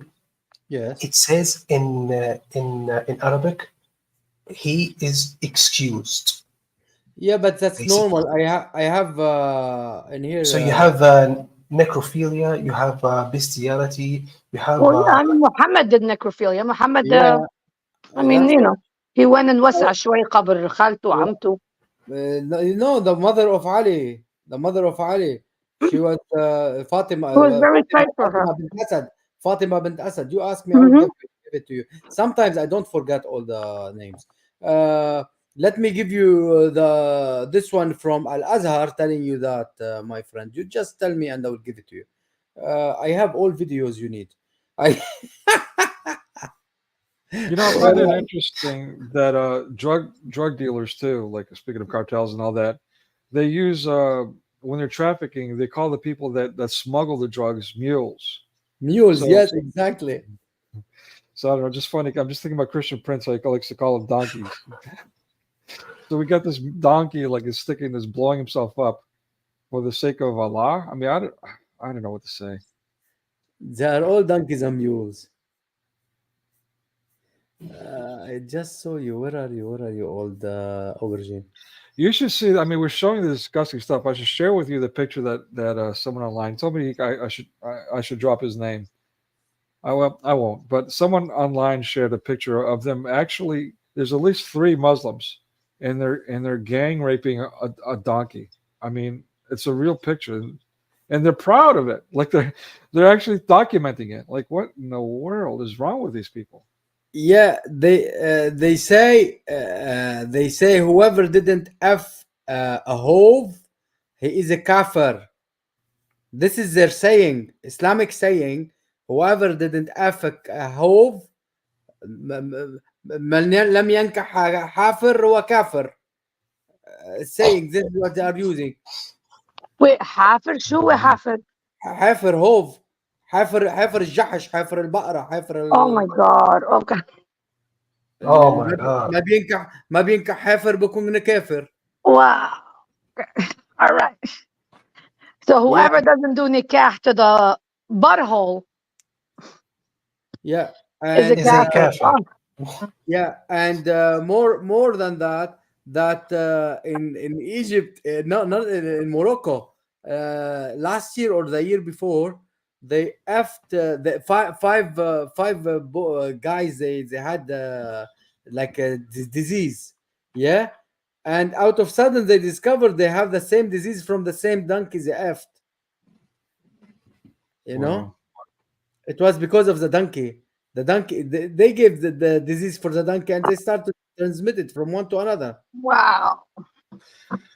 I mean, and even with the picture I'm talking about, and even in my video, I actually got night vision, so you can't really see anything. It's blurred out, in essence, of them. One guy's holding down the goat while the other one in the middle of the night is doing his business to the goat. Like, and even with the donkey, one of them is holding down the donkey. I'm like, the other one's taking a video, like it's some kind of, I don't know what to say. Doing animals and stuff. Someone sent me last year or the year before as well. A Chinese man. This one was out of ordinary. A Chinese man who who was having chicken. Oh my God. He's holding a chicken in his hand and doing it by both hands. Yeah. Well, there's a difference here. I mean, I actually heard about that decades ago from a Vietnam veteran. He was a prison guard, and one of his prisoners actually went to prison for that same thing. Like, what in the world is wrong with people? But here's the difference. That's a deviation. That guy's in prison. With Islam, you know, I mean, that's part of their culture, their beliefs, or am I mistaken? Is this coming from like some kind of direction from Muhammad or something, or what? It is from Muhammad. It's religious. Guys, I'm gonna have to go because it's very late for me. It's 12:48 a.m. Before you go, let me show you the Saad. I think her name Saad Saleh. I will show you the lady who said that about effing is halal. But because I couldn't find the video, but I found her picture and saying that الشرع سمح للأم أن تنوب عن ابنتها في فراش الزوجية في حال وجود عذر شرعي وعدم قدرة الزوج على كتمان شهوته. Yeah, it is the same one who said that effing donkeys and or animal and dead women is halal up to 3 days after death. Dead animal. Oh my God. Yeah. I mean, this stuff is actually written in the reliance of the traveler. Yeah. By the way, where can I get the copy of that? I think you already have it, by the way, in your Google Drive. I checked it. Oh yeah. Okay, thank you. Yeah, thank you. I wanted. Is it in Arabic or in English? I have it. I forgot. I didn't read it. Well, it's translated between the Arabic and English. The Arabic on the right side, and the English on the left side.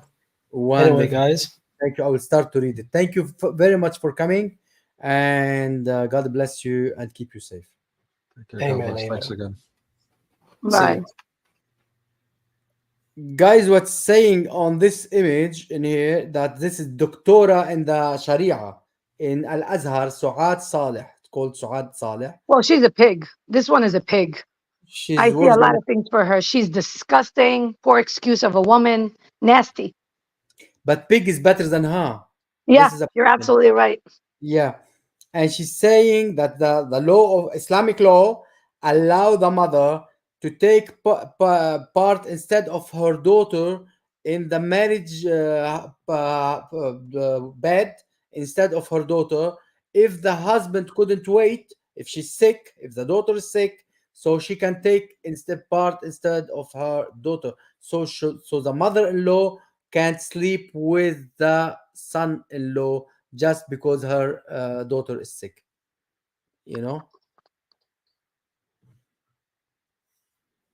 I don't know. I mean, I don't know how anybody can hear this and not. Yeah. All right, so I wanted to share some scripture too, but let's focus again on good news. The good news is that some people at least have enough self-respect, common sense, decency to leave this disgusting cult. So celebrating that. Hopefully, let me know if you guys can't hear it. Emotional damage. Emotional damage. Emotional damage. They are simply crying.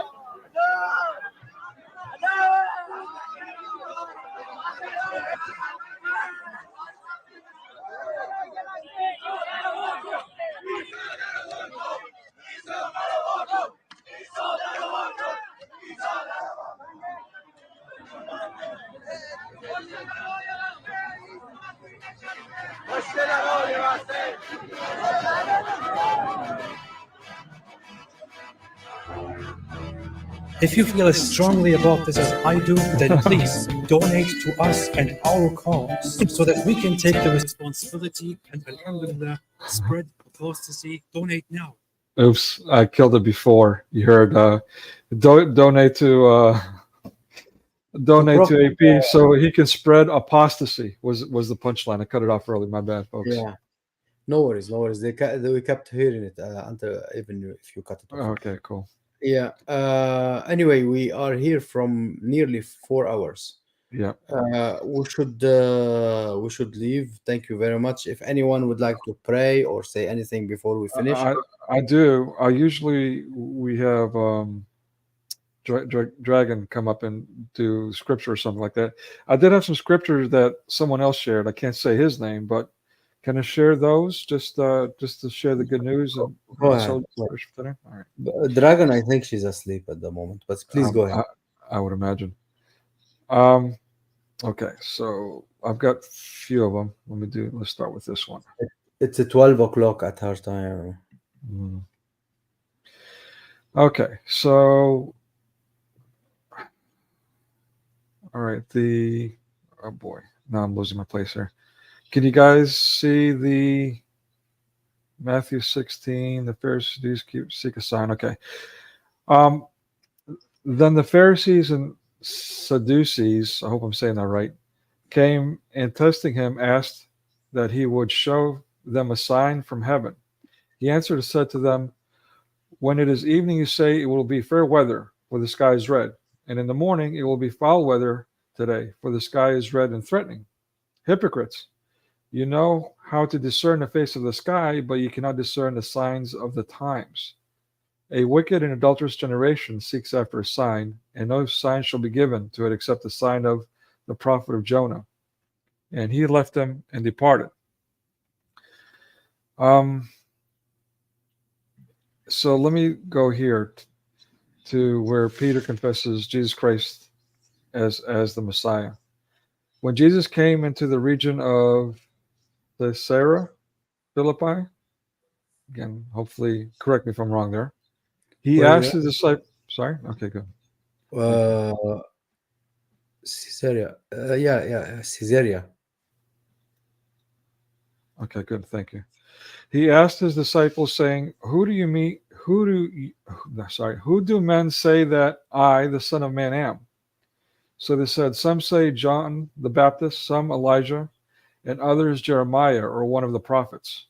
He said to them, but who do you say I am? Simon Peter answered and said, you are the Christ, the Son of living God. Jesus answered and said to him, blessed are you, Simon Bar-Jonah, for flesh and blood has not revealed this to you, but my Father who is in heaven. And I also say to you that you are Peter, and on this rock I will build my church, and the gates of Hades shall not prevail against it. And I Amen. will give you the keys to the kingdom of heaven, and whatever you bind on earth will be bound in heaven, and whatever you loose on earth will be loosed in heaven. Amen.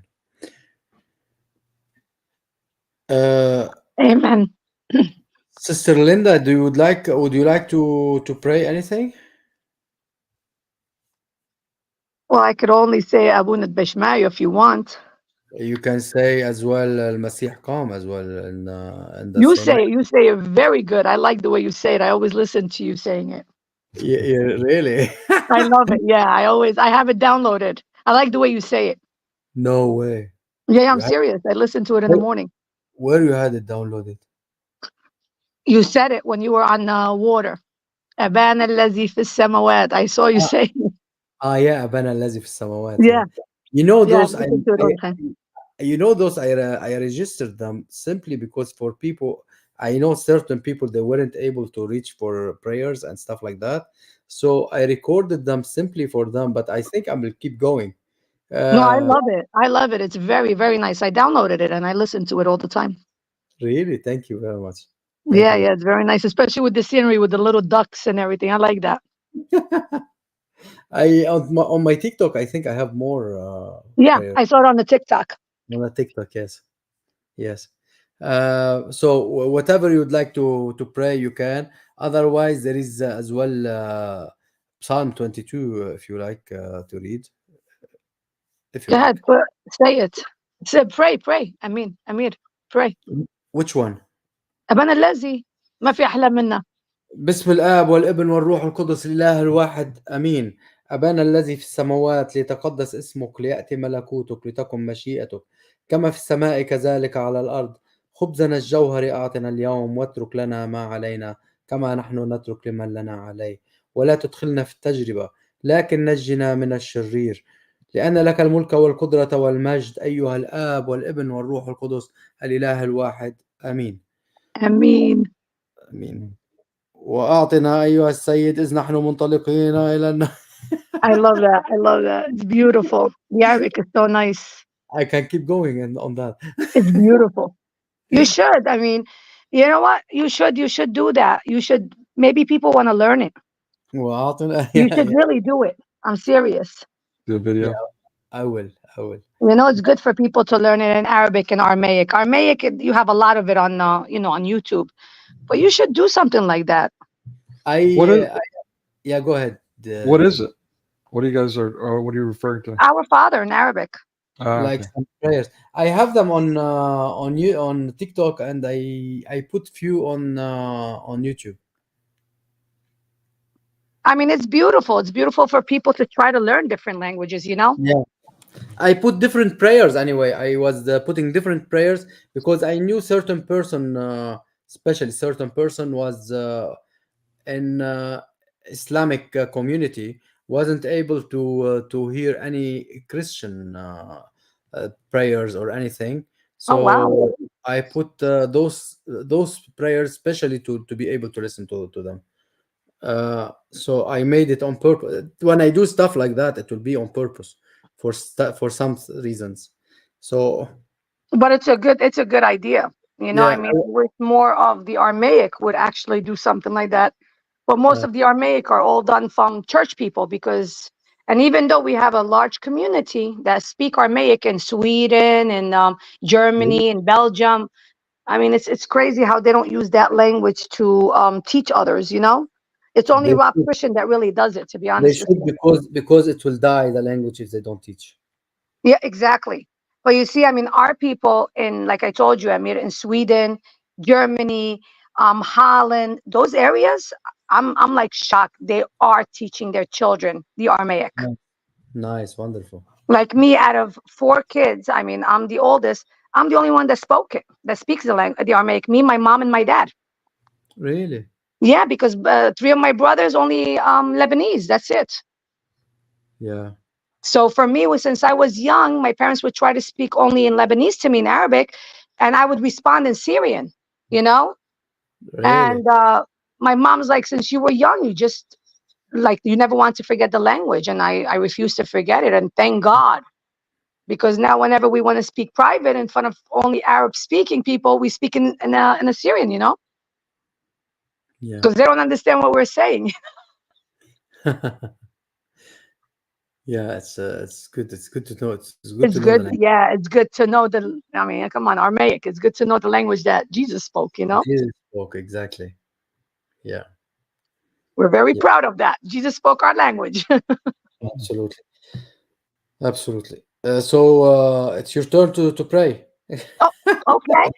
Don't run Okay. away. Abun bashmayo nithqada shishmuch tithe melkusoch nehwe sabyonoch aikanot bashmayo of bara ablan lahmut sinqonan yawmiyun wahshobain lhamo wahtuban aikano dofahnan shibqano el haitban lo ta'lam al nisyono el paso lam min bisho mitul de melkuso el helwe sabqono وحليه وحتوبه ده العالم علمنا امين. Amin. What does it mean الحلو يسكبكونه? Okay, it means for thine. For thine is the kingdom. يعني لما بيقولوا شو بيقولوا كيف بيقولوا قبل أنا لازم سمعت. For thine is the kingdom. يعني الملكوت لما بتكون لك الملكوت. ملكوتك لكم ملكوتك لتكن ملكوتك يعني. You know, in ما Greek, بدي أعلمك شوي بشوي بعلمك. يا ريت بتمنى. I will teach you little by little. You'll learn. Trust me. I wish. Yes, Nicodemus. I was going to say in Greek, Yanni is a name John.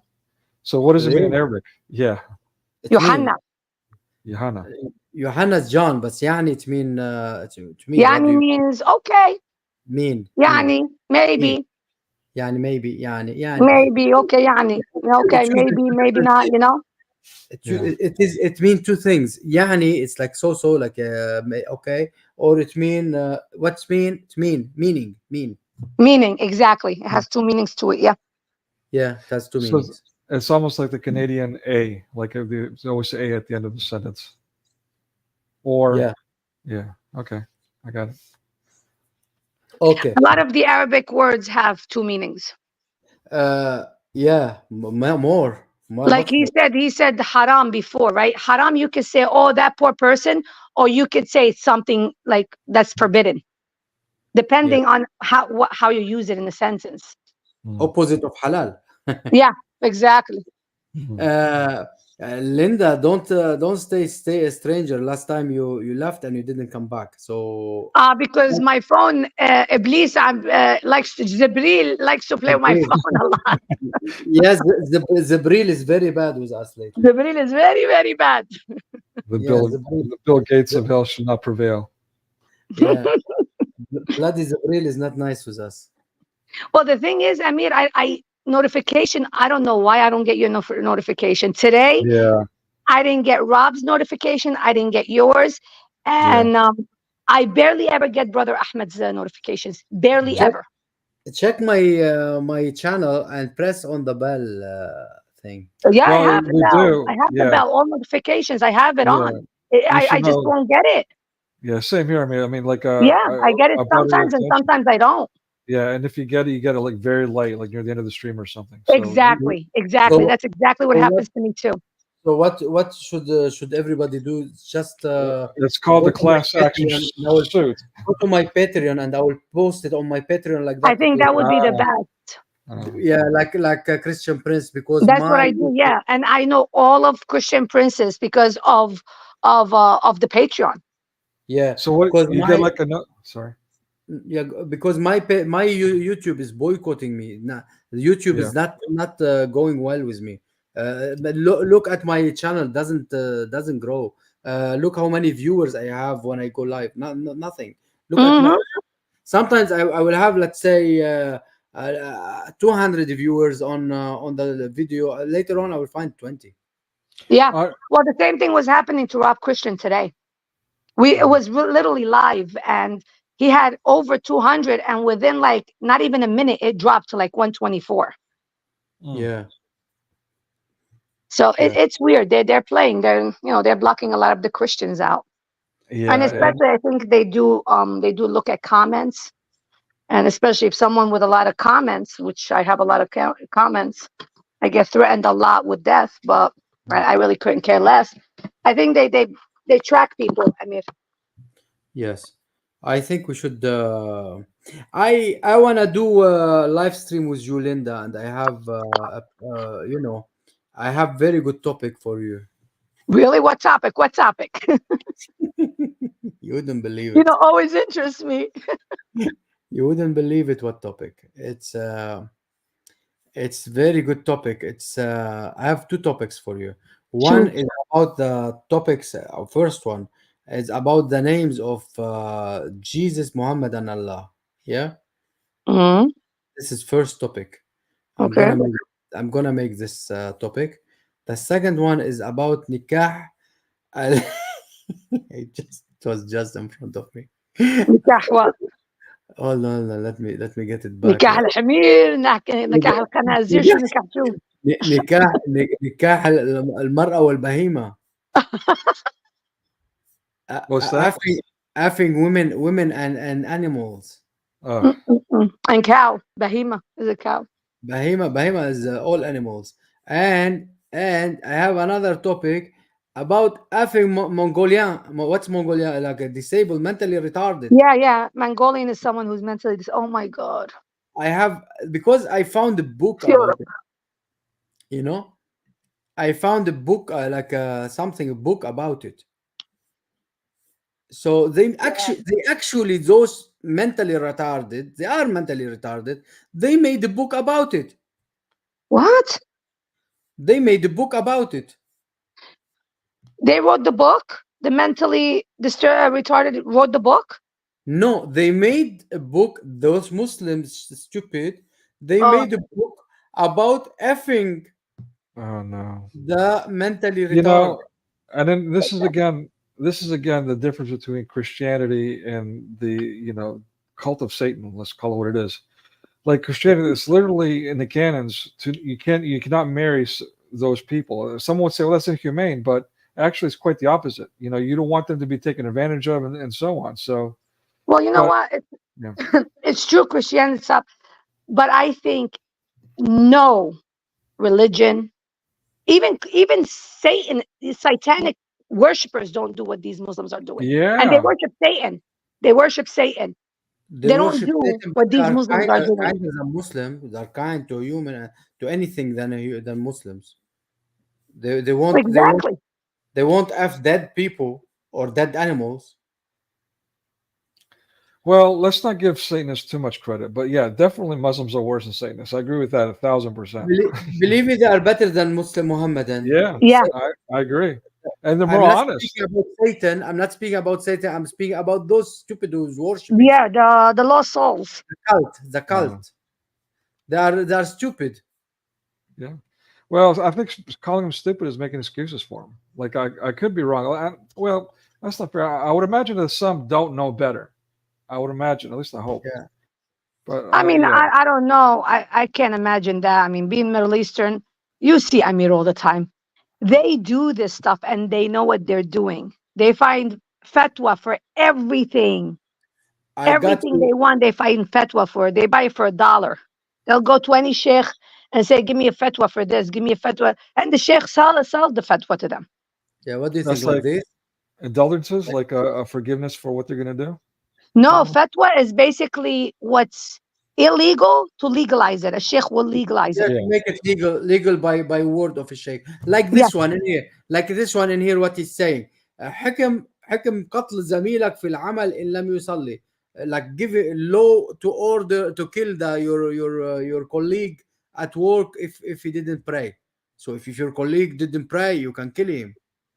Now the second YouTube one, allows this. YouTube allows this and blocks us. Exactly. YouTube allows this and blocks people that don't say any of that stuff. The and second the fundraisers one, for the second one, fronts. The second one is حكم, like fatwa for eating an elephant. Where do they get the elephant? Poor elephant. The poor elephant now all elephant endangers because of this fatwa. In Africa the poor elephants. حكم قتل الكفار as they didn't stop them from killing them for ivory.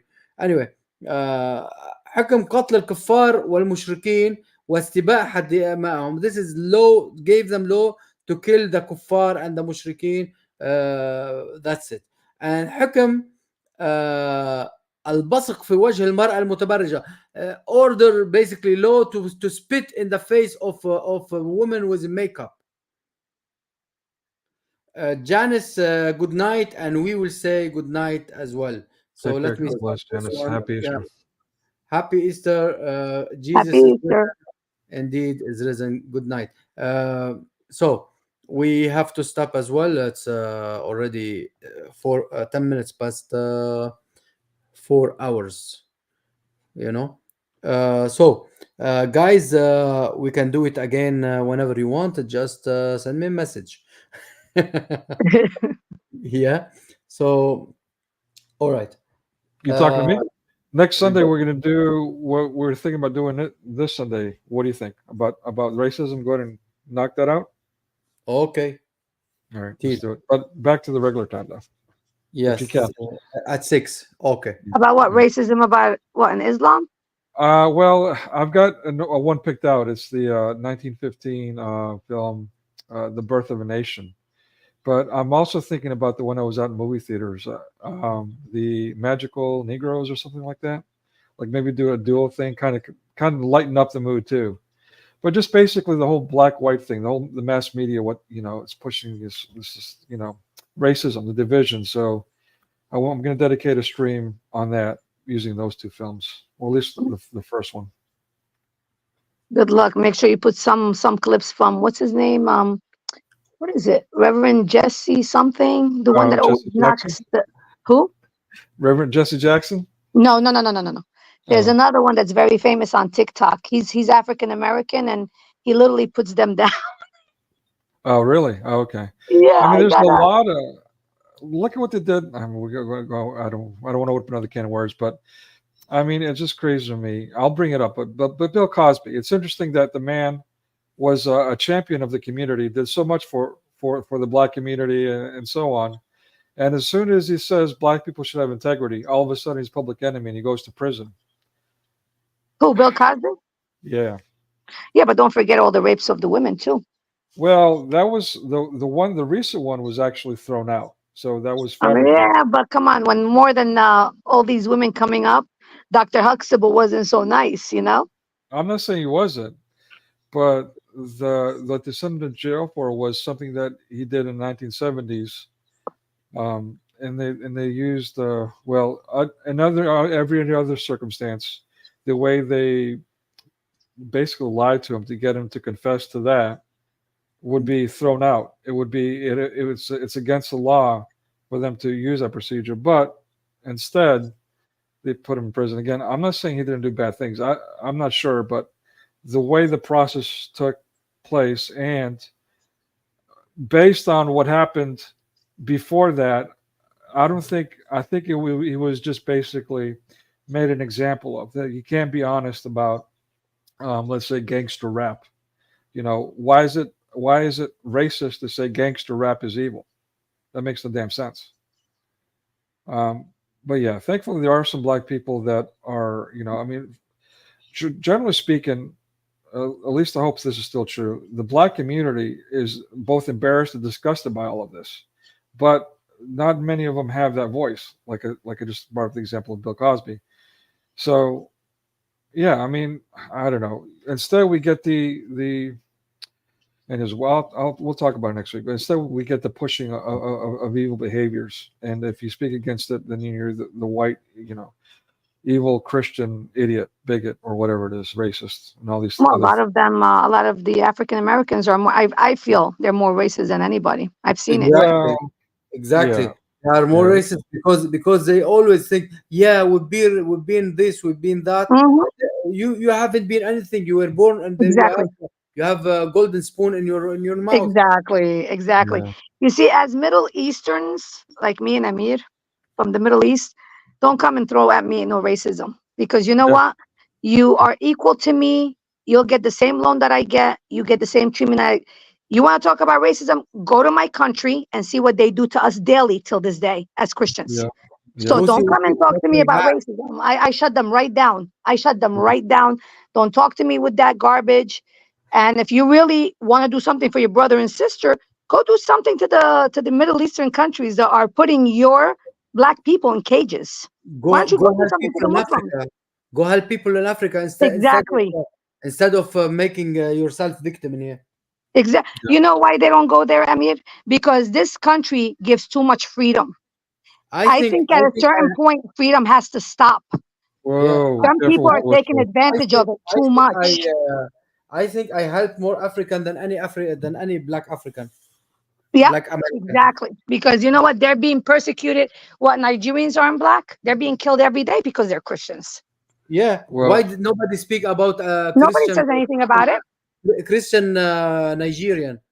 Boko Haram killing them every day. Yeah. I mean, you know what? Put the religion aside. They're black, just like you, your brothers and sisters. Why aren't you opening your mouth?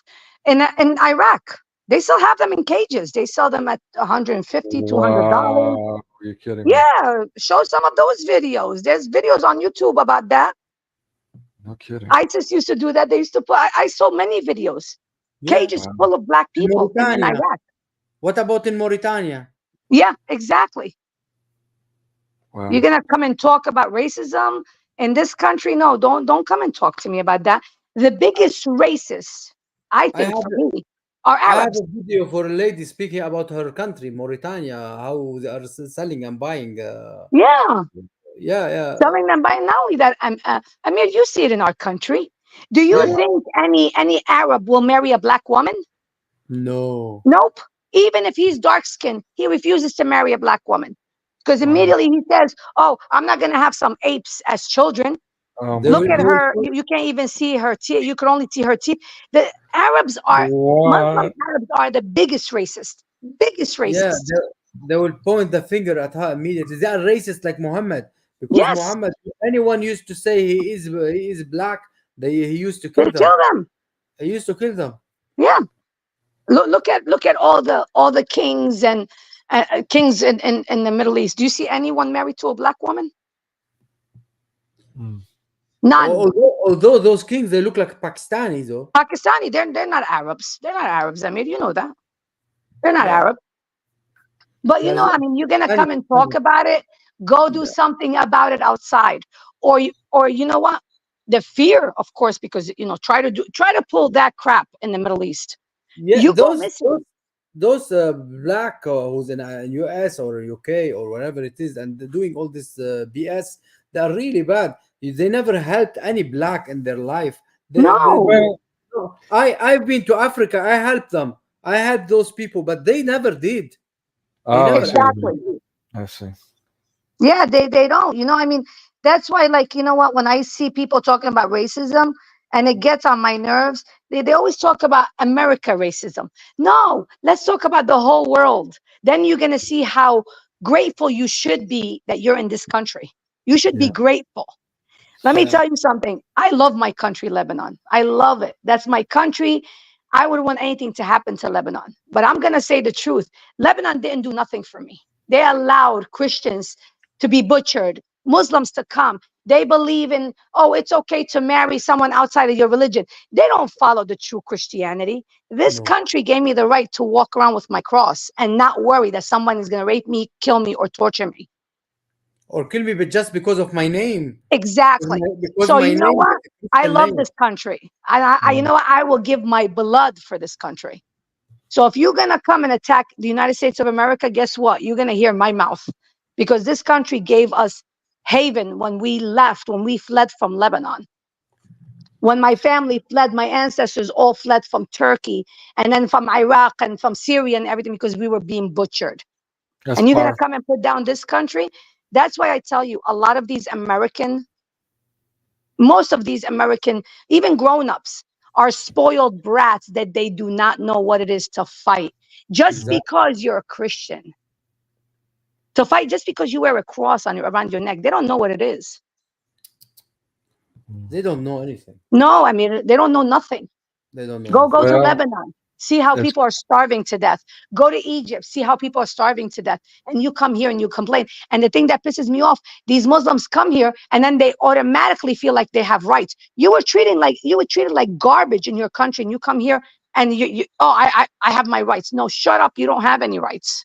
No, they've been stepped on in their countries. Yeah, They've been stepped on like garbage, as you said. yeah, it's crazy. So, if you're going to do your research, look outside too and bring the outside in here. Maybe people might wake up. You see, I mean, people don't, usually when people have conversations with me about racism, they shut their mouth immediately. Because I look at them and I say, do not tell me you're being discriminated against. I have family that I don't know if they're going to live another day because they're Christians. I Yeah. have family that has to shut their mouth and be in hiding and hide their daughters. I have some family still in Syria. My cousins have to, my aunts have to hide their daughters because they're beautiful young girls. They're worried about some Muslim snatching their daughters. They will read on her immediately, like he will have her. That's it. Exactly. And for them, it becomes more, and you know this, Amir, it becomes more of a trophy when she's a Christian. Yeah. Absolutely. So, racism, you could shove it, because you know what? It's like, for me, don't even come near me with racism, because I will laugh right in your face. And that's what people don't see. That's why, like, when you speak, Nicodemus, I tell you, speak whatever you want. Like Linda and I, we speak. We don't fear. We don't care. We don't care. We've seen too much. Well, it's not that so much. It's not that I'm worried about offending you. And no offense when I say that. It's more. I'm more concerned since I'm on your channel. You're broadcasting through your channel and stuff. I don't want to be responsible to mess you up. That's the thing. Yeah. But mess what up? It's just YouTube it. You're gonna see all the stuff on YouTube. You're gonna see it. But they don't care. They will block me anyway. They will block me. Anyway. Yeah. Amir, how much more can they block you? Seriously. I'm gonna go from 10,000 of the channels. No worries. I mean, God is good. You could do all you can as long as you speak the truth. You see, people like me and Amir, if we were to be captured tomorrow, we'll be like, here's my head, take it. Because we don't care. We don't care anymore. Exactly. By the way, I'm gonna make a new channel. I don't know what name I will make it with. I don't know, but I'm gonna make a new channel because this one is blocked. I'm not able to reach. Yeah. I didn't receive the notification until when I came in. That's when I received the notification. Yeah, for me, as you said, I will make a new channel, and maybe I will ask everybody to subscribe to it. But I know everybody's lazy. But Linda, I'm not afraid. Whenever I will be killed or anything, I'm happy to reach and see my. Yeah, I don't mind. I'm happy to see Malakut, okay, give it to me. I'll be robbing that. I'll be stealing the heaven. Hey, give it to me. That's the best, easy way. Cut my head. There you go. You just gave me FedEx to heaven with the Lord. Linda, would you be? Well, let me invite you to think about it. It'd be great to have you back on next week so you can help with this discussion. It'll be a big discussion, but it sounds like you have a lot to contribute. Well, yeah, no problem. But you know what? I mean, get videos. Trust me, there's a lot of videos you can see blacks in cages in Iraq. You could see all of that. Get the videos so you could at least pull it up. I've seen a lot of it. Have you not seen it, Amir? I did. Well, we've seen it. We've seen it. This is the first I've heard of it. Would you, if you're willing to come, can I give you some homework? Would you be willing to find those videos and bring them and share them? Yeah, I could find some of the stuff, but where do you want me to send them to? No, you can. Well, you give them to Amir, or if you do make the live stream, you can just share them then. Yeah, no problem. I mean, because it's a lot. There's a lot out there. Trust me, for all of you people out there, America is the best country to be in. Seriously, when it comes to freedom, this is the best country in the world to be in. And this is coming from someone that, I mean, thank God I didn't endure what my grandparents and what my parents endured, and what my great grandparents, my godparents. I mean, I grew up to seeing slashes on my godparents' back from the time when they were being butchered in Turkey. Those marks never left their bodies.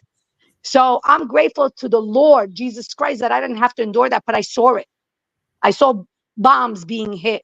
I saw people, friends of mine, being killed, because in Lebanon, Hezbollah, may they rot in hell, they would bomb all the areas with the Christian people. All the areas with the Christian, they would bomb them. Yeah. Destroyed Lebanon. Lebanon is a beautiful country that was filled with so much. Why do you think Lebanon? It's in Arabic. It's Liban. Liban. You know what it is in Aramaic? Lebo, the heart. That was the heart. That's the name of Lebanon. The heart. That was the name of Lebanon. The biblical name of Lebanon. It is still until today. The word lub, it's mean heart. Yeah, we just say Lebanon, but it is when you see. I still have my paper. شو بيقولوا بطاقة شخصية. Yeah. My ID. I still have my ID, and it says the Liban. It doesn't say Lebanon on it. And Liban means in Aramaic the heart. Yeah. That was the name of Lebanon, the heart.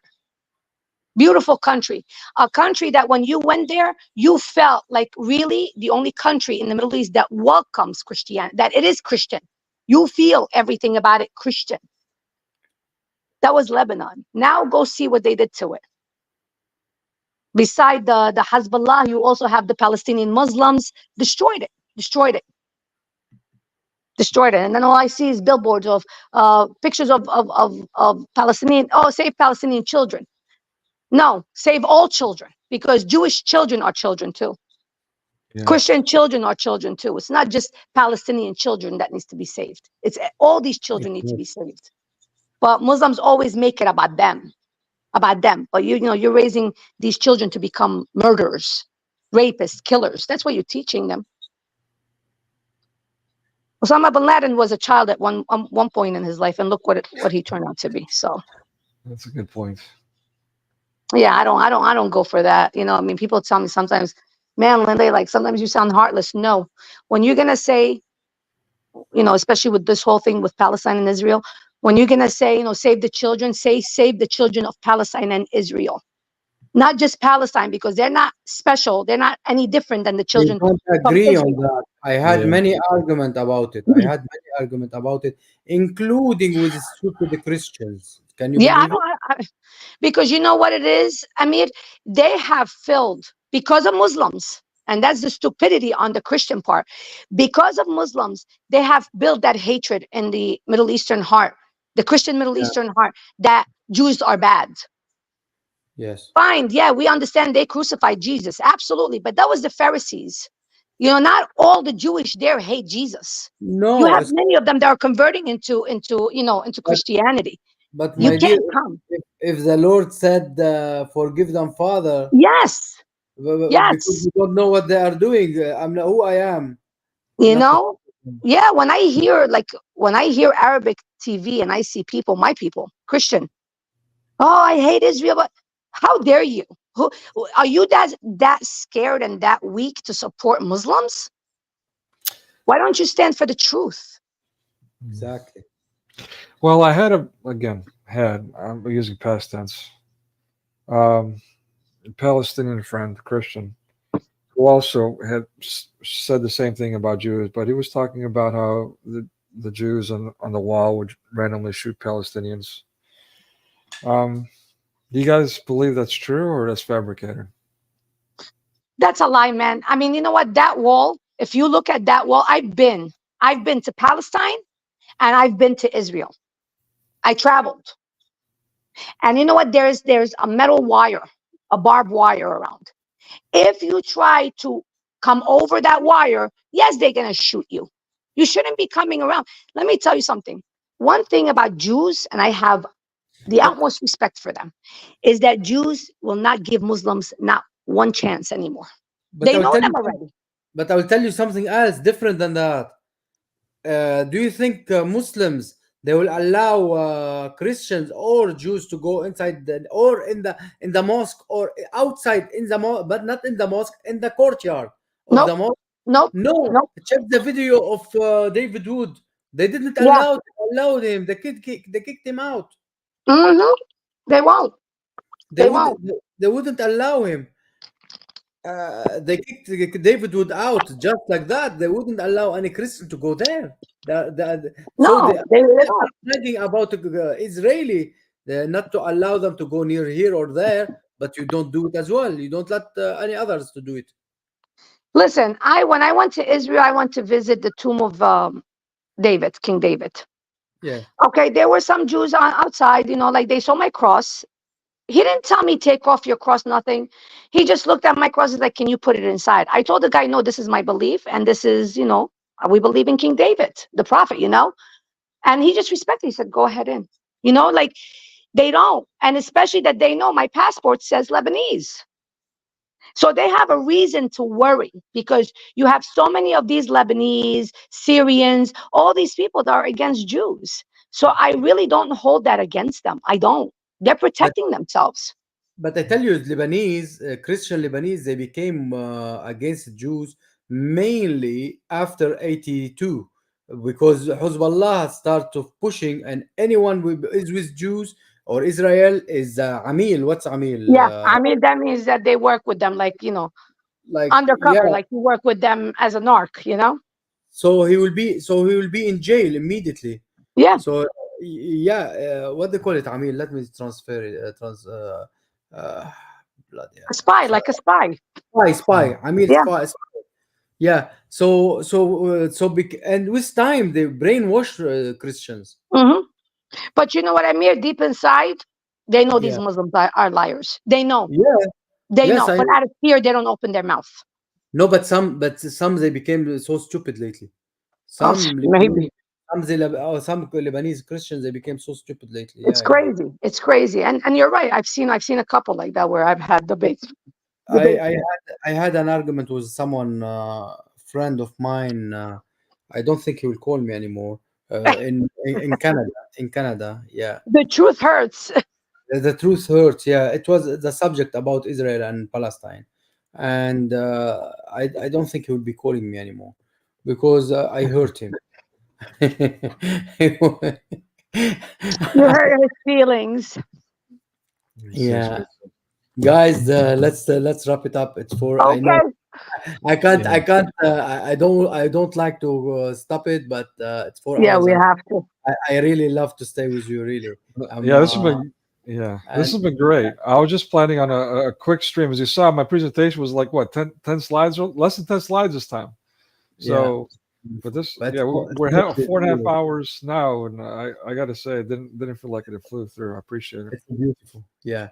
Yeah, but a lot of information. Lots of information, and beautiful people came. And thank you for all of you guys. God bless you, Protestant believer and St. Louis. And I don't know who else is still in the chat. God bless you all and keep you safe. Thank you, Linda. Thank you. Will be blessed by having you. Nicodemus, thank you very much for all the good work you are doing. God bless you. Jesus is risen. Indeed is risen. God bless you all, guys. Amen. Bye. Bye. God bless you. Bye. Please subscribe to my channels, press like and the bell to receive all my new videos. Leave your comments below, opinions, or questions. Follow me to know what is next, or in case they close this channel. #Amir Zaidain YouTube channel. YouTube.com/@AmirZaidan. Thank you very much. Jesus Christ be with you.